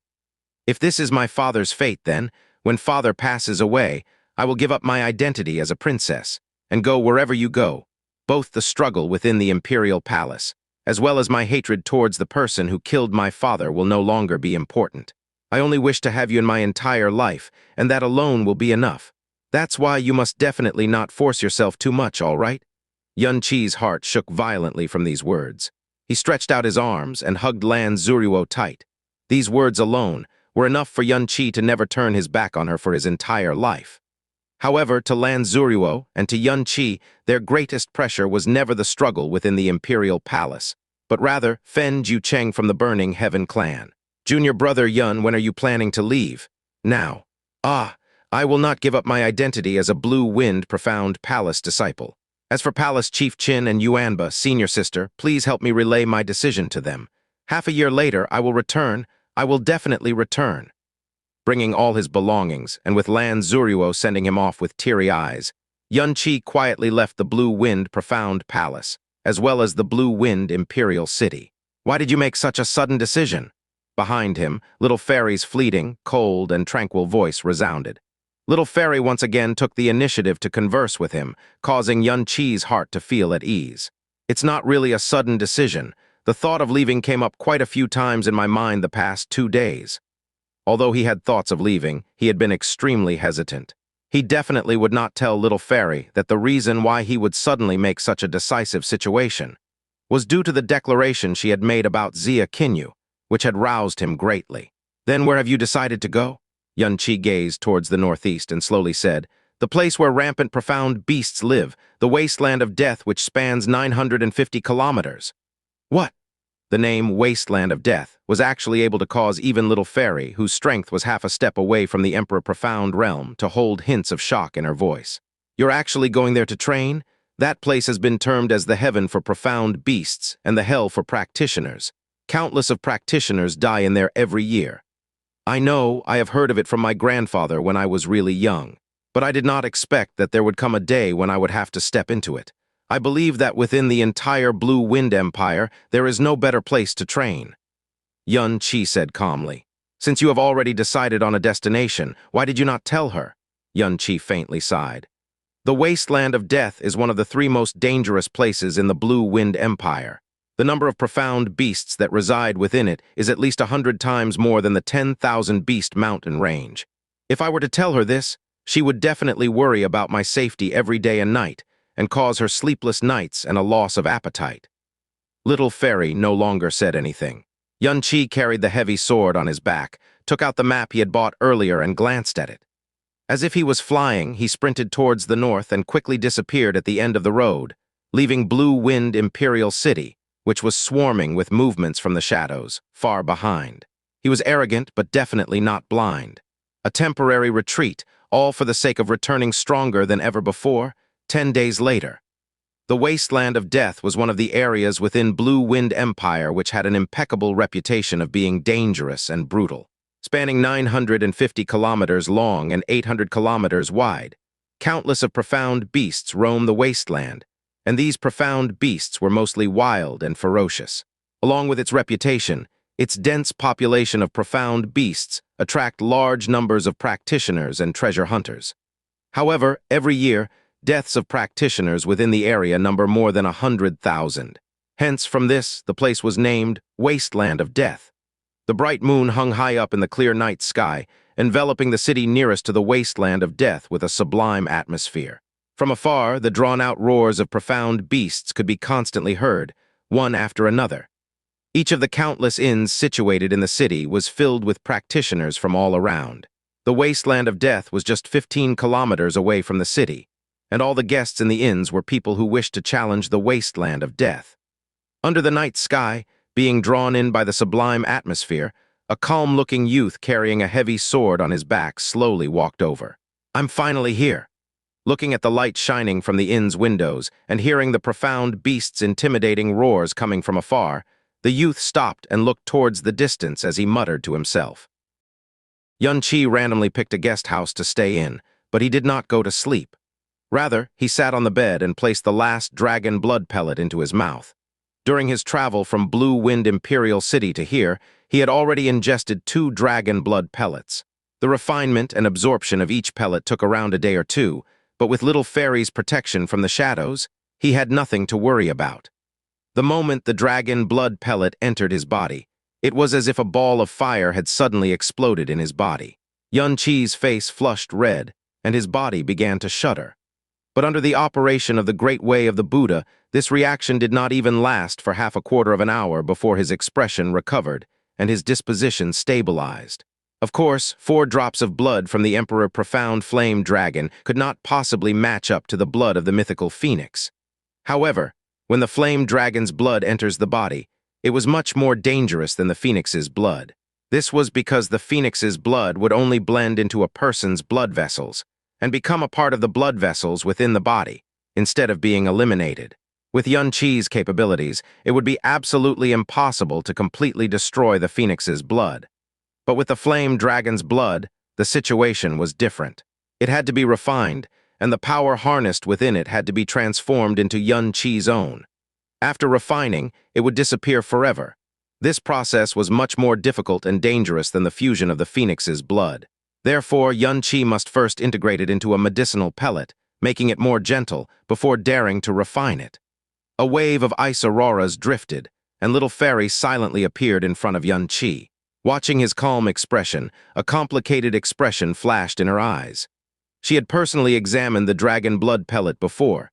It contained pure Emperor Profound dragon blood and at least 4 drops of it, even though it had been assimilated into a medicinal pellet. And the energy contained within the dragon's blood became much gentler. One must at least have profound strength at the spirit profound realm in order to refine it. If someone at the true profound realm tried to forcefully consume it, it would be accompanied by great danger. However, Xianxia had taken 3 dragon blood pellets consecutively, and every refinement had been incomparably successful. Among these, not a single occasion had been with too much pain or struggle, and the entire process was calm and followed with success. This caused amazement to strike her heart. By the time Xianxia was finished, it was already the morning of the 3rd day. However, after opening his eyes, instead of feeling hungry, he only felt light and refreshed. After the refinement of 3 dragon blood pellets, his profound strength had already risen to the peak of the 4th level of the true profound realm, and he was only half a step away from breaking into the 5th level. The benefits these 3 dragon blood pellets brought him wasn't only an increase in profound strength, but also a substantial strengthening of his body and meridians.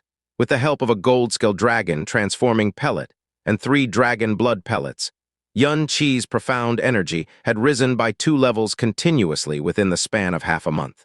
However, while drawing support from medicinal pellets was the fastest method, it was also a large malpractice because it made his profound strength unsteady. After all, this sudden rise of 2 whole levels in profound strength was not due to regular practice. To achieve stability, a large amount of combat was required. Xianxia exited the guest room and purchased sufficient rations. When the shopkeeper saw the purple spatial ring on his finger, he hesitated for quite a while, but gathered enough courage to ask quietly, "Young man, are you also a practitioner who is going to train in the wasteland of death?" "Yes." Xianxia saw that the shopkeeper's eyes beheld kindness, not sure if shopkeeper has any advice for me. He. The shopkeeper sized him up and praised. Already possessing the profound strength of the true profound realm at such a young age, it's truly impressive. Let me guess, you must be from some large clan, or perhaps the genius disciple of a large sect.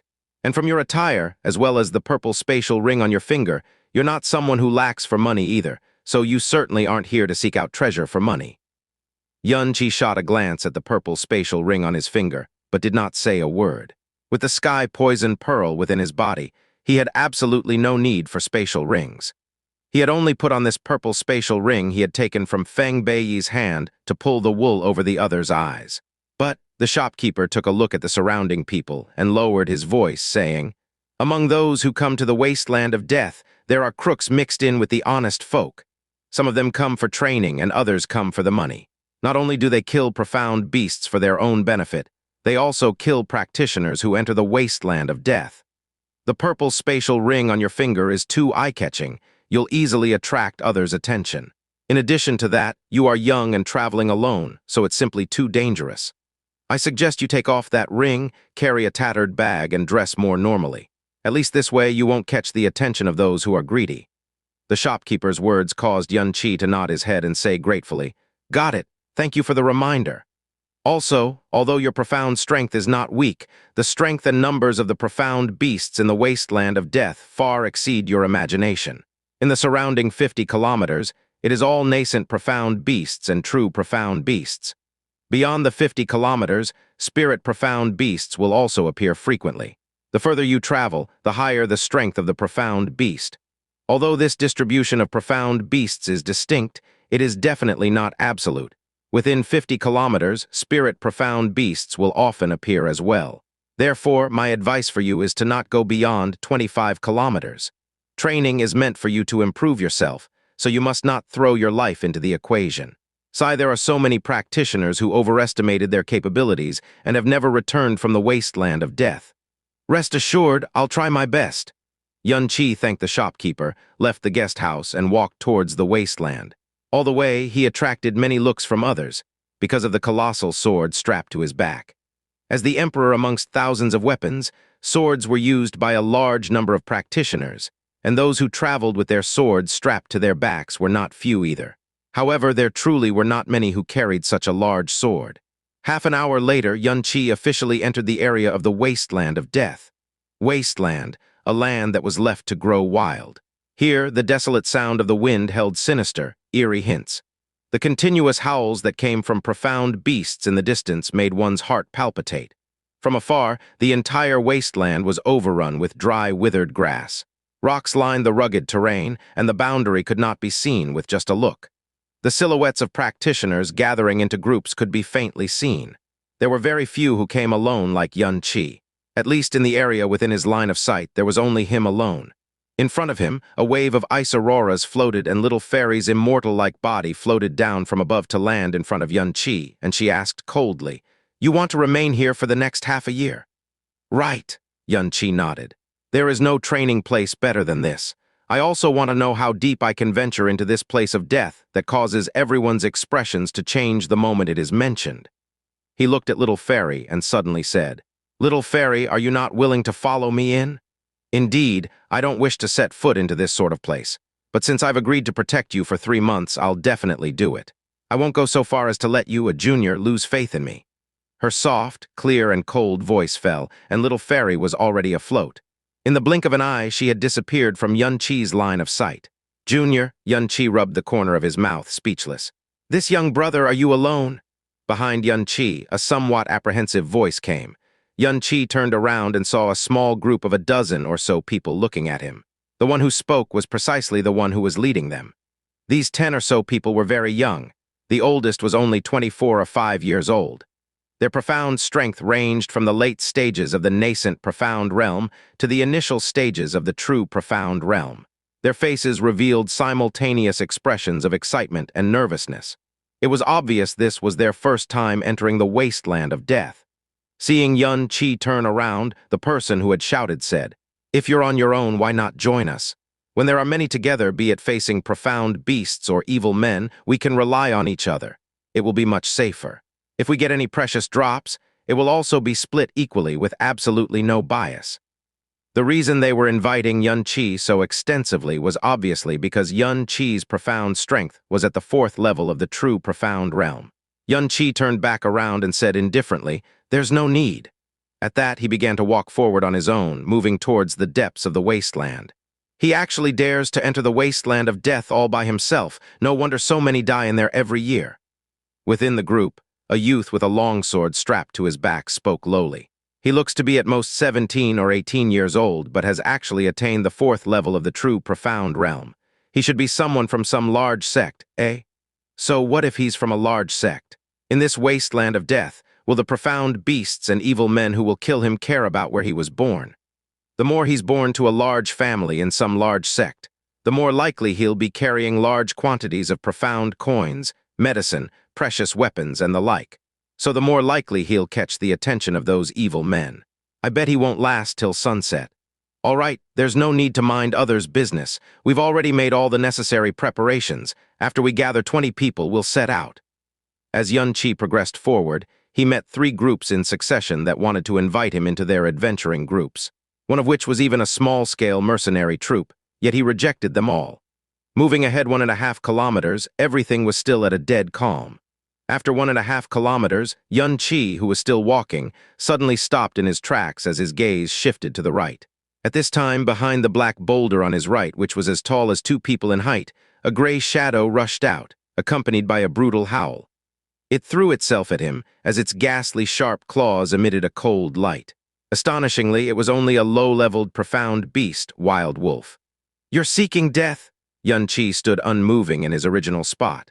As the wild wolf came pouncing at him, he stretched out his right arm abruptly, sweeping the palm of his hand at the wild wolf's head. With only the sound of a single snap, the wild wolf's neck was crushed instantly.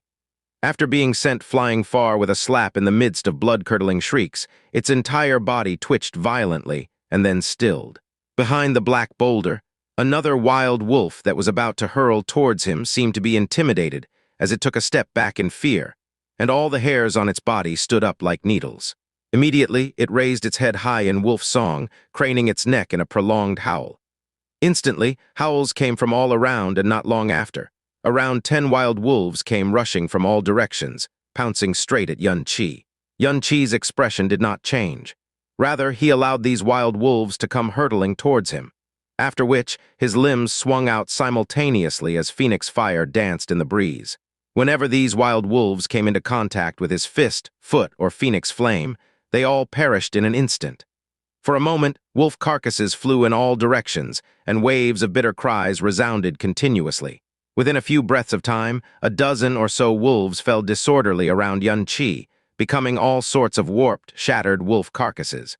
"Too weak. It's impossible to get any experience from this sort of place. I'm only wasting my time." Xianxia clapped the back of his hand. Staring at the shady forest ahead, he quickened his steps and rushed into the depths of the wasteland of death. In the surrounding 15 kilometers, there were basically only nascent profound beasts. After Xianxia ventured 15 kilometers in, scattered or grouped up true profound beasts began appearing in his line of sight. The terrain also grew uneven as all sorts of dead trees and low mounds became increasingly dense. Just as the rumors said, the profound beasts here were extremely frenzied in nature. If they saw a human, they would pounce and assault that person as if they were enemies who could never coexist under the same sky.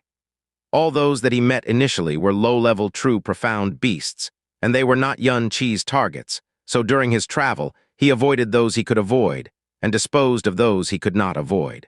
In this way, he progressed forward without much danger and surprise.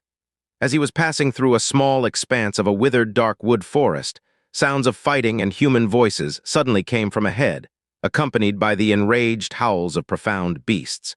"Junior brother Ding, quickly block off its escape route. Don't let it escape. It won't hold up for much longer. Don't start taking it easy." "Junior sister Mew, quickly retreat. It's about to go berserk and it'll hurt you." Xianxia walked out of the black forest, and not far away, 4 people were currently besieging a profound beast. The profound beast's build was comparatively large, and its entire body was covered in armored scales. A single sharp horn protruded from its head, and judging by its imposing air, it should be a high-level true profound beast. The 4 people who were jointly attacking it were all very young. There were 3 males and 1 female. The oldest appeared to be around 23 years old and around the 9th level of the true profound realm. The other two males also appeared to be a little older than 20 years old, and their profound strengths were both at the 5th level of the true profound realm. The young lady who was referred to as Junior Sister Mu was of a similar age to Xianxia and appeared to be only 17 or 18 years old. Her profound strength was also the weakest, having just entered the true profound realm. From how they addressed one another, they should be from the same sect. Their age also matched their cultivation of profound strength. The sect they belonged to must also be quite powerful. It should at least be famous in a particular region, else they wouldn't dare to rush into such a deep place with just 4 people. As that young lady's profound strength was the weakest, she was protected by the other 3, stood in the back, and would only join the attack occasionally under the safest circumstances. The surrounded single-horned beast had thick flesh, coarse skin, and the protection of armored scales. Even so, it couldn't endure against the combined attack of 4 profound practitioners of the true profound realm, not to mention that one of them was a strong being of the true profound realm's 9th level. Its body was already covered in blood and scars, and its counterattacks were growing weaker. Finally, it directly gave up retaliating and struggled in an attempt to escape. HMPH, trying to run. Take my wind cloud sword strike? With an explosive roar, the eldest young man shouted and vaulted into the air. The long sword in his hands released a ferocious wave of sword force, and sent the single-horned beast, which was trying to escape, flopping onto the ground with its limbs facing upwards. After he landed, he rushed forward again as if an arrow released from its bowstring. His longsword ruthlessly pierced forward and pierced through the single-horned beast's throat in a straight line. The single-horned beast gave a sorrowful roar. After its body spasmed for a while, there were no longer any signs of movement. Wow! Senior brother, son, you're too amazing. Even such a ferocious beast was defeated by just 2 or 3 of your attacks. The name of the young lady who was referred to as Junior Sister Mu was Mu Zioling. As she looked at the fallen single-horned beast, her eyes sparkled and her face was filled with admiration. The one who had stabbed the single-horned beast to death was named Sun Zhou. He was the oldest among the 4 and was also the one with the highest cultivation. Upon hearing Mu Zioling's words, he laughed and said, "Junior sister is overpraising me. It's not that I'm strong, it's that this profound beast was too weak. Junior sister's talent is much greater than mine. When you're my age, you'll definitely be able to vanquish this single-horned beast much faster than I did." His words sounded modest, but hints of smugness flashed through his eyes. He instructed the other 2, "Junior brother Ding, junior brother Han, extract its profound core." Junior brother Ding and junior brother Han quickly moved forward and cut open the carcass of the single-horned beast. Not long after, they extracted the profound core with much experience. MN, including this profound core, our mission this time will be completed with another 13 true profound beasts' profound cores. I believe this time we're bound to be the first group to finish this mission. Master will definitely praise us greatly. Taking the profound core, Sun Zhou spoke with a face filled with pride. The 2 junior brothers immediately went up and cajoled. This was all because senior brother Sun is brave and powerful. Otherwise, even with 3 more days of time, we wouldn't be able to finish the task. We're really too lucky to be grouped with senior brother Sun. Senior brother Sun nodded and said with an expression full of pride, "Not at all, not at all. This was the fruit of our combined efforts. Both junior brothers are still young. Your future accomplishments definitely won't pale in comparison to mine." "Oh." At this moment, Sun Zhou suddenly saw Xianxia, who was walking out of the withered dark wood forest towards them. He originally only saw a single silhouette that had even come forth alone, so his heart immediately grew vigilant. Because whoever dared to come here alone was either an expert or an idiot. But after realizing Xianxia's age and scouting out his profound strength, he laughed disdainfully and said in a low voice, "It is yet another reckless fool." Just after his low sneer, junior brother Ding suddenly gave a low gasp from beside him, pointed at Xianxia and said agitatedly, "Senior brother Sun, quick, quick, look at his right hand. It's a purple spatial ring." In the midst of his cry, Sun Zhou's gaze fell on Xianxia's right hand, then stared unwaveringly at the purple spot of light on his finger.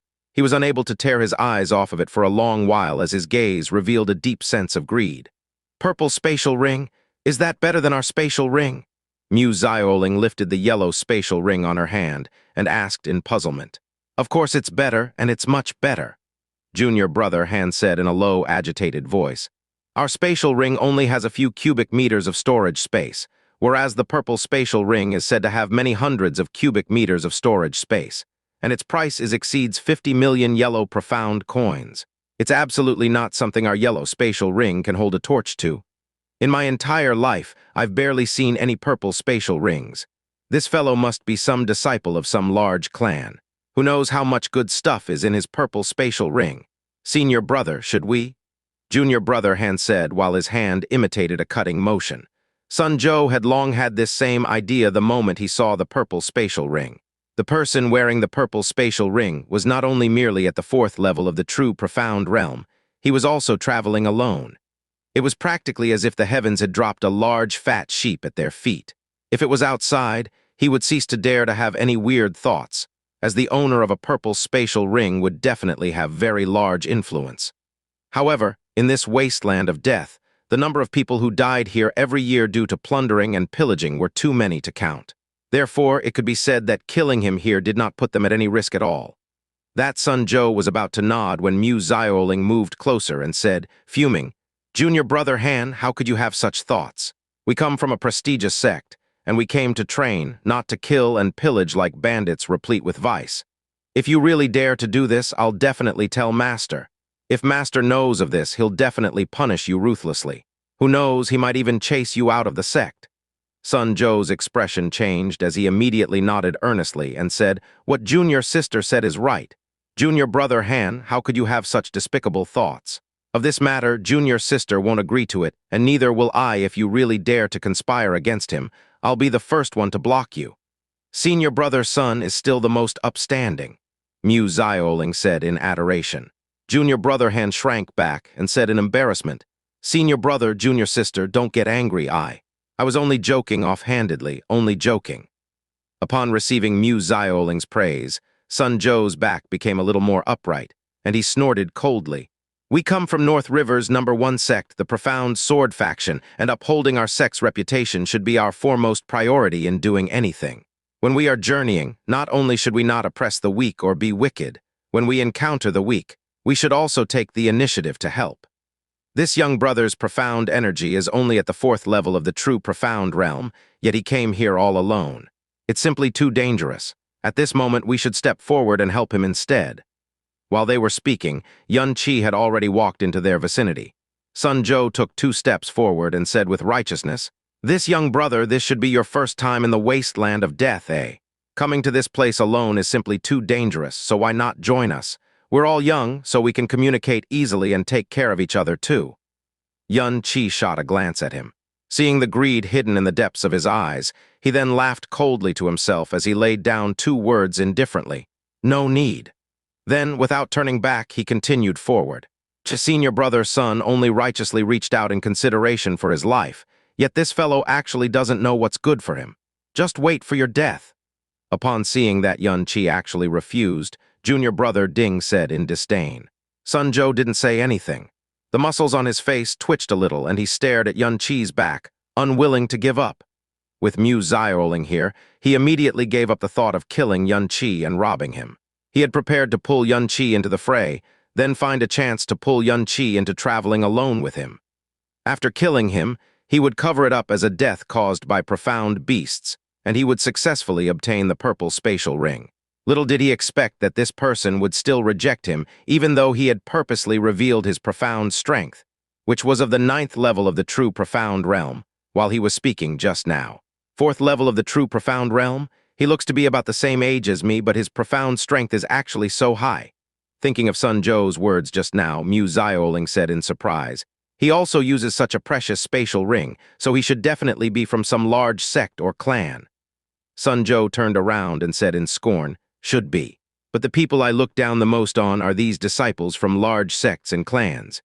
It's because their profound strengths are all forcefully brought about by all sorts of medicines, and is not at all firm, unlike us who cultivate it step by step. Although his profound energy is at the 4th level of the true profound realm, if he fights, he might not even be able to beat junior sister." A woo! Just as Sun Zhou was speaking, an anguished wolf howl suddenly came from the black forest behind him. Subsequently, an enormous blue silhouette abruptly scuttled out from the black forest, rushing straight at the group of 4. This blue silhouette was over 3 meters tall. Its eyes were red, and its claws were like steel hooks. Its back was thick gray, and its entire body gave off an extremely berserk aura.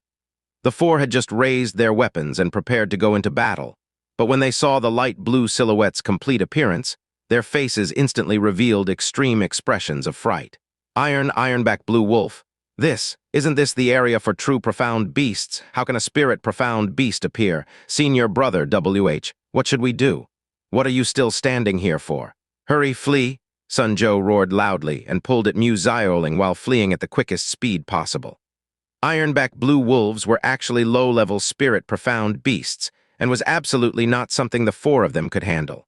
Its claws and teeth, which were sharper than fine steel, could easily tear apart their profound defense and bodies.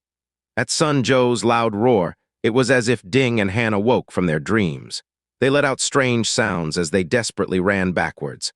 But how could their speed match up to the Ironback Blue Wolf? In the blink of an eye, the Ironback Blue Wolf had caught up to junior brothers Ding and Han. With a snarl, the Ironback Blue Wolf's enormous body sent both of them hurtling onto the floor. With a clap, the wolf's claws pierced into both their bodies as if they were tofu.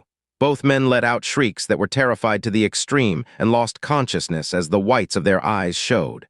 It was unknown whether this was due to extremely severe injuries or if they had directly fainted. Ah! Senior brother Ding, senior brother Han.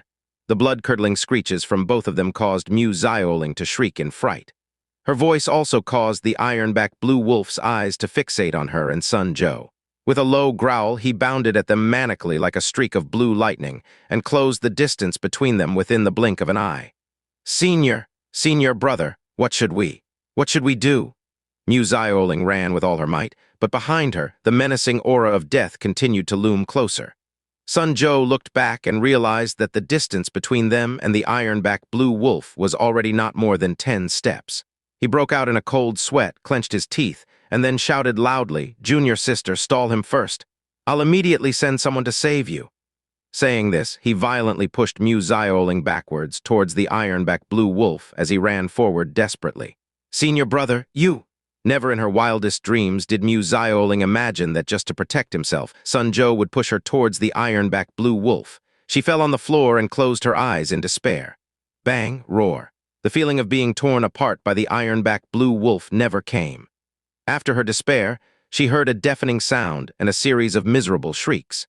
She slowly opened both eyes and saw that in front of her was the back view of a luxuriously clothed youth who carried a colossal iron sword on his back. And the Ironback Blue Wolf was already beyond 10 meters away, rolling around haggardly on the ground. It was him. Looking at his back, she remembered that he was the youth who had just been walking away. The Sun Zhou who was running away turned his head back and saw this scene. For a moment, he sent a wave of barraging insults. This fellow, he's really seeking death. At least it allowed Daddy here some time to escape. It seems like even the heavens don't wish to see me die. The Ironback Blue Wolf, which was knocked away, climbed back up quickly, its bloodshot eyes staring straight at Xianxia. It exploded in an even more manic aura, and with a roar, its aura stifling, it came pouncing over, high in the sky from 20 meters away. Furrowing his eyebrows, Xianxia suddenly jumped up when it came close and leapt above the Ironback Blue Wolf. Pulling the colossal sword from his back, he went hurtling down with a loud bang snap. The reason the Ironback Blue Wolf was named thus was because its back was as tough as iron, and was also the strongest defensive area on its body. But under the attack from Xianxia's heavy sword, its steel-like backbone was smashed in an instant with a sharp, clear, ear-splitting sound. With an anguished wail, the Ironback Blue Wolf fell heavily towards the ground and rolled far away like a rubber ball. After which, it stayed paralyzed there, and there were no longer any signs of movement. Underneath its body, a large pool of blood slowly began to spread. Even though it was a spirit-profound beast, it still perished immediately upon a single hit with all his strength. This was enough to show how strong and terrifying the heavy sword was. Xianxia strapped the heavy sword back to his back and shot a glance at the quivering Mu Zioling. He did not even look at the Ironback Blue Wolf's carcass as he walked straight ahead onto his original path. After quite a while, Mu Zioling finally recovered from the enormous shock and fright. As she watched Xianxia's figure walk further and further away, her voice trembled as she said, Thank you." In another direction, the Sun Zhou, who had already escaped a considerable distance, stopped where he was, stunned by the scene he had just witnessed. No matter what, he just couldn't believe that the terrifying ironback blue wolf was actually purged by just a single attack from the youth at only the 4th level of the true profound realm. Unless that wasn't really a ironback blue wolf, and was actually a true profound beast that looked extremely similar. If not, how would it appear in the threshold of the true profound beasts and actually get thrashed by someone of only the 4th level of the true profound realm? Thinking to here, Sun Zhou felt a sudden wave of regret. Watching Mu Zioling, who was getting up from the floor, he gritted his teeth and quickly ran back. He shouted in a loud voice from far away, "Junior sister Mu, are you all right? Did you get injured?" Seeing Sun Zhou run over, all the admiration in Mu Zioling's eyes disappeared. All that was left was deep disappointment. She pushed Sun Zhou's outstretched hand away violently and angrily said, "Senior brother, son, you've made me too disappointed in you. It's fine if you don't bring me with you while escaping, but you actually pushed me towards the ironback blue wolf. You're practically not a human being. I've been wrong about you all these years. Junior sister, you're mistaken. You've completely misunderstood me," Sun Zhou said with a wronged expression on his face. "We've been in the same sect all these years. Do you still not understand what sort of person I am? Even if I die, I still wouldn't let a single hair on Junior sister come to harm. When I pushed Junior sister just now, it was to push you away, and then attract the ironback blue wolf into chasing me alone. I was prepared to use my own life to save Junior sister's, yet Junior sister actually misunderstood me this way." Mu Zioling laughed coldly. "Do you take me for a 3-year-old child? You'd find better luck tricking a ghost." Sun Zhou instantly lifted 2 fingers and furrowed his eyebrows and said very solemnly, "I swear to my Sun family ancestors, if any of what I'd said just now was a lie, let I Sun Zhou get hit by lightning and die a painful death." Hearing Sun Zhou lay down his toxic oath, Mu Zioling's heart swayed for a moment. Thinking of Sun Zhou's past actions, as well as the words he had spoken, it didn't seem like a definite impossibility. Thinking of this, even though she didn't believe him completely, her heart was still somewhat comforted. Additionally, her other senior brothers were fainted on the ground, and it was unknown if they were alive, so the only person she could depend on now was Sun Zhou. At once, her expression softened a little as she said, "All right, I'll believe you for now. Let's go check up on senior brothers Ding and Han for now."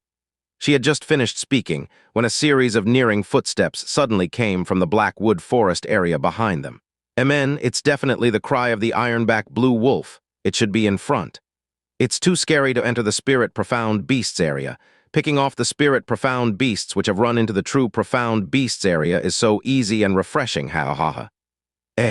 Why is the sound of the ironback blue wolf gone? Could it be that it escaped far, far away?" As the sound grew close, a 12-person group also appeared in their line of sight.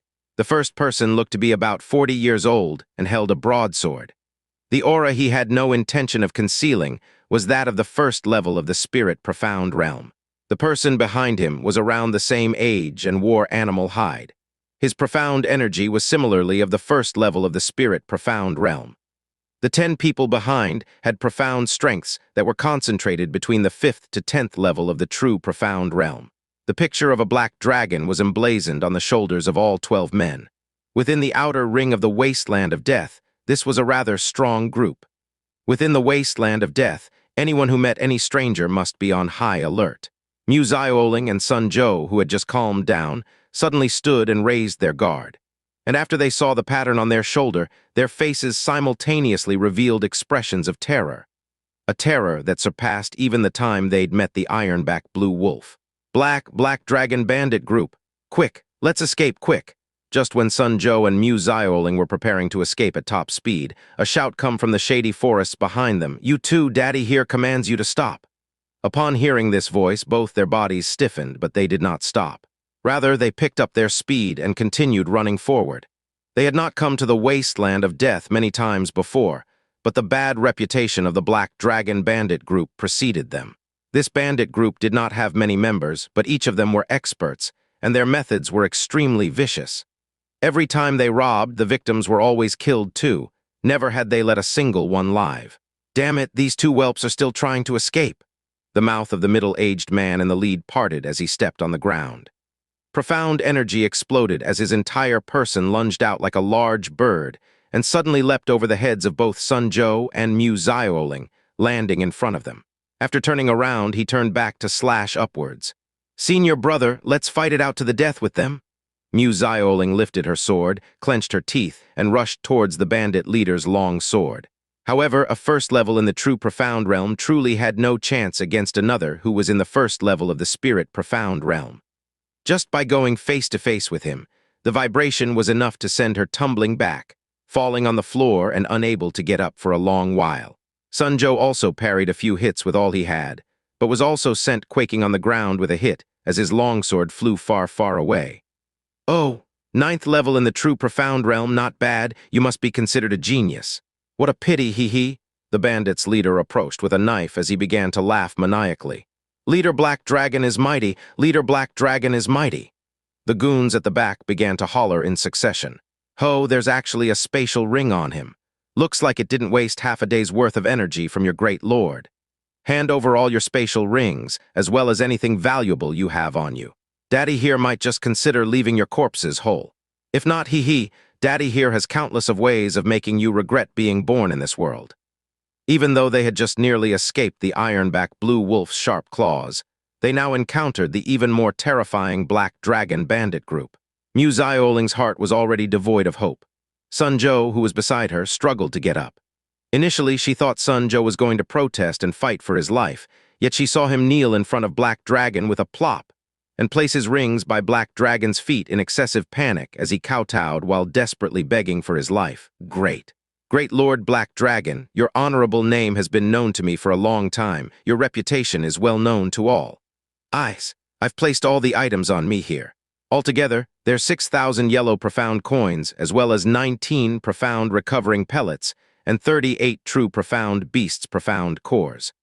I present all of these to Great Lord to show my piety for Great Lord. May Great Lord spare my life. I don't want to die, don't want to die. What a despicable wretch." Vice Leader White Dragon and the 10 other group members behind them all started to laugh maniacally in scorn. "Senior brother, son, you. Mu Xiaoling's little face paled as she lost all faith, and her heart turned cold towards this senior brother she had usually admired. Hearing Mu Xiaoling's voice, it was as if Sun Zhou had just woken from a dream. He pulled one of her arms and said impatiently, Right. Great Lord, this is my junior sister. She's called Mu Xiaoling. She has quite a fresh appearance, and is still a virgin up till today. I offer her to Great Lord. May Great Lord enjoy her as much as you please. May Great Lord spare my lowly life on account of my piety. From now on, I'll be deeply grateful, and I won't ever forget your grace." You're a beast, a bastard. You're not even human. Mu Xiaoling shook all over. The her who was deficient vocabulary-wise already could not find any words to insult this nasty person who had shown his true nature. Her face was ashen, and her heart was filled with grief. Black Dragon laughed manically. "I've seen many miserable wretches, but one as contemptible as you. Tusk, there are really few. However, your piety is really insincere. This lass is someone I, your great lord, seized myself.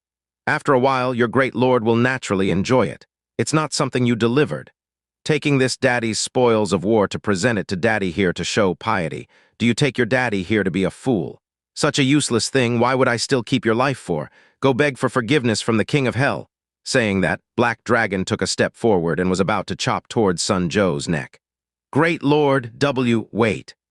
Seeing the raised chopper, Sun Zhou nearly pissed his pants in fright. He kowtowed repeatedly to beg for his life.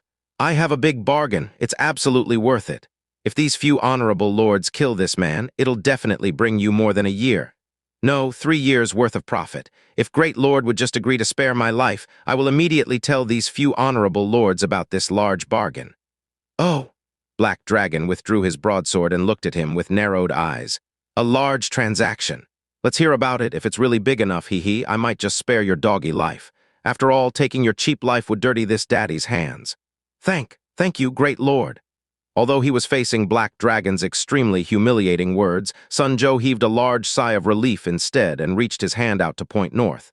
"There, that person. Just now, I clearly saw a purple spatial ring on that person's hand. It's purple, definitely.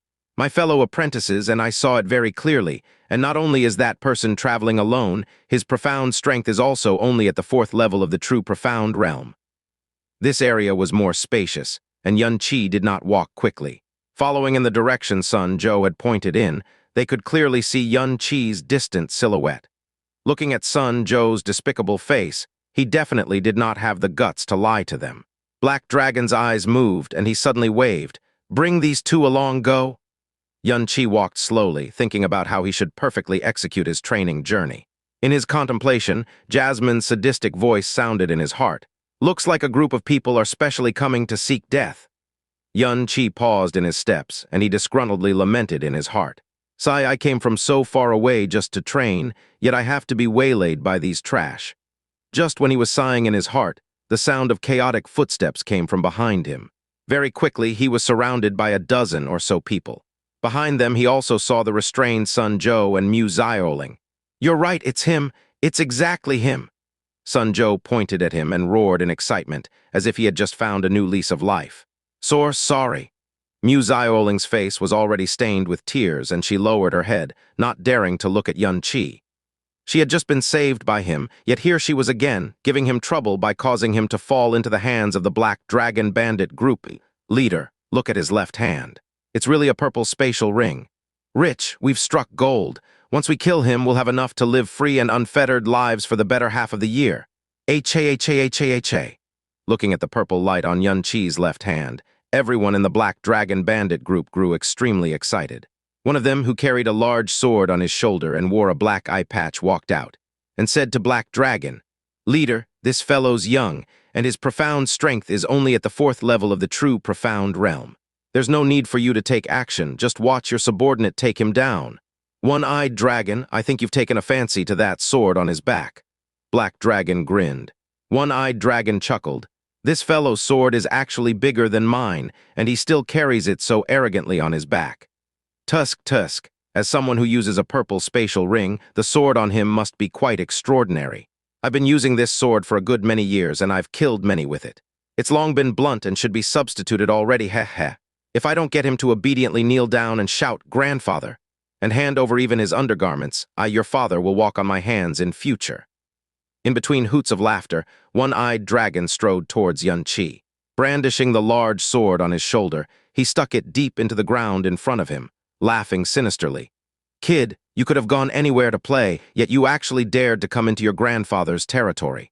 Would you like your grandfather to be a bit more courteous towards you or less?" Yun Qi tapped his chin and asked worriedly, "What will make you courteous and what will not?" "It's extremely simple. As long as you listen obediently, us grandfathers will naturally be courteous. However, if you're disobedient, he." His gaze fell on the heavy sword behind Yun Qi. "If you want grandfather to be more courteous towards you, then you should first throw your sword over for grandfather to play with. If grandfather's happy, he might just leave you a pair of underwear, ha-ha-ha." A wave of laughter rumbled throughout the Black Dragon bandit group. "This one-eyed dragon has really taken a fancy to that sword. Tusk, that sword's so huge, it has to be at least 100 or 150 kilograms. 100 or 150 kilograms. Cut the crap. This youngster's so smooth-skinned, and his profound strength is only at the 4th level of the true profound realm. If it were really 100 or 150 kilos, how would he be able to keep carrying it on his back? I think it's only the sword's appearance that's big, and it's merely an empty husk. It's at most 50 or so kilos, maybe it isn't even 50 kilograms. He probably only carries it on his back to scare others." "You want to play with my sword?" Upon hearing One-Eyed Dragon's words, Yun Qi starting to laugh strangely. He stretched his hand out to take the Overlord's colossal sword from his back. It wasn't too large an action either. With a passing throw, he threw it towards One-Eyed Dragon. "Since you want to play, then I'll let you play." Catch it well, Yun Qi's act of throwing the sword was nimble. It was flippant and simple, as if he was conveniently throwing pebbles. With this throw, the Overlord's colossal sword also, nimbly, flew towards One-Eyed Dragon. "I'll consider you smart." One-Eyed Dragon laughed loudly. He stepped forward as if he couldn't wait any longer and reached his hand out to catch the heavy sword that was thrown at him. One-Eyed Dragon's hand accurately grabbed onto the wide hilt of the heavy sword. However, before he even had the chance to laugh out any sound, he already felt the heavy pressure of a weight around 1,500 kilograms suddenly come from his arm. Crack, the weight of 1,950 kilograms, coupled with it falling, instantly fractured and crushed One-Eyed Dragon's arm. The momentum of the heavy sword did not falter, and landed directly on his chest with a bang sound. One-eyed dragon was violently smashed onto the ground while screaming out in agony. Under the heavy pressure of the heavy sword, as much as half of his body had even sunk down into the earth beneath him with a dull rumble. More than 10 bones in his chest broke at the same time as he sprayed out a mouthful of blood with great intensity. Actually, if one-eyed dragon had raised all of his profound strength, prepared his profound energy for defense, and adopted a proper posture, even if he didn't end up receiving the sword, he wouldn't have been smashed half to death. However, when receiving a sword thrown so casually by a youth, who would raise all their profound strength to receive it, the group of black dragon bandits, currently in the midst of laughter, were all struck dumb, and their eyeballs nearly popped out of their sockets. Xianxia crossed his chest and laughed coldly. "Is my sword fun? You. The heavy sword still laid heavily on his chest, resulting in a concavity in one-eyed dragon's chest. He was completely suffocated, unable of taking even a breath.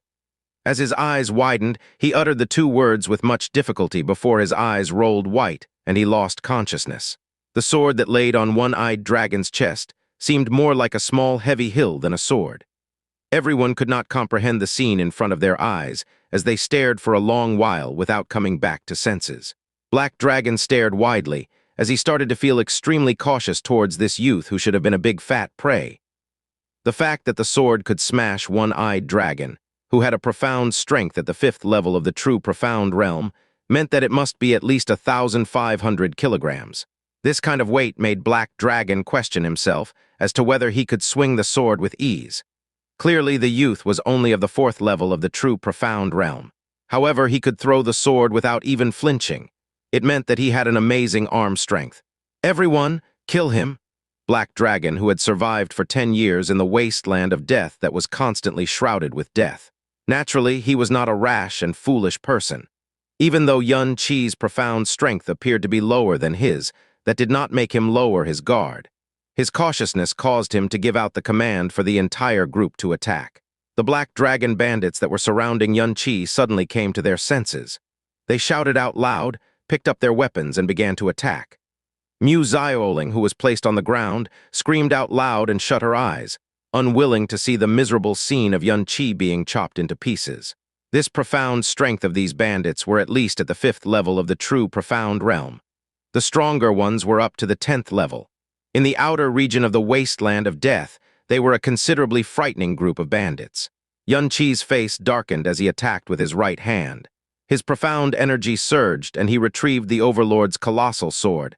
Holding it horizontally in his hand, he spun on the ground with it. Whoosh!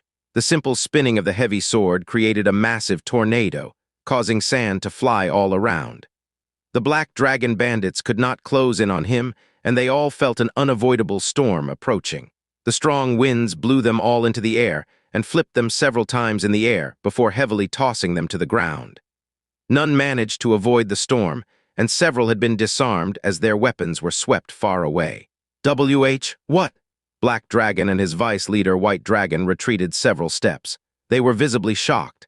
That was such a frightening and tyrannical swing. It did not hit anyone, nor had any profound strength been used.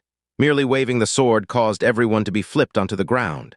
The next scene made Black Dragon and White Dragon so afraid that they nearly lost their nerve. Xianxia simply did not even want to waste another second on these people, so he smashed his great sword onto the ground. The body of the sword ignited into flames, and on Xianxia's forehead, the imprint of the golden phoenix let off a golden radiance. Star, scorching, demon, lotus. As Xianxia muttered under his breath, his body became surrounded with the flames of the phoenix, which instantly grew several meters in height before scattering from his body and forming a demonically beautiful lotus. The lotus instantly engulfed a 20-meter radius with Xianxia at its center, mercilessly burning all the fallen Black Dragon bandits trapped within with the fatal phoenix flame. Many horrible shrieks could be heard from within the gigantic flame lotus. The shrieks sounded ghastly, as though it were cries that came from the depths of hell. However, the star-scorching demon lotus did not weaken. Instead, it continued burning mercilessly at full force. The layers of fire soon grew larger and larger before turning into another gigantic flame lotus. It trapped each and every person who was tossing and turning around in pain and despair, before eventually turning them into ashes. This was the second time Xianxia had used the star-scorching demon lotus. However, the strength of the lotus this time was several times stronger than the first time. Black Dragon and White Dragon had robbed and killed numerous people over the past 10 years. The word coward could not be linked to them at all. However, as they saw their lackeys being burnt into slag in front of their eyes, their faces turned as white as sheet. Their teeth chattered, and their legs trembled as all the muscles on their body also spasmed. Big bro, White Dragon stood in front of Black Dragon and said in a trembling voice, let's leave quickly." Black Dragon retreated a few steps before turning around abruptly and escaping. White Dragon was stunned for a moment before escaping himself. Two middle-aged profound practitioners with profound strengths of at least the first level of the spirit profound realm, whose blade tasted blood every single day, were actually scared out of their wits by a youth who was only at the fourth level of the true profound realm and had to flee from him. Before they were even able to run very far, a figure had shot flying out from within the flame lotus and instantly appeared above them. Carrying a heavy pressure and force, the colossal heavy sword smashed down from above their heads. Black Dragon and White Dragon turned around and shouted out loud. Both their long swords were infused with all their profound strength to block the hit. One who was only at the fourth level of the true profound realm against two others who were at the first level of the spirit profound realm. This was something capable of only people who were either crazy or no longer valued their lives. Facing the two who were receiving his attack at full strength, Xianxia merely shifted his gaze slightly. He had no intention to dodge. He attacked directly with full strength, and his sword's momentum increased tens of times instantaneously. If he was holding any other type of weapon, even with the Great Way of the Buddha, he wouldn't dare face them head-on. But he was wielding a heavy sword. In a direct confrontation, what other weapon could possibly compare to the heavy sword?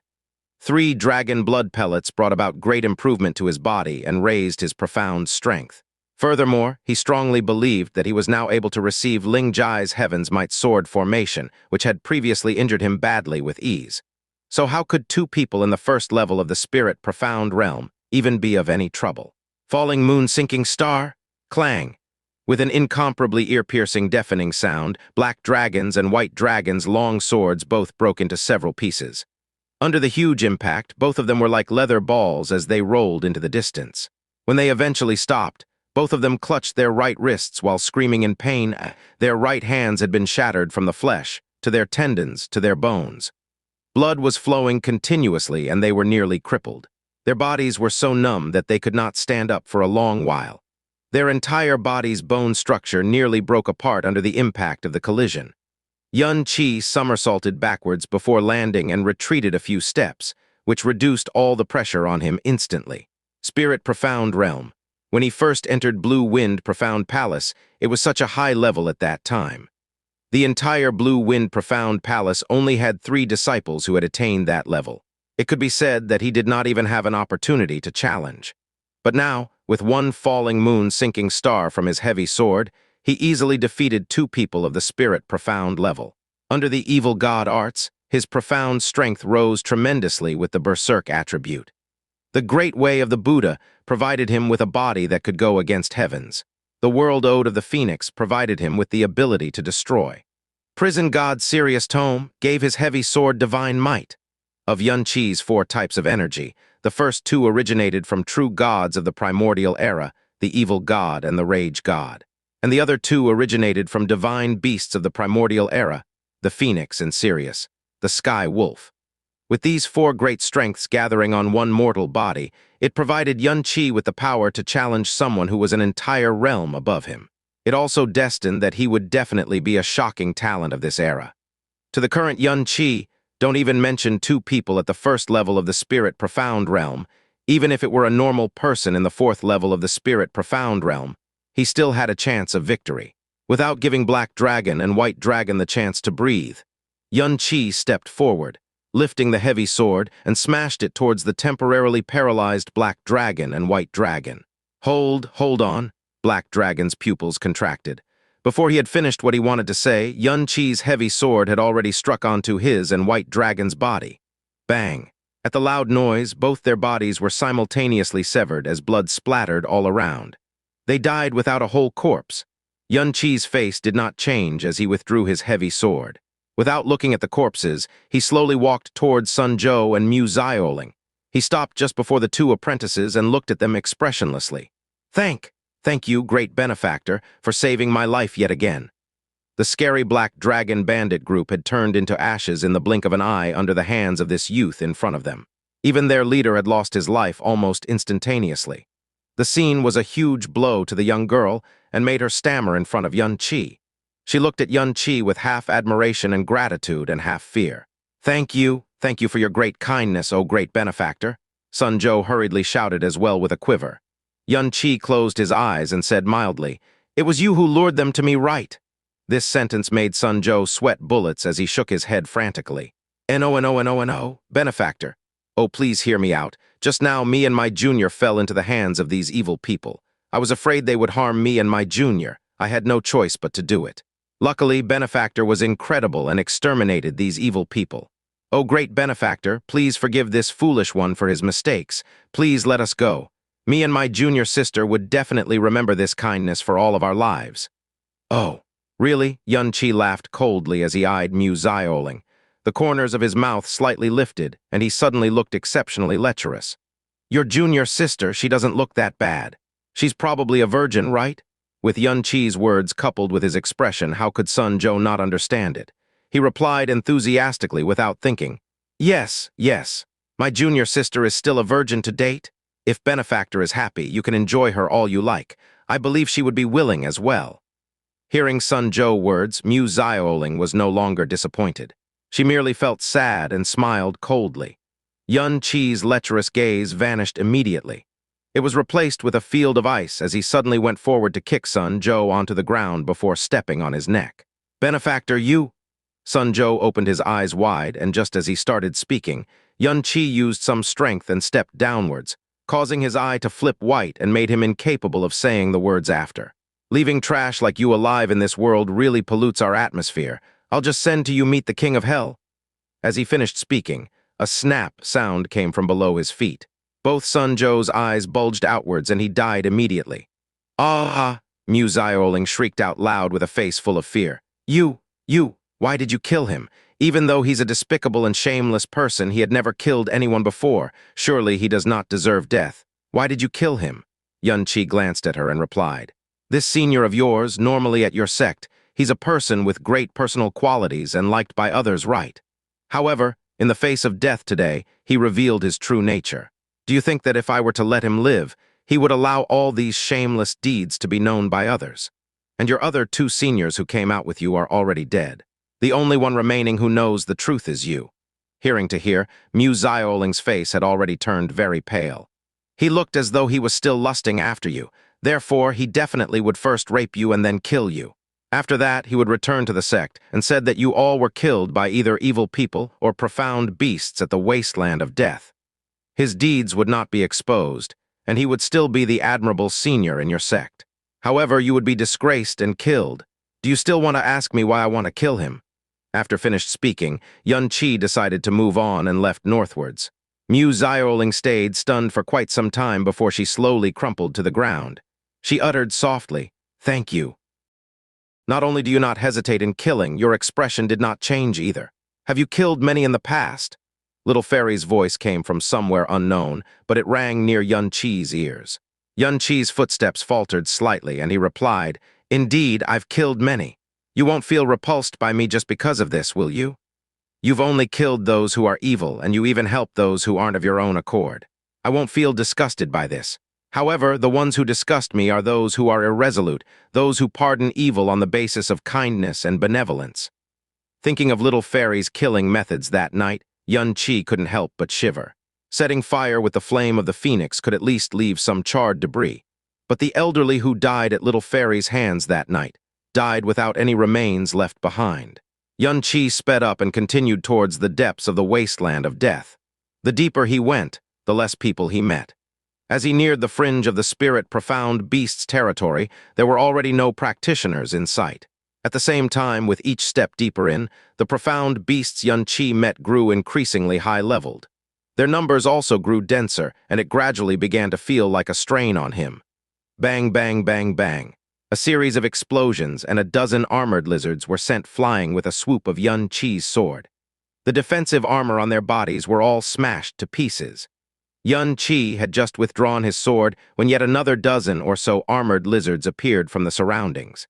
With a frightening sound, they closed in on him. The strength of each of these armored lizards were equivalent to a profound practitioner at the 8th level of the true profound realm. A sweep of these armored lizards' gigantic tails was like that of a mace. Xianxia jumped up, and before he reached the tallest height, he suddenly used Star God's broken shadow and rushed down in defiance of any physical limitations. Phoenix flames shot out like arrows and instantly knocked over the nearest armored lizard.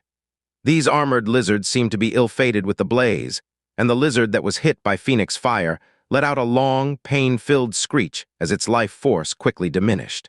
Xianxia's gaze concentrated. Then he rushed into the midst of the armored lizards like lightning. His body was aflame with Phoenix fire, and the large sword in his hands became a rising, surging crimson flame dragon. With every fall of his colossal sword, flames shot out in all directions, gradually lighting a large area of flame and quickly melting the defensive armor of each and every armored lizard. In the time it took for a few dozen breaths, Xianxia had made 2 round trips amidst the armored lizards and annihilated all the armored lizards which had just swarmed up. Phew! Xianxia stood his sword on the ground and exhaled a long breath. After resting for a bit, he resolutely moved onwards and set foot into the spirit profound beast's territory. Climbing over a low mound, 7 ironback blue wolves with ruthless auras appeared in his line of sight. These ironback blue wolves' sense of smell were especially sensitive. The moment they smelled a stranger's scent, 7 pairs of blue eyes basically fixated on Xianxia's location at the exact same time. Then, one by one, they howled and rushed up manically. 7 ironback blue wolves with the strength of a profound practitioner at the 1st level of the spirit profound realm. This was undoubtedly the greatest lineup Xianxia had faced up until now. Xianxia didn't have the slightest intention of backing down. He drew the heavy sword from his back and was about to forge ahead when suddenly he heard waves of wolf howls that seemed to be in response, following which a few dozen light blue shadows appeared from every direction and rushed towards this location. They were ironback blue wolves. FCK! For a moment, Xianxia's hands, which were gripping the heavy sword, trembled and cold sweat flowed out. Almost without thinking, he turned tail and fled. What a joke! He could finish off one with ease, 7 would still be manageable with some effort, and he might even get injured a little. But he shouldn't hope to handle more than 10, and with so many. The only action for him to take was to flee. Straight away, stepping out of the spirit profound beast's territory range, the wolf howls behind him slowly died down. Leaning on a rough, dried-up tree, Xianxia wiped the cold sweat from his forehead. "Why are the profound beasts in the wasteland of death so concentrated?" Jasmine suddenly asked. "I've heard that a long, long time ago, this was the profound beast's territory. Otherwise, this wouldn't have been termed a heaven for profound beasts." Xianxia answered. "Profound beasts crowd together, crowd out foreigners, and stay for a long time without dispersing. This is definitely not without reason. There is an extremely large number of profound beasts in the 10,000 Beast Mountain range, and they are extremely xenophobic. The reason for this is obvious. It is because the aura of the phoenix exists in the heart of this mountain range. As profound beasts, they would naturally fear and revere this sort of aura from a divine beast.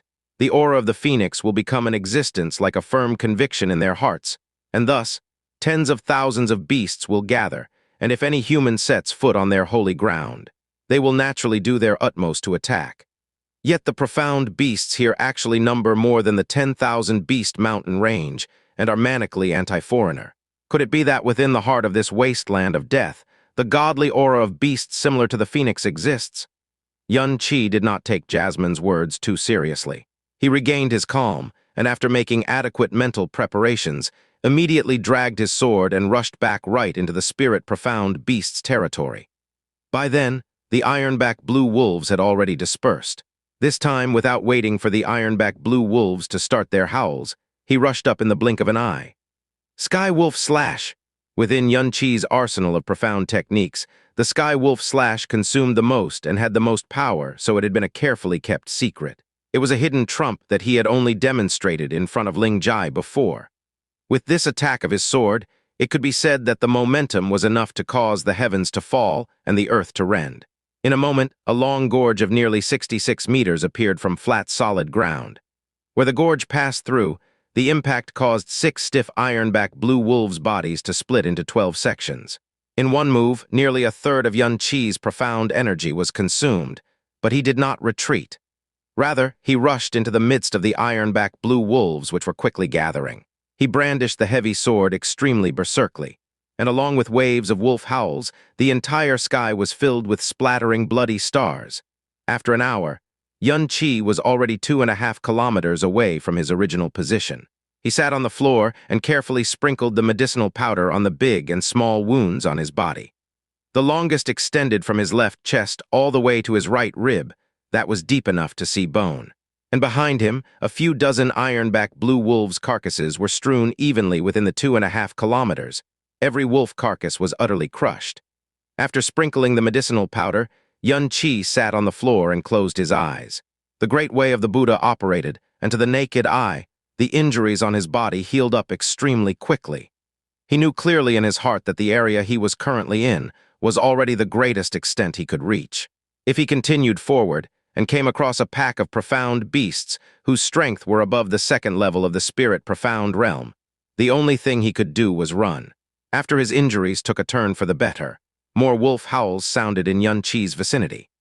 Xianxia opened his eyes, and without even changing his clothes, immediately pulled at the tattered clothes on his body, grabbed his heavy sword, and stared coldly at the dozen or so ironback blue wolves which had yet again appeared out of the blue.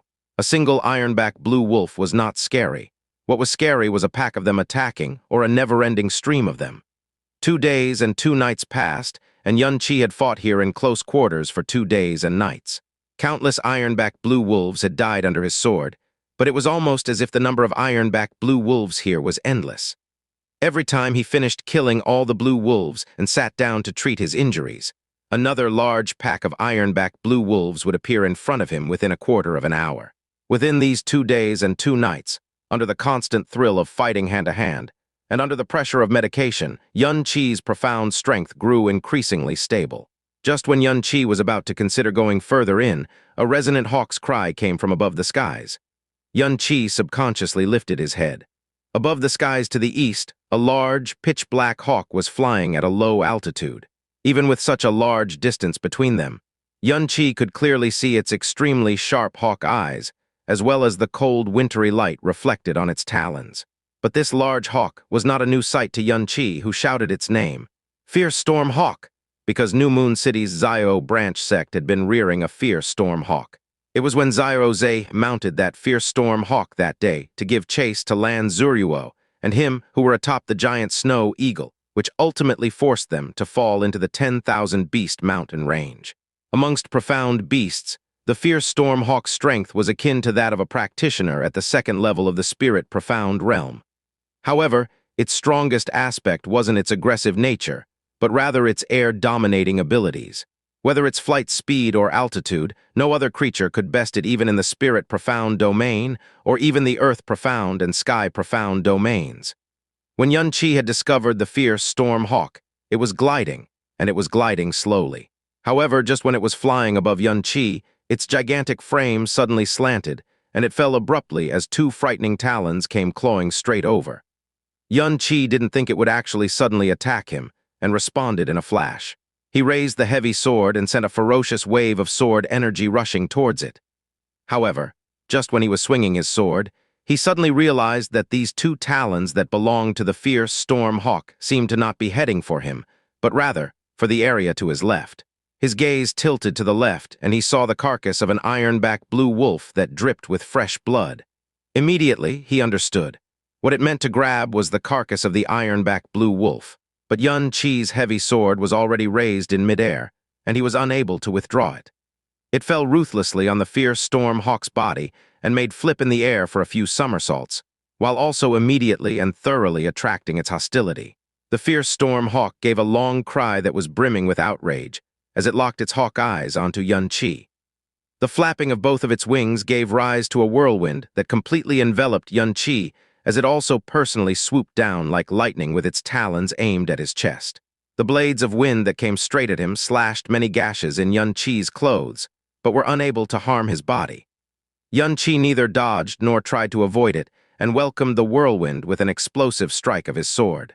However, like before, he underestimated the fierce storm hawk's speed, and this was in addition to the stifling of the storm. When this blow exploded, the fierce storm hawk's talons were already close to his chest. The glittering talons were even already pierced into his clothes. Bang! The overlord's colossal sword heavily smashed onto the fierce storm hawk's large body. The smash caused it to cry out in agony. It was sent flying while tumbling in midair with immense speed. And it was only after tumbling out for a few tens of loops and almost hitting the ground did it barely manage to stabilize its body in levitation. This one vicious blow was enough to strike fear into the fierce storm hawk's heart. After swaying in midair for a long while, it finally regained its balance and flew off into the distance, not daring to attack Xianxia again. HMPH, I guess you're smart, else I'd be forced to let you taste some fire. Xianxia pulled at the clothes at his chest. Looking at the 4 hawk claw marks that had pierced holes, he exclaimed in his heart about how dangerous it had been. The clothes on him were already extremely tattered, and also splattered with too much wolf blood. The smell also stung his nose a little, and he was simply unable to continue wearing them. Therefore, he quickly tore off the tattered clothes on his body and changed into new clothes. The moment he finished changing his clothes, his expression changed slightly. As fast as lightning, he reached his hand out to check at his own neck, and all at once his expression grew much worse. This was because the pendant that he had always been wearing since young had actually disappeared. Xianxia's frame shook and his gaze swept through his surroundings. The pendant's case was made of metal and would reflect at least some light. Its color also had obvious differences with that of the ground. If it were to fall on the dry yellow ground in the surroundings, it should be easily seen. Yet after searching quite a while, Xianxia still couldn't find a single trace of it. And Xianxia clearly remembered while he had sat and tended to his injuries, his hand had brushed the pendant as he pulled at his damaged collar. His pendant had still been on him then. Unless... Xianxia raised his head abruptly and looked towards the sky. When he was shaking off the fierce storm hawk just now, he clearly felt something run itself over his neck. Then he had thought it was because his own actions had been too large, and he had been constrained by his clothes, so he didn't take it to heart. Now that he thought of it, it was obviously because his pendant was being swiped off his neck. Not only were Hawk's talons incomparably sharp, they were also curved into hooks. If they had came into contact with the pendant's thread, it was very possible that they had firmly hooked onto the pendant, and then pulled it out. The fierce storm hawk's speed was extremely fast. By then, it was already high up in the sky, and only a blurry black speck could be seen. Xianxia was extremely worried as he spared no effort in furiously rushing up to it. But after running only a few steps, he stopped and hollered above him, "Little fairy, help me chase up to that fierce storm hawk. It snatched my pendant away." After a long while, Little Fairy's serene voice came from above. "I only keep the promise to protect you for 3 months, not to go along with your wishes. I also have no obligation to obey a man's order. That pendant is extremely important to me. It concerns my life, and it's the only proof that can reunite me with my biological parents. I absolutely cannot lose it. How does that concern me?" Xianxia's gaze stayed unwaveringly on the fuzzy black spot high up in the sky. Taking a deep breath, he roared anxiously, "If you can chase up to the fierce storm hawk and bring me with you, I'll open up 3, no, 5 closed profound entrances. I do what I say, and I absolutely won't promise what I can't uphold. If I can't do it, you can kill me with a single slap however you wish." Not only would Xianxia's words resound like thunder in any practitioner's ears, it was also a gargantuan lure any practitioner would not be able to resist. Little Fairy also could not. After 2 breaths of time, her figure appeared in a sheet of ice auroras before Xianxia. "All right, then I'll help you." Her clear, cold voice fell, and Xianxia felt a large wave of unopposable strength barreling towards him. His body was lifted, and sent shooting into the sky like an arrow which had left its bow, straight towards the fierce storm hawk that was far away. Surging airflow swept at his face, causing Xianxia to be unable to not close his eyes for a short period of time. Wind whistled by his ears, and it was comparable to the wind when he had sat on the giant snow eagle. After he was accustomed to the surging airflow, he opened his eyes. Little Fairy was right beside him. Her flight posture was very beautiful. It was as if Xianxia was floating and dancing on the clouds. Her long, snow-white skirt fluttered up, and as her veil swished, a perfectly beautiful, snow-white face was revealed indistinctively, and it was faintly discernible. That black speck within his line of sight grew larger and larger. Just a little faster, we must definitely chase up to it, Xianxia urged hurriedly. Now he couldn't help but pray that the pendant was hung more tightly to the hawk's talons.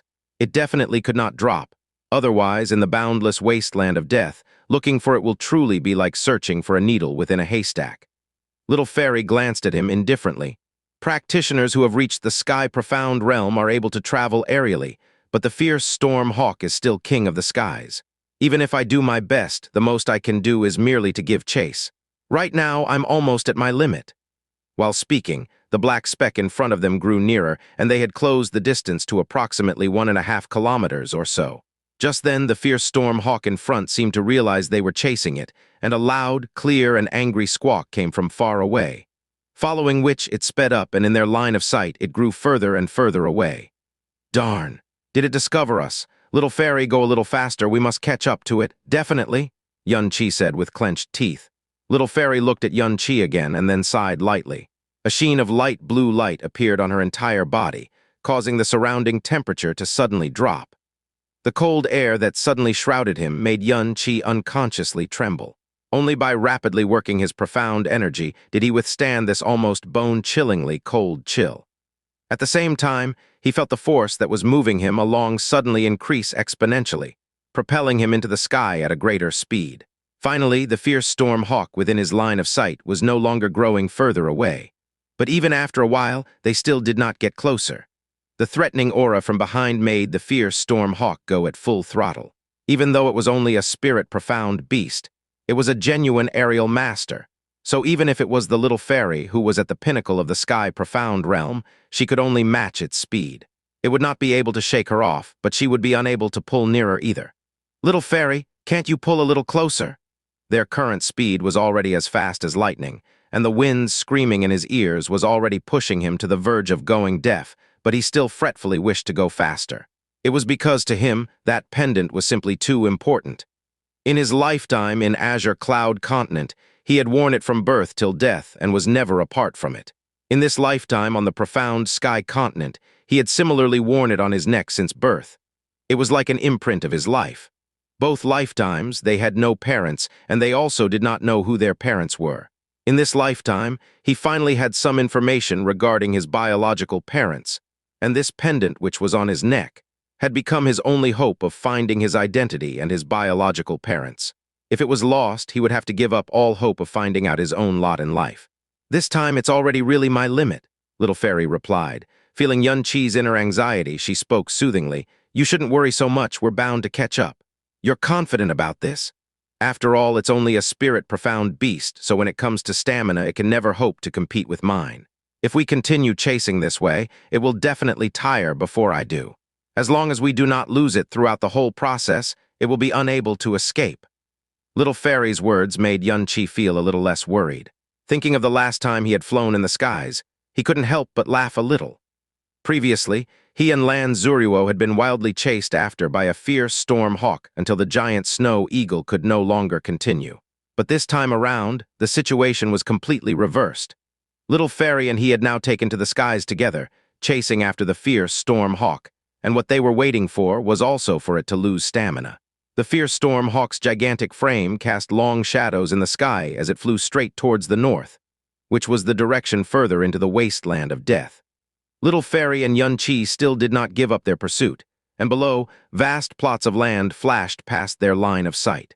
After 4 hours, they had gone past more than several hundred kilometers of wasteland. They had completely passed the spirit-profound beast's territory and were now above the sky-profound beast's territory. If Xianxia were to land right then, he would be in mortal peril no matter which profound beast he chanced upon. And this area, even if it was high up in the skies, was a place the fierce storm hawk would have never dared to enter. But with Xianxia and Little Fairy in hot pursuit, it had no choice but to fly with all its might and continue northwards. Another 2 hours passed, and the sky gradually darkened. Without them noticing, they had already flown past a distance of hundreds of kilometers.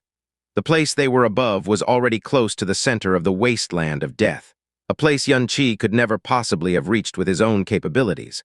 Flying like this for a long time with all its might, the fierce storm hawk finally began to show signs of tiring.